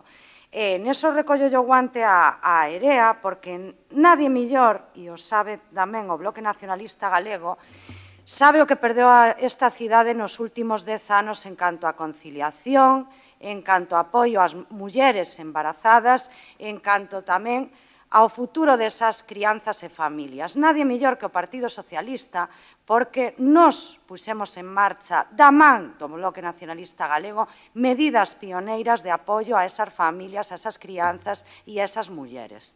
Polo tanto, creo que somos voz autorizada para seguir berrando neste salón de plenos, que nos deixemos de mover o foco para outro lado e que, de verdade, apostemos por o lugar donde vivimos. A marxe do que teña que facer a Xunta e o Goberno de España, que tamén imos de insistir que o fagan, Ourense necesita medidas reais. Desgraciadamente, agora mesmo goberna Democracia Orensana, e si, doña Noelia Pérez, si hai un meme de incoherencia política en Ourense é o Partido Popular, porque grazas a vos goberna a Democracia Orensana. Ese é o gran meme da incoherencia política nesta cidade. E a frustración que nos xera a moitos de que todas estas medidas constructivas e propositivas ao final queden nun caixón, benvido alcalde a este debate, e ao final, de algunha maneira, todos miremos cara a outro lado e non sigamos loitando polo futuro de todos e de todas, non só dos que temos fillos e fillas, senón tamén de calquera mozo ou moza que quere facer a súa vida en Ourense. E creo que é sinxelo, non creo que se haxa que poñer de perfil, creo que ante unha proposta veña do partido que veña neste sentido, debería haber unanimidade. Non valen medias tintas. E, polo tanto, reitero unha vez máis, isto é puramente constructivo, creo que temos que facer algo, creo que debemos instar e insistir ao Goberno municipal en que faga algo ante o reto demográfico, ante a conciliación, ante a igualdade e ante o futuro desas familias, sexa ou non da súa competencia. En xogo está o futuro de Ourense, dos máis novos e dos que aínda lles toca nacer e pretender vivir aquí nesta cidade. Moitas grazas. Moi ben, Venega, por favor. Cando queiras, Erea. Hola de novo. Bueno, non sei o superávit do que falabas antes, Noelia, se son 750 millóns de euros que vos quedaron por executar, porque, vamos, unha cousa inaudita que non diga que ten un 100% de execución a Xunta de Galiza. En fin, quería tamén falar a respecto disto, que hai un informe do Consello de Contas que di que as medidas, que as axudas que se dan para favorecer a natalidade non favorecen a natalidade, son simplemente unha axuda económica. E, bueno, pois creo que hai que buscar outras fórmulas e un pouco quería concluir en positivo, retomando un pouco o que dixe na primeira intervención, de que eu creo que o que nos corresponde como Concello é facer unha cidade a que se queira vivir, non que teña infraestructuras suficientes, tamén pola parte que nos toca, pois eso, parques accesibles, alternativas de ocio para a mocidade e para a infancia, espazos lesquiños, por exemplo, e tamén reivindicar o noso, bueno, pois as competencias que decía antes o Rafa, tamén falar, pois iso, de pedirlle a Xunta que asuma dunha vez por todas as competencias que ten que ter, o que comentaba Natalia ao comezo da súa primeira intervención sobre as crianzas que están quedándose en praza nas escolas infantiles da rede pública, pois teimar en que se traian prazas para Ourense, en que se siga apostando, non?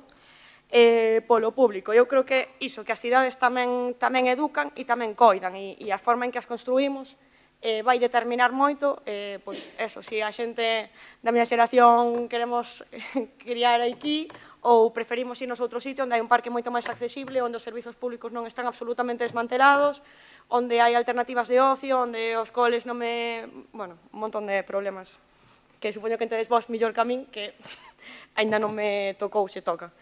Entón, iso, creo que hai un papel importante para o Concello, nos non enfocamos tanto como, bueno, pues como está na moción do Partido Socialista, pero sí que pensamos que o fondo é o mesmo, non?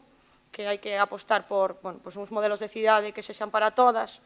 Tamén na moción anterior se falaba de construir, non? Desde a unidade, desde a inclusión, e creo que isto pues, é un exemplo máis de que necesitamos un Ourense na que poidamos quedar todas, na que non nos manden a ser a quinta cidade do país, senón que sigamos medrando, non? E tendo as mesmas oportunidades que o resto dos territorios. Obrigada.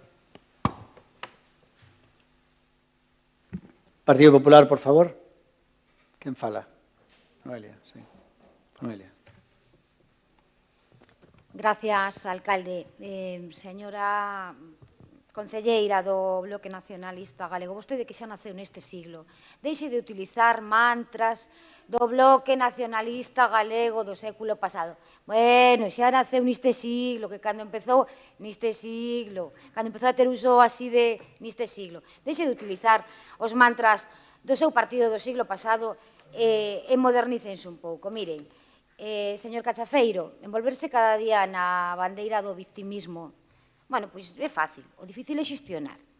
Defender, o que definiu vostede antes, non sei se foi unha boa defensa. Eu pediríalle que volvese a revisar ese vídeo, que sabe que pode facelo. Pero mire, o difícil, reiterolle, é xestionar. E aí é onde outras administracións si aproban, e este Concello leva unha época moi deficiente, baixando cara moi deficiente. O problema é a xestión, e o que diferencia as administracións é a xestión. Dito isto, reitero que creo que a conciliación e a atención ás familias é unha situación que debe ser afrontada desde todas as administracións con total colaboración institucional. O que vamos a aprobar hoxe, a min gustaríame poñer en riba da mesa que ten unha connotación económica. Dous puntos dos que vamos a aprobar hoxe, que vai a salir aprobada co apoio ou non do Grupo de Goberno, teñen componente económico. Si dentro de unha semana ou de 2 semanas, porque están vostedes cos orzamentos do Concello de Ourense para este ano 2026, estes 2 puntos que aprobamos hoxe non van a ter reflexo en euros reais nese borrador de presupuestos que parece que van a traer a este salón de plenos, o debate de hoxe será unha estafa a todos os ourensáns. E o Partido Socialista cómplice necesario de democracia ourensana. Ao igual que foi ese secretario de organización que quixo pactar con eles o goberno municipal do ano 2023 alá en... Donde era? En el Monte del Gozo? Exactamente, xa mo respostou vostede, sabe do que estou a falar. Reitero, ou hai cartos para as familias de Ourense nos orzamentos que están nestes momentos a redactar, ou estará confirmado que esta corporación é o Sánchez, este grupo de goberno é o Sánchez de Ourense. Moito ruído, pero poucos cartos para os bolsillos dos ourensáns. Mai nada e moitas gracias.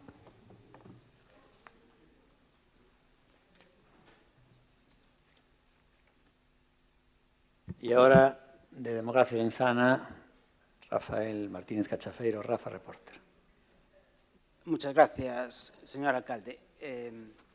Muy rápidamente, mirad, los datos que me han dado, que ya saben que a mí me gusta mucho pues, ir sobre seguro, los datos que me han dado es que la ley de bases del régimen local prohíbe taxativamente, yo creo que no prohíbe taxativamente, sino que restringe. Por eso a mí me gusta mirar mis cosas yo personalmente. Entonces, creo, pero que restringe que un ayuntamiento asuma competencias impropias. La moción del PSOE es jurídicamente temeraria porque exige al ayuntamiento incurrir en competencias impropias sin prever convenios de financiación con el Estado o la Xunta de Galicia.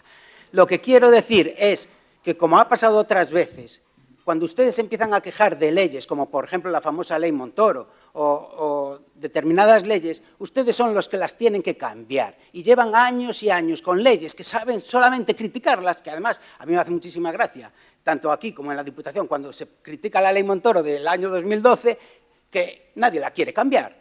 todos están en contra de ella, pero nadie la cambia. Y como digo yo, si todo el mundo quiere cambiarla, si no se cambia, ¿quién manda en este país? No lo sé. Pero a lo que le quería contestar, señora Noelia, es cuando usted nos critica cómo llevamos económicamente este concello. Le voy a poner un ejemplo que yo lo vivo continuamente en su Diputación de Ourense. Mire, en el año 2024, en el año 2025 y en el año 2026, la Diputación de Ourense se está saltando el techo de gasto y está incumpliendo el plan económico financiero. Es decir, reiteradamente se está saltando la ley. Como dije yo en el otro día en el pleno de la Diputación, yo a eso le llamo prevaricación.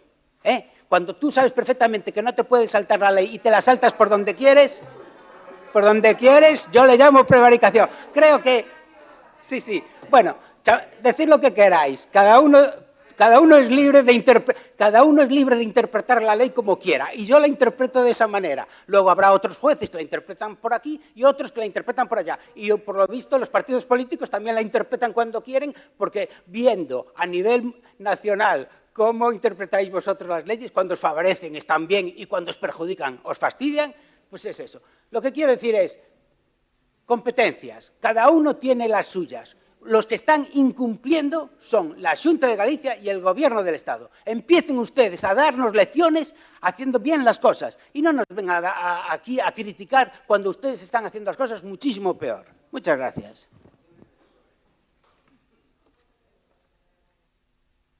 Bien, vamos a votar, por favor. ¿Votos a favor? Bien, ¿votos en contra ninguno? Votos a favor es de los tres partidos de la oposición. O PSOE e o PP. Y abstención de BNG y Democracia Orensana. Muy bien. Armando. Punto número 7, un manifesto do movimento CERMI, ao que se suma a Federación Española de Municipios e Provincias, o 3 de maio do ano 2025, Día Nacional de España en Convención Internacional sobre os Dereitos das Persoas con Discapacidade. Vai ler o manifesto... No, Armando. Sí, Armando. Armando, cando queiras. Gracias, alcalde. Bueno, o movimento CERMI, que como todos vostedes saben, é un comité español de representantes de persoas con discapacidade. 20º aniversario da Convención sobre os Dereitos das Persoas con Discapacidade, unha guía, unha conquista colectiva e unha promesa de futuro. O 3 de maio foi declarado polo Goberno, mediante decisión do Consello de Ministros e a suxestión do CERMI, o Día Nacional en España da Convención Internacional sobre os Dereitos das Persoas con Discapacidade do 13 de decembro de 2006, conmemorando así a data en que ese Tratado Internacional de Dereitos Humanos entrou en vigor en todos os Estados parte, incluída España. O propósito deste Día Nacional é xerar coñecemento e provocar toma de conciencia en todas as instancias, operadores, axentes e grupos de interese da discapacidade como unha parte digna e valiosa da diversidade humana, que só pode entenderse e abordarse como unha cuestión de dereitos humanos. Fanse en 2026, 20 anos da adopción dese tratado internacional histórico que supuxo un cambio de paradigma na forma de entender a discapacidade en todo o mundo.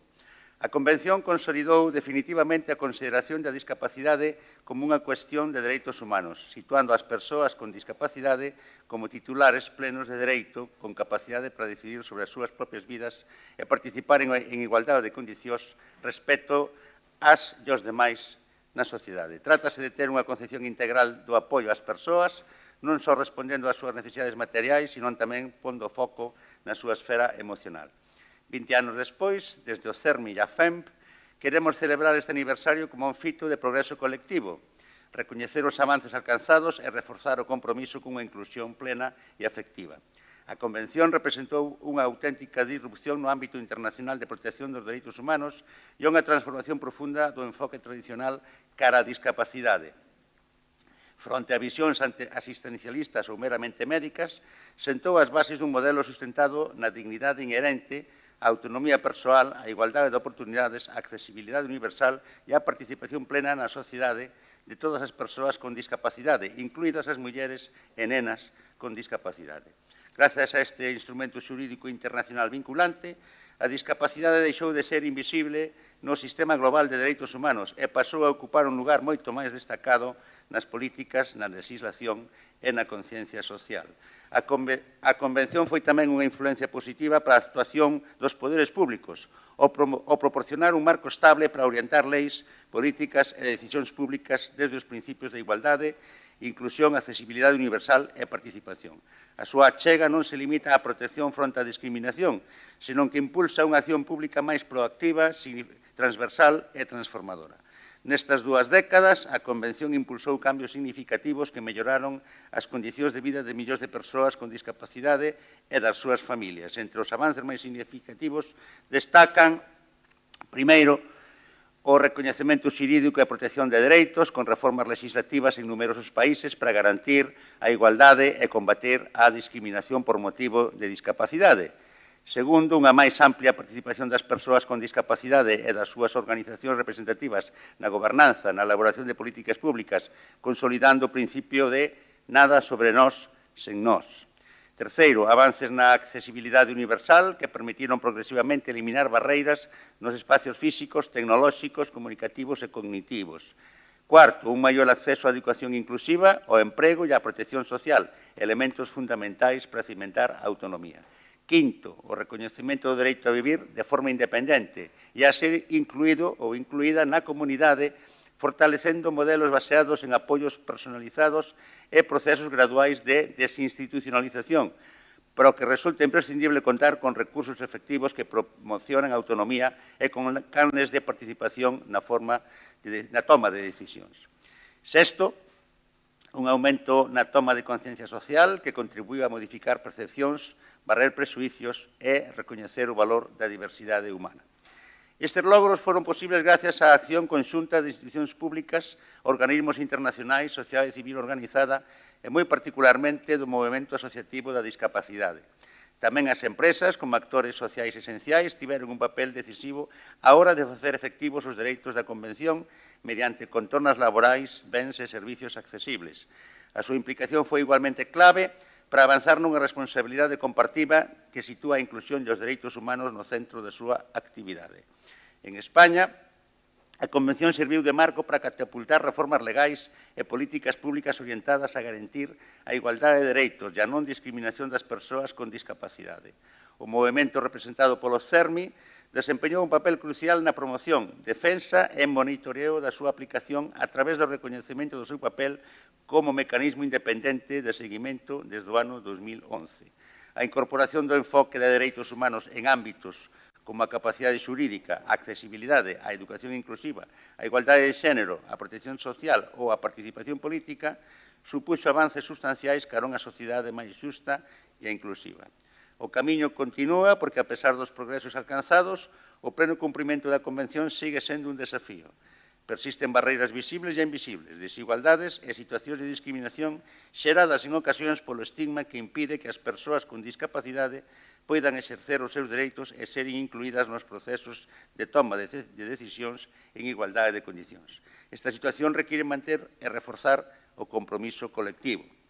Este 20º aniversario debe ser, por tanto, non só unha celebración, senón tamén unha renovación do impulso transformador que inspirou a Convención. Desde o CERMI e a FEMP, reafirmamos a nosa determinación de seguir traballando para que os principios da Convención se traduzan en feitos da vida cotiá de todas as persoas con discapacidade, porque unha sociedade verdadeiramente democrática só o é cando garante a dignidade, a igualdade e a inclusión de todas as persoas. A Convención sigue sendo unha guía, unha conquista colectiva e unha promesa de futuro. Muchas gracias. Moi ben, pasamos entón a robos e preguntas. Sería 6 ítems, ou como se suele decir, ou como se diga. Cada partido, empezamos por o BNG, teñen dúas, das 6 do BNG, teñen dúas que son escritas. Entón, por favor, se la pode ler. Baixa aí o micrófono un poquinho. Bueno, cando queiras. Xa está, moitas grazas. Logo de terse implementado o novo mapa de liñas no Servizo de Transporte Público Municipal o pasado 16 de setembro de 2025 e de levarse a cabo numerosos axustes desde entón en diferentes liñas, cal é o número de usuarios e usuarias que empregaron o transporte público municipal nos meses de outubro, novembro e decembro de 2025 e nos meses de xaneiro, febreiro e marzo de 2026. Esa é a primeira.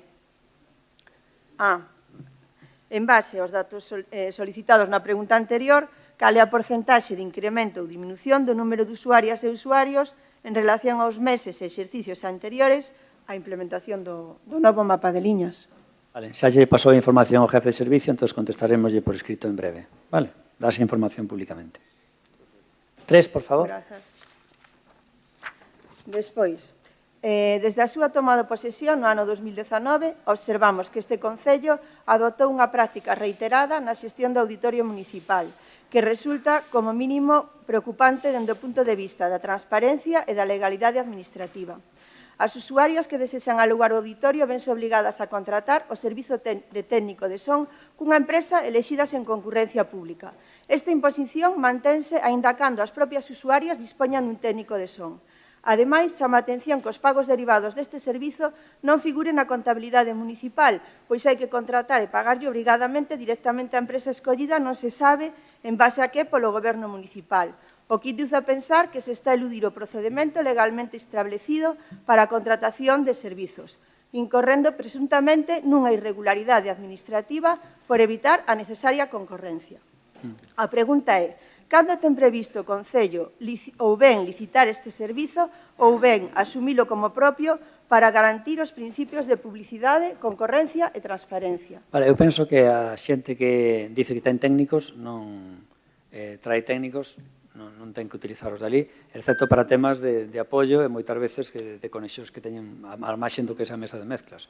Entonces, pero vamos, non sempre se utilizan os técnicos de ayuntamiento. Por outro lado, a idea é licitalo, efectivamente temos 4 ou 5 licitacións pendientes, unha delas é desas, esperemos facelo esa, pero tamén o tema de non só os técnicos, sino unha grande parte do auditorio. Pero nos próximos meses faremosla pública. Grazas. A 4. Segundo a información da que temos constancia, un concelleiro do seu equipo estaría a exercer facultades que exercen as súas competencias, decidindo horarios de traballo, vacacións, cambios de lote dunha persoa traballadora. Compre subliñar que esta persoa traballadora non é empregada municipal directa, senón que pertence a unha empresa privada que presta servizos ao Concello mediante un contrato externo. Non se entendín nada. Igual é porque me dixo en galego, é broma. Ma pode repetir que non entendín? Que é o que quere dicir? Podía repetila? Pregunta. Sí, que temos información, que temos constancia por unha información que hai un concelleiro do seu... Quen? Que concelleiro? Me dijeron, yo pasaba por aquí. Que concelleiro? Pois o concelleiro que ten Administración Xeral. Antonio, sí, vale. Sí. Un concelleiro do seu equipo que estaría a exercer facultades que estenden as súas competencias, porque estaría decidindo horarios de traballo, vacacións, cambios de lote para unha traballadora, e esta traballadora non é personal municipal, non é directo, sino que é traballadora dunha empresa que é privada, que presta servizos ao Concello. Está nunha concesión. Sí, está nunha concesión. Unha concesionaria, vale. E o máis preocupante é que este presunto trato diferenciado se estaría xustificando únicamente polo vínculo familiar que une a esa persoa cunha persoa empregada municipal. Que rollo, Dios mío. Bueno, mujer, por denuncia, yo que sé, que vaya rollo, sí, que yo que sé. De corroborarse este feito, xeraría unha situación de clara desigualdade e privilexio en relación cos demais compañeiros e compañeiras da mesma empresa. Bueno, pues vale, eso que é un ruego ou pregunta? Ou é un pasaba por aquí? Non, a ver, é que non lle podo facer a pregunta sin poñelo antes, xa non me entende, sei que é un rollo, pero si teño que poñelo en situación. Entonces, precisamos que nos aclare se un concelleiro, en virtude das súas funcións, pode decidir horarios, vacacións, o lote dunha persoa empregada dunha empresa contratista, ou, como dixo, de concesionaria. E facelo, ademais, outorgando un trato privilexiado. Vale, entón quere que pregunte se un concelleiro pode hacer eso. Entón, le pensamos la pregunta a los servicios jurídicos del Concello. No, pregunto yo a vostede. No, perdona, es una pregunta de si se puede hacer algo o no, una legalidad, se lo pasamos a los servicios jurídicos. De si se puede hacer en el Ayuntamiento orense, se vale. Se pasamos al jurídico, Si un perfecto. ¿Qué más? concelleiro pode facer eso. Vale, preguntamos, vale, perfecto. Lo cual no significa que lo esté haciendo, eso lo acusa usted. La pregunta es si un concelleiro puede hacerlo, luego que lo está haciendo es otro tema. No, é por la información que recibimos. No, vamos a ver.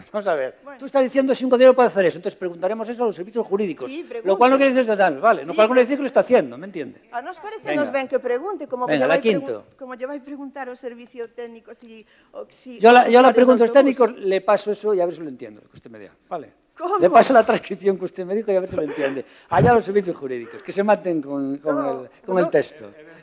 Que se maten con el texto. Venga, la 5, ¿cuál es? Solo ese se... Bueno, eso. Hoy yo paso a transcripción do pleno. Bueno. O 5, diga.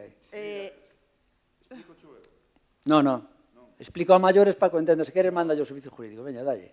A ver, o quinto. Na actualidade, os servicios sociais municipais atópanse saturados debido ao elevado número de solicitudes de regularización por situación de vulnerabilidade que necesitan un informe preceptivo de vulnerabilidade emitido polas traballadoras sociais do Concello. E, ademais, en dependencia, mentras que se contaba con 7 traballadoras sociais, agora só hai 4. Ante esta situación, o seu goberno respondeu en xunta de área que non é posible contratar máis traballadoras sociais porque non hai prazas dispoñibles na relación de postos de traballo. E chama a atención que, no caso do Servicio dos Técnicos de Administración Xeral, que se acaban de contratar a 12 persoas, algunhas delas moi próximas ao grupo de goberno, e para facelo posible, o Concello realizou unha modificación exprés da RPT, o que permitiu habilitar as prazas necesarias para eses nomeamentos. Entonces, ante esta contratación, queremos saber por que se nega a realizar unha modificación de RPT para contratar a máis traballadoras sociais e así atender as persoas en situación de vulnerabilidade, mentras que non dubidou en modificala de forma exprés para colocar a 12 persoas, algunhas delas afíns, a seu grupo de goberno. Pero parece unha declaración institucional. Joder, chica, por favor. De leyó antes Armando G1. Ahora tú me lees otra declaración institucional, del bloque, en este caso. Non é unha Joder, declaración, chica, é unha pregunta. Ruego pregunta, por favor, que es una pseudomoción. Pero tanto lle costa atender dous párrafos No, hombre, por seguidos. favor, no, es que estás ahí retorciendo, estás haciendo picaresca, Non retorzo. Bueno, porque sí, se poden por contratar favor. e modificar RPT para Por contratar favor, a bueno, te esos contesto. técnicos. Sí. Mira, primero ya empezaste diciendo una acusación que no tenía que ver con el robo y la pregunta. Que dijiste tú, se acaban de contratar 12 TAS, alguna muy próxima al grupo de gobierno. Mire, perdón usted usted se está acusando de un delito, porque eso sería un delito, el enchufar a alguien por tener lazos familiares o próximo, lo que sea. Vale, cuando usted sabe que las listas, lo medible, no es opinable, no se pueden alterar. Entonces, si nosotros llamamos una lista de gente que tiene unos méritos en la administración, no lo podemos alterar. Entonces, coño, como si son todos primos, esto no tiene nada que ver cuando se mete a un enchufado, como lo que hicisteis vosotros, de meter a gente enchufada, no lo podemos hacer porque esto va por listas. Vosotros sí metéis a dedo, tanto el PP como el PSOE el BNG. Entonces, no cree el ladrón que todos son de condición. Tamara, contestación, ¿vale? Perdona, que no está ya a cabo ruegos y preguntas que están en la quinta. Por favor. No, simplemente puntualizar, porque fixo mención ao que respondei en unha xunta diaria, o que dixen na xunta diaria que non quedaban máis plazas vacantes das traballadoras sociais, e usted fixo mención ao traballo de vulnerabilidade, o que fixemos rapidamente dos técnicos de administración, direille que levou meses tramitalo, a vulnerabilidade termina en menos de 2 meses. Vale, la sexta, por favor. La sexta, por favor, Ruth. Tamén hai un problema en dependencia, non só da vulnerabilidade. Este é un robo. Pois tivemos dende distintas asociacións que participaron nos maios, na festa dos maios, pois manifestáronos pois o seu malestar, non? Porque foron convidados por parte do Concello para a retirada dos maios da Praza Maior antes de tempo. A algúns incluso se lles convidou a retiralo antes de comer por motivos de seguridade. A elaboración do mallo supón un esforzo para as asociacións e sempre mantiveron os mallos pola mañá e pola tarde, e así aparece recollido, ademais. Entón, este rogo é para que procure un lugar axeitado para a celebración dos mallos desta festa, para que non haxa que retiralos antes de tempo por motivos de seguridade. Escúchame, es que hablas de los mayos, si tú pasas de los mayos que no apareciste por allí, si tú hubieras aparecido por los mayos, te habías dado cuenta que ya tratamos ese tema en los mismos mayos, ¿vale? Y cuando hicimos la entrega de premios de Coplas y de los mayos, pues ya se habló de eso, ya esa petición no la hace el bloque, esa petición la hicieron muchísima gente de los mayos y nos la hicieron allí, ese mismo día. Y ese mismo día se le dijo cuál era la problemática y lo que pasó. Entonces, macho, ahora vienes aquí, 6 días después, sin haberte enterado de eso, pues no fuiste a los mayos y lo traes en ruegos y preguntas, algo que ya se trató, que es que de verdad, o sea, como queriendo aprovechar de eso, ya se habló allí en los mayos, en la propia entrega de premios y Coplas. El motivo por el que se hizo eso fue porque la policía dijo que no podían estar. Y fue la policía por seguridad, que a mí me parece absurdo, que no podían estar y que era una cuestión de seguridad. Entonces, ¿qué ocurre? El año que viene vamos a intentar que eso no pase y, desde luego, si podemos que esa recomendación de la policía que no sea vinculante, porque muchos temas son recomendaciones de seguridad que a veces no tienes por qué seguirlo, otras veces sí, ¿no? Entonces vamos a intentar que eso no vuelva a ocurrir, obvio, porque obviamente cualquier persona, obviamente yo como alcalde, soy el primer interesado en que los mayos estén todo el día. Y si la policía local los manda a retirar antes porque hay un concierto, joder, pues mal rollo. Entonces, para eso no hacemos concierto. Si yo sé que iban a mandar a retirar a los mayos, coño, no hubiera hecho el concierto, porque los mayos es lo principal. Entonces, es un tema de la policía, de seguridad, que esperemos que no vuelva a pasar. Y que luego, que la próxima vez no va a pasar. Pero que traigas aquí esto en ruegos y preguntas, cuando es un tema que ya, coño, se habló el día de la entrega de premios y tal, y lo traes aquí en ruegos y preguntas, 6 días después, sin enterarte nada de que se faló, no sé. Me parece de verdad, es que significa que no fuiste ni por los mayos. Porque si fuera por los mayos, no lo traerías hoy en ruegos y preguntas. Bueno, vamos al PSOE. No tiene la palabra. No tiene la palabra, señor Seara. Bueno, PSOE, 6. Por favor. Dale. Se che parece, hoy che aumentamos os turnos por ti. Venga, dale. Vale, moi ben. Pois a primeira das nosas preguntas é sobre a problemática que levan vivindo os últimos meses os veciños e veciñas do barrio do Pino que deixaron de ter servizo de... non sei de que se ríe. Me río porque es por vuestra culpa, por el PSOE, joder. Home, non dubidaba de que vostede iba a botar balóns fora, pero... Pero si es Fomento, non depende del PSOE. O autobús ainda non o patrocina Pedro Sánchez, nin é a súa responsabilidade. Pero se me deixa acabar, pois igual... Vale. Ben, levan uns meses sen servicio de autobús cara ao centro, como tiñan antes, motivado por unhas obras do Ministerio de Fomento, pero o Concello de Ourense leva menos... O Concello de Ourense leva tempo sin ofrecer ningunha solución alternativa aos veciños e veciñas. Por iso, se manifestaron recentemente ante a resposta do Concello que di que é imposible buscar unha vía alternativa para ese servizo de autobús. Nesa zona onde a mobilidade da veciñanza afecta sobre todo a xente maior... Pregunta, ¿cuál es, por favor? Si me deixa acabar... No, es que no podemos convertir, a ver, pues si ya las tienen escritas, tú no se pueden convertir los ruegos y preguntas en pseudomociones. O sea, por favor, ruego pregunta, vaya al grano. Porque, escuche, no, antes lo pasé por el bloque, si lo vuelvo a hacer el PSOE, pues ya quedan avisados para la próxima vez. La próxima vez, entonces, por una cuestión de... no nos admitirá. Entonces, venga, ahora acaba. Mire, a pregunta é clara. Vostede, o Goberno Municipal, teñen pensado facer algo para dar unha alternativa de autobús aos veciños e vecinas do Pino ou siguen dicindo que é imposible e botanlle a culpa a Fomento que non a ten? Que é o que vai... Mire, a mí me parece un morro fuera de lo normal, que el Grupo Socialista, que es el responsable del Gobierno de Madrid y que es el que tiene esa obra, y dice usted que están obras, no están obras, todavía las van a empezar. Entonces lleva varios meses con el tema, con ese problema, por culpa de Fomento del PSOE, de su partido, y resulta que usted dice que todos los daños colaterales que ocurra por eso, oiga, que lo solucionen ustedes. Uno de esos daños colaterales es el autobús. Oiga, perdona, que la culpa es suya. Fran, por favor. Es que, por favor. Lo único que nos han dicho desde Carreteras es que, bueno, durante todo este tiempo simplemente tienen ese muro apuntalado, que esperan, a lo mejor en 2 o 3 semanas, empezar las obras y que durarán meses, pero no nos saben confirmar cuántos. O sea, en resumen, que el Ministerio de Fomento tiene una obra que todavía no empezó, que lleva varios meses apuntalada, no empezó, tiene inutilizado un carril, y resulta que todos esos daños colaterales nos dice, oiga, solucionen uno de esos daños colaterales, pero ¿cómo se pone tanta jeta? Toda la culpa que ocurre allí es del PSOE. ¿Por qué? Porque es el responsable de esa obra. Sean los autobuses u otra cosa. La 2, por favor. La 2. Ruego si preguntan. La 2, ¿cuál es? La 2. Como sempre, balóns fora.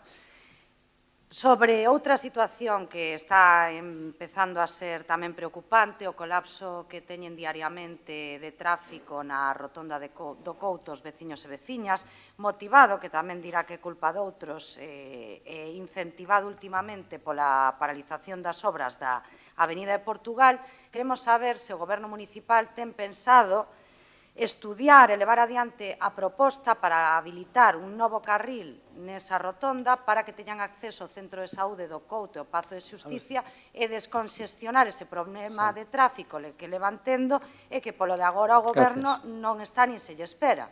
E iso sí que é competencia súa. Eso é totalmente competencia nosa. Primeiro, negar a maior. Non hai ninguna paralización na Avenida de Portugal, que están traballando a toda marcha. Entonces, non sei de que dice paralización. Están traballando na Avenida de Portugal desde fai semanas. Fran, por favor. En todo caso, la nacional, ese enlace con la nacional es una vía de fomento y la cesión o no de los terrenos tendrá que venir por el Ministerio de Fomento. Sí, es el vial, tú dices ampliarlo un carril. La ampliación de un carril, que es donde está el parque, el skate park. Claro. Entonces.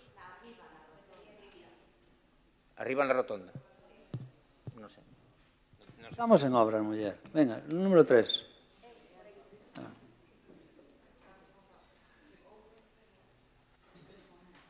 Empezo. Con respecto ás axudas municipais para o curso escolar 2026-27, preguntar por que seguen cun orzamento que saben que é insuficiente. Por favor, que eso es una pregunta capciosa. Tamara, por favor. Xa o diste todo? Sí.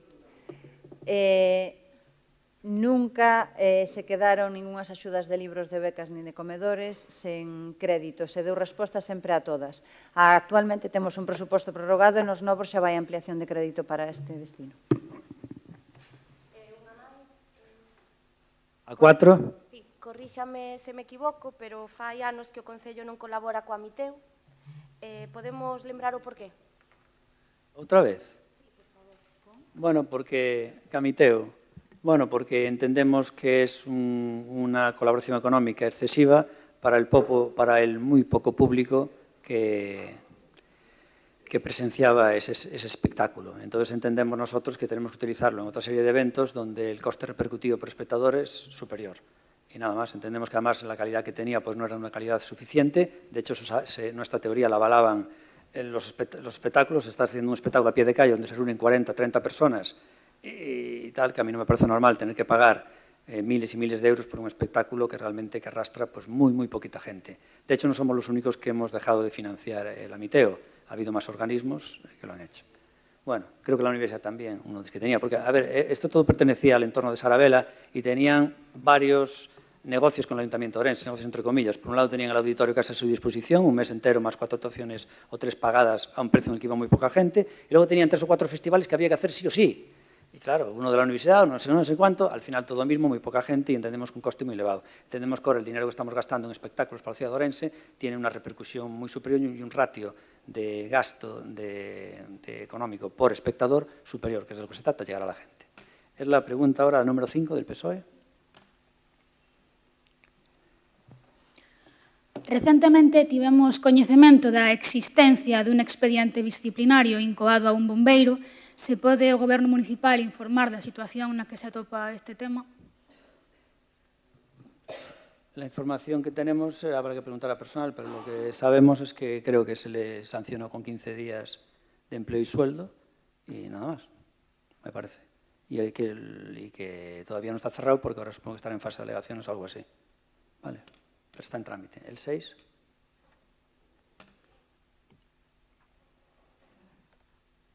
Xa se levou varias veces a xunta de área, pero o peche da cafetería das Termas afecta aos usuarios, traballadores e a imaxe turística da nosa cidade.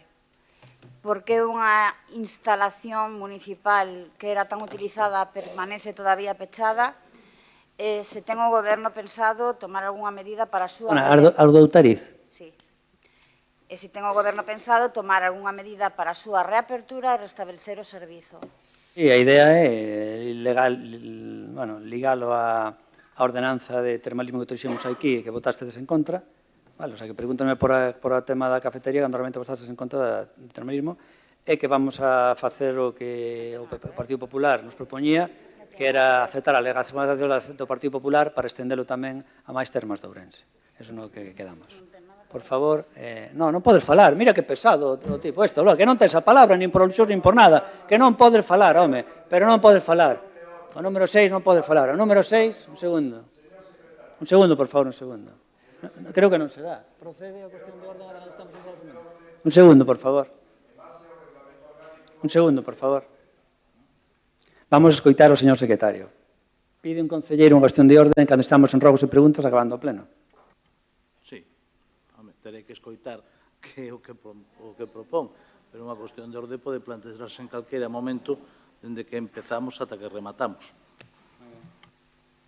Ten a palabra por unha cuestión de orden, señor Seara, vale? Pero límites a eso. Sí, claro que me vou a limitar. Nos presentamos preguntas para resposta oral en pleno, non porque nos apetecera demasiado, podíamos facela in voce.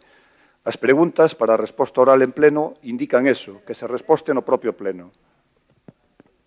Penso que eso non é unha cuestión de orden, señor secretario.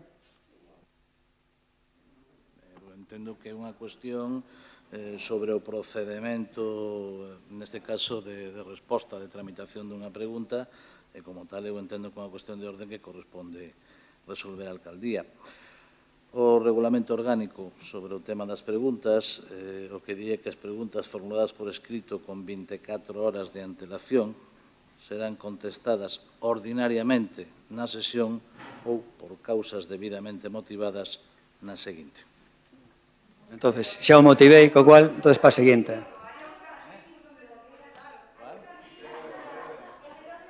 Está corrigiendo aquí Noelia al señor secretario. Atención, Noelia del Partido Popular está corrigiendo al habilitado nacional. Bueno, sigamos para adelante. Entonces, no siguiente tal.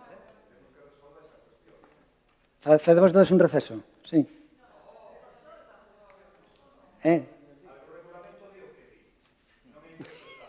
Xa o puxo. Cuestión motivada no seguinte. Sí, Seara, sí. Sí, Seara, sí, Ruth. Punto, sí. Sí, supoño que se refire ao artigo 72, que di que estarán en condicións de ser incluídas na orde do día ao pleno as preguntas presentadas en Secretaría, cando menos con 4 días hábiles de antelación respecto da sesión ordinaria correspondente. E a Alcaldía e o equipo de Goberno poderán solicitar por unha soa vez respecto de cada pregunta no pleno que sexa posposta e incluída na orde do día da sesión plenaria seguinte. A pregunta está incluída na orde do día. Sesión plenaria seguinte, vale. Incluída está. E o alcalde dixo que che daría resposta por escrito a través do xefe da Unidade de Transporte, creo que foi o que dixo. O único que digo é eso. Bueno, Partido Popular, por favor, 6 preguntas.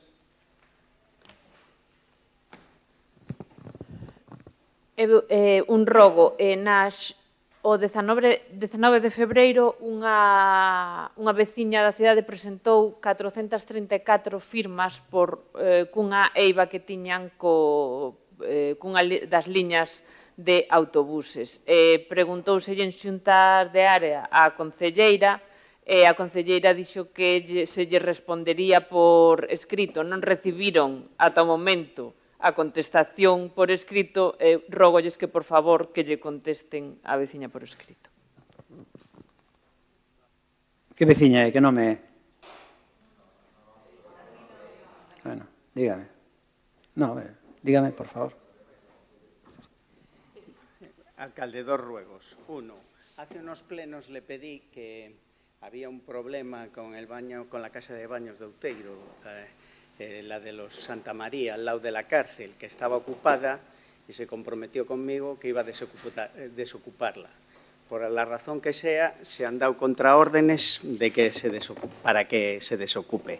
Tengo que decirle que el tema se está agravando en el barrio porque ya hay ocupación, ya ha saltado a la Plaza de la Trinidad, al número 3. Entonces, no es un capricho, no es ya la obligación del ayuntamiento de que un espacio que es municipal no sea objeto de ocupación, es que se está extendiendo, empezando a extender la ocupación por el casco histórico. Entonces le rogaría que, por favor, diera orden de desalojo. Y otro ruego. Nosotros hicimos el 4 de marzo una pregunta, preguntamos por la contratación de la carpa que se puso en el introito en la Plaza Mayor. El 16 de marzo se nos contestó que el servicio de festejos que no constaba ningún procedimiento de contratación. Bueno, una contestación así un poco sorprendente. Volvimos a solicitar pues el servicio que fuera, que nos explicaran cómo iba esa contratación. También estamos en abril, ya estamos en mayo. Hombre, Ernest Rutherford demostró que la transmutación era posible, ¿no? No creo que sea el caso de esta carpa, que se produjera. Él fue declarado el primer alquimista verdadero de la historia en 1919. No quiero que usted sea declarado el segundo. Entonces, me gustaría saber qué servicio contrató y si no lo contrató ningún servicio, si esto va a ir a reconocimiento extrajudicial de deuda, ¿cómo se va a resolver esta contratación?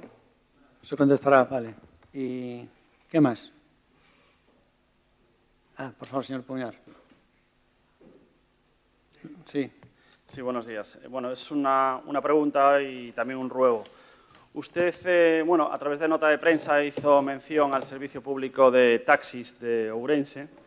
Hay una demanda ciudadana donde el servicio de taxi es bastante deficiente en diferentes puntos de la ciudad y, sobre todo, en el tema turístico, como puede ser la llegada de la estación de tren, ¿no? Y en diferentes paradas estratégicas que en puntos claves no hay taxis, ¿no? Usted dijo, y también que el servicio de teletaxi no funciona bien.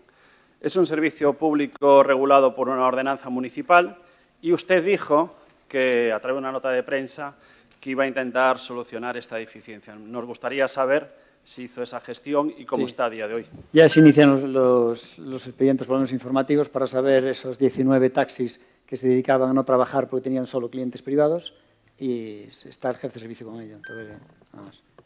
Le informaremos. ¿Qué más? Pero, ¿usted pretende ampliar el número de licencia de taxi o qué pretende hacer? No, las decisiones que vamos a tomar ahora mismo no se las puedo decir, porque no las sabemos qué decisión va a tomar. Pero lo que sí queremos hacer es que esos 19 taxis se incorporen, entonces ya sería 19 o 15, ya sería un porcentaje, un número de taxis importante, que son taxis que se dedican a trabajar con sus clientes privados, que realmente están trabajando como VTC, es decir, están en contra de las VTC, pero ellos están actuando de UTC. Pero le voy a dar otro dato que no es bueno. Y no es bueno sobre todo para la Xunta de Galicia. Uno de los problemas que tenemos en los taxis es porque la Xunta de Galicia las está contratando como VTCs. Es decir, la Xunta de Galicia no tiene servicio propio para transportar a muchos médicos y enfermeras y tira de los taxis con la que creo que tiene un convenio. Entonces, ¿qué hace? Realmente ya está utilizando a los taxistas como VTC, porque eso no se puede hacer, porque nos estás jodiendo a los taxis de Ourense que tienen que dar un servicio ciudadano para un servicio de la Xunta de Galicia. Entonces, uno de los que realmente está quitándonos posibilidades de tener más taxis en Ourense es la propia Xunta de Galicia, que para el Serga utiliza taxis. La Xunta de Galicia no debe utilizar taxis para el Sergas.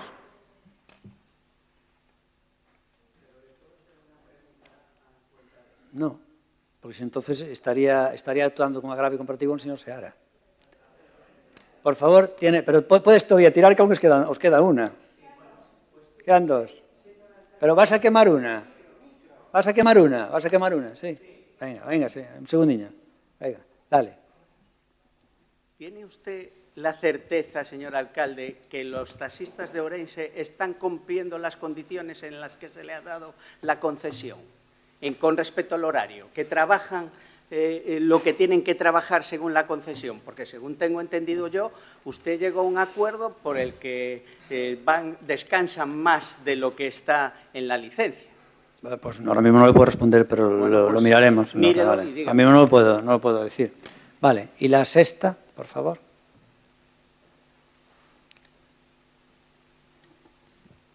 Gracias. Yo, por si no lo sabe, he visto taxis esperando hora y media por algún concejal de este ayuntamiento. No sé cómo es esa fórmula de trabajar. También es hora y media que se lo quitamos hora y media no creo, al resto de Noelia, ciudadanos. ¿estuviste tú la hora y media ahí? ¿Estuviste tú la hora y media? Digo que he visto taxis. Sí, pasabas cada 5 minutos. He visto taxis, ¿eh? Cada 5 minutos pasabas. No voy a decir en dónde los he visto. Bueno, nosotros quería hacerle un ruego, porque usted puso antes la venda, antes que la herida, y es que mientras el Partido Socialista no dé o no solucione el problema que hay en la Nacional 120 a la altura del Pino, el Concello de Ourense habilite una alternativa para el autobús urbano. Hay alternativas, ¿vale? hay microbuses y hay alternativas. Y en El Pino hay mucha gente mayor y hay muchos vecinos con dificultades de movilidad. Y si no saben cuál puede ser la alternativa, pregunten, que le ayudamos a buscarla.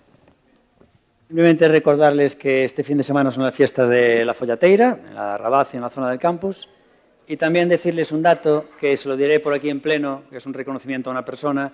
Supongo que después de esto pues los periódicos los llamarán a esta persona y las radios y tal.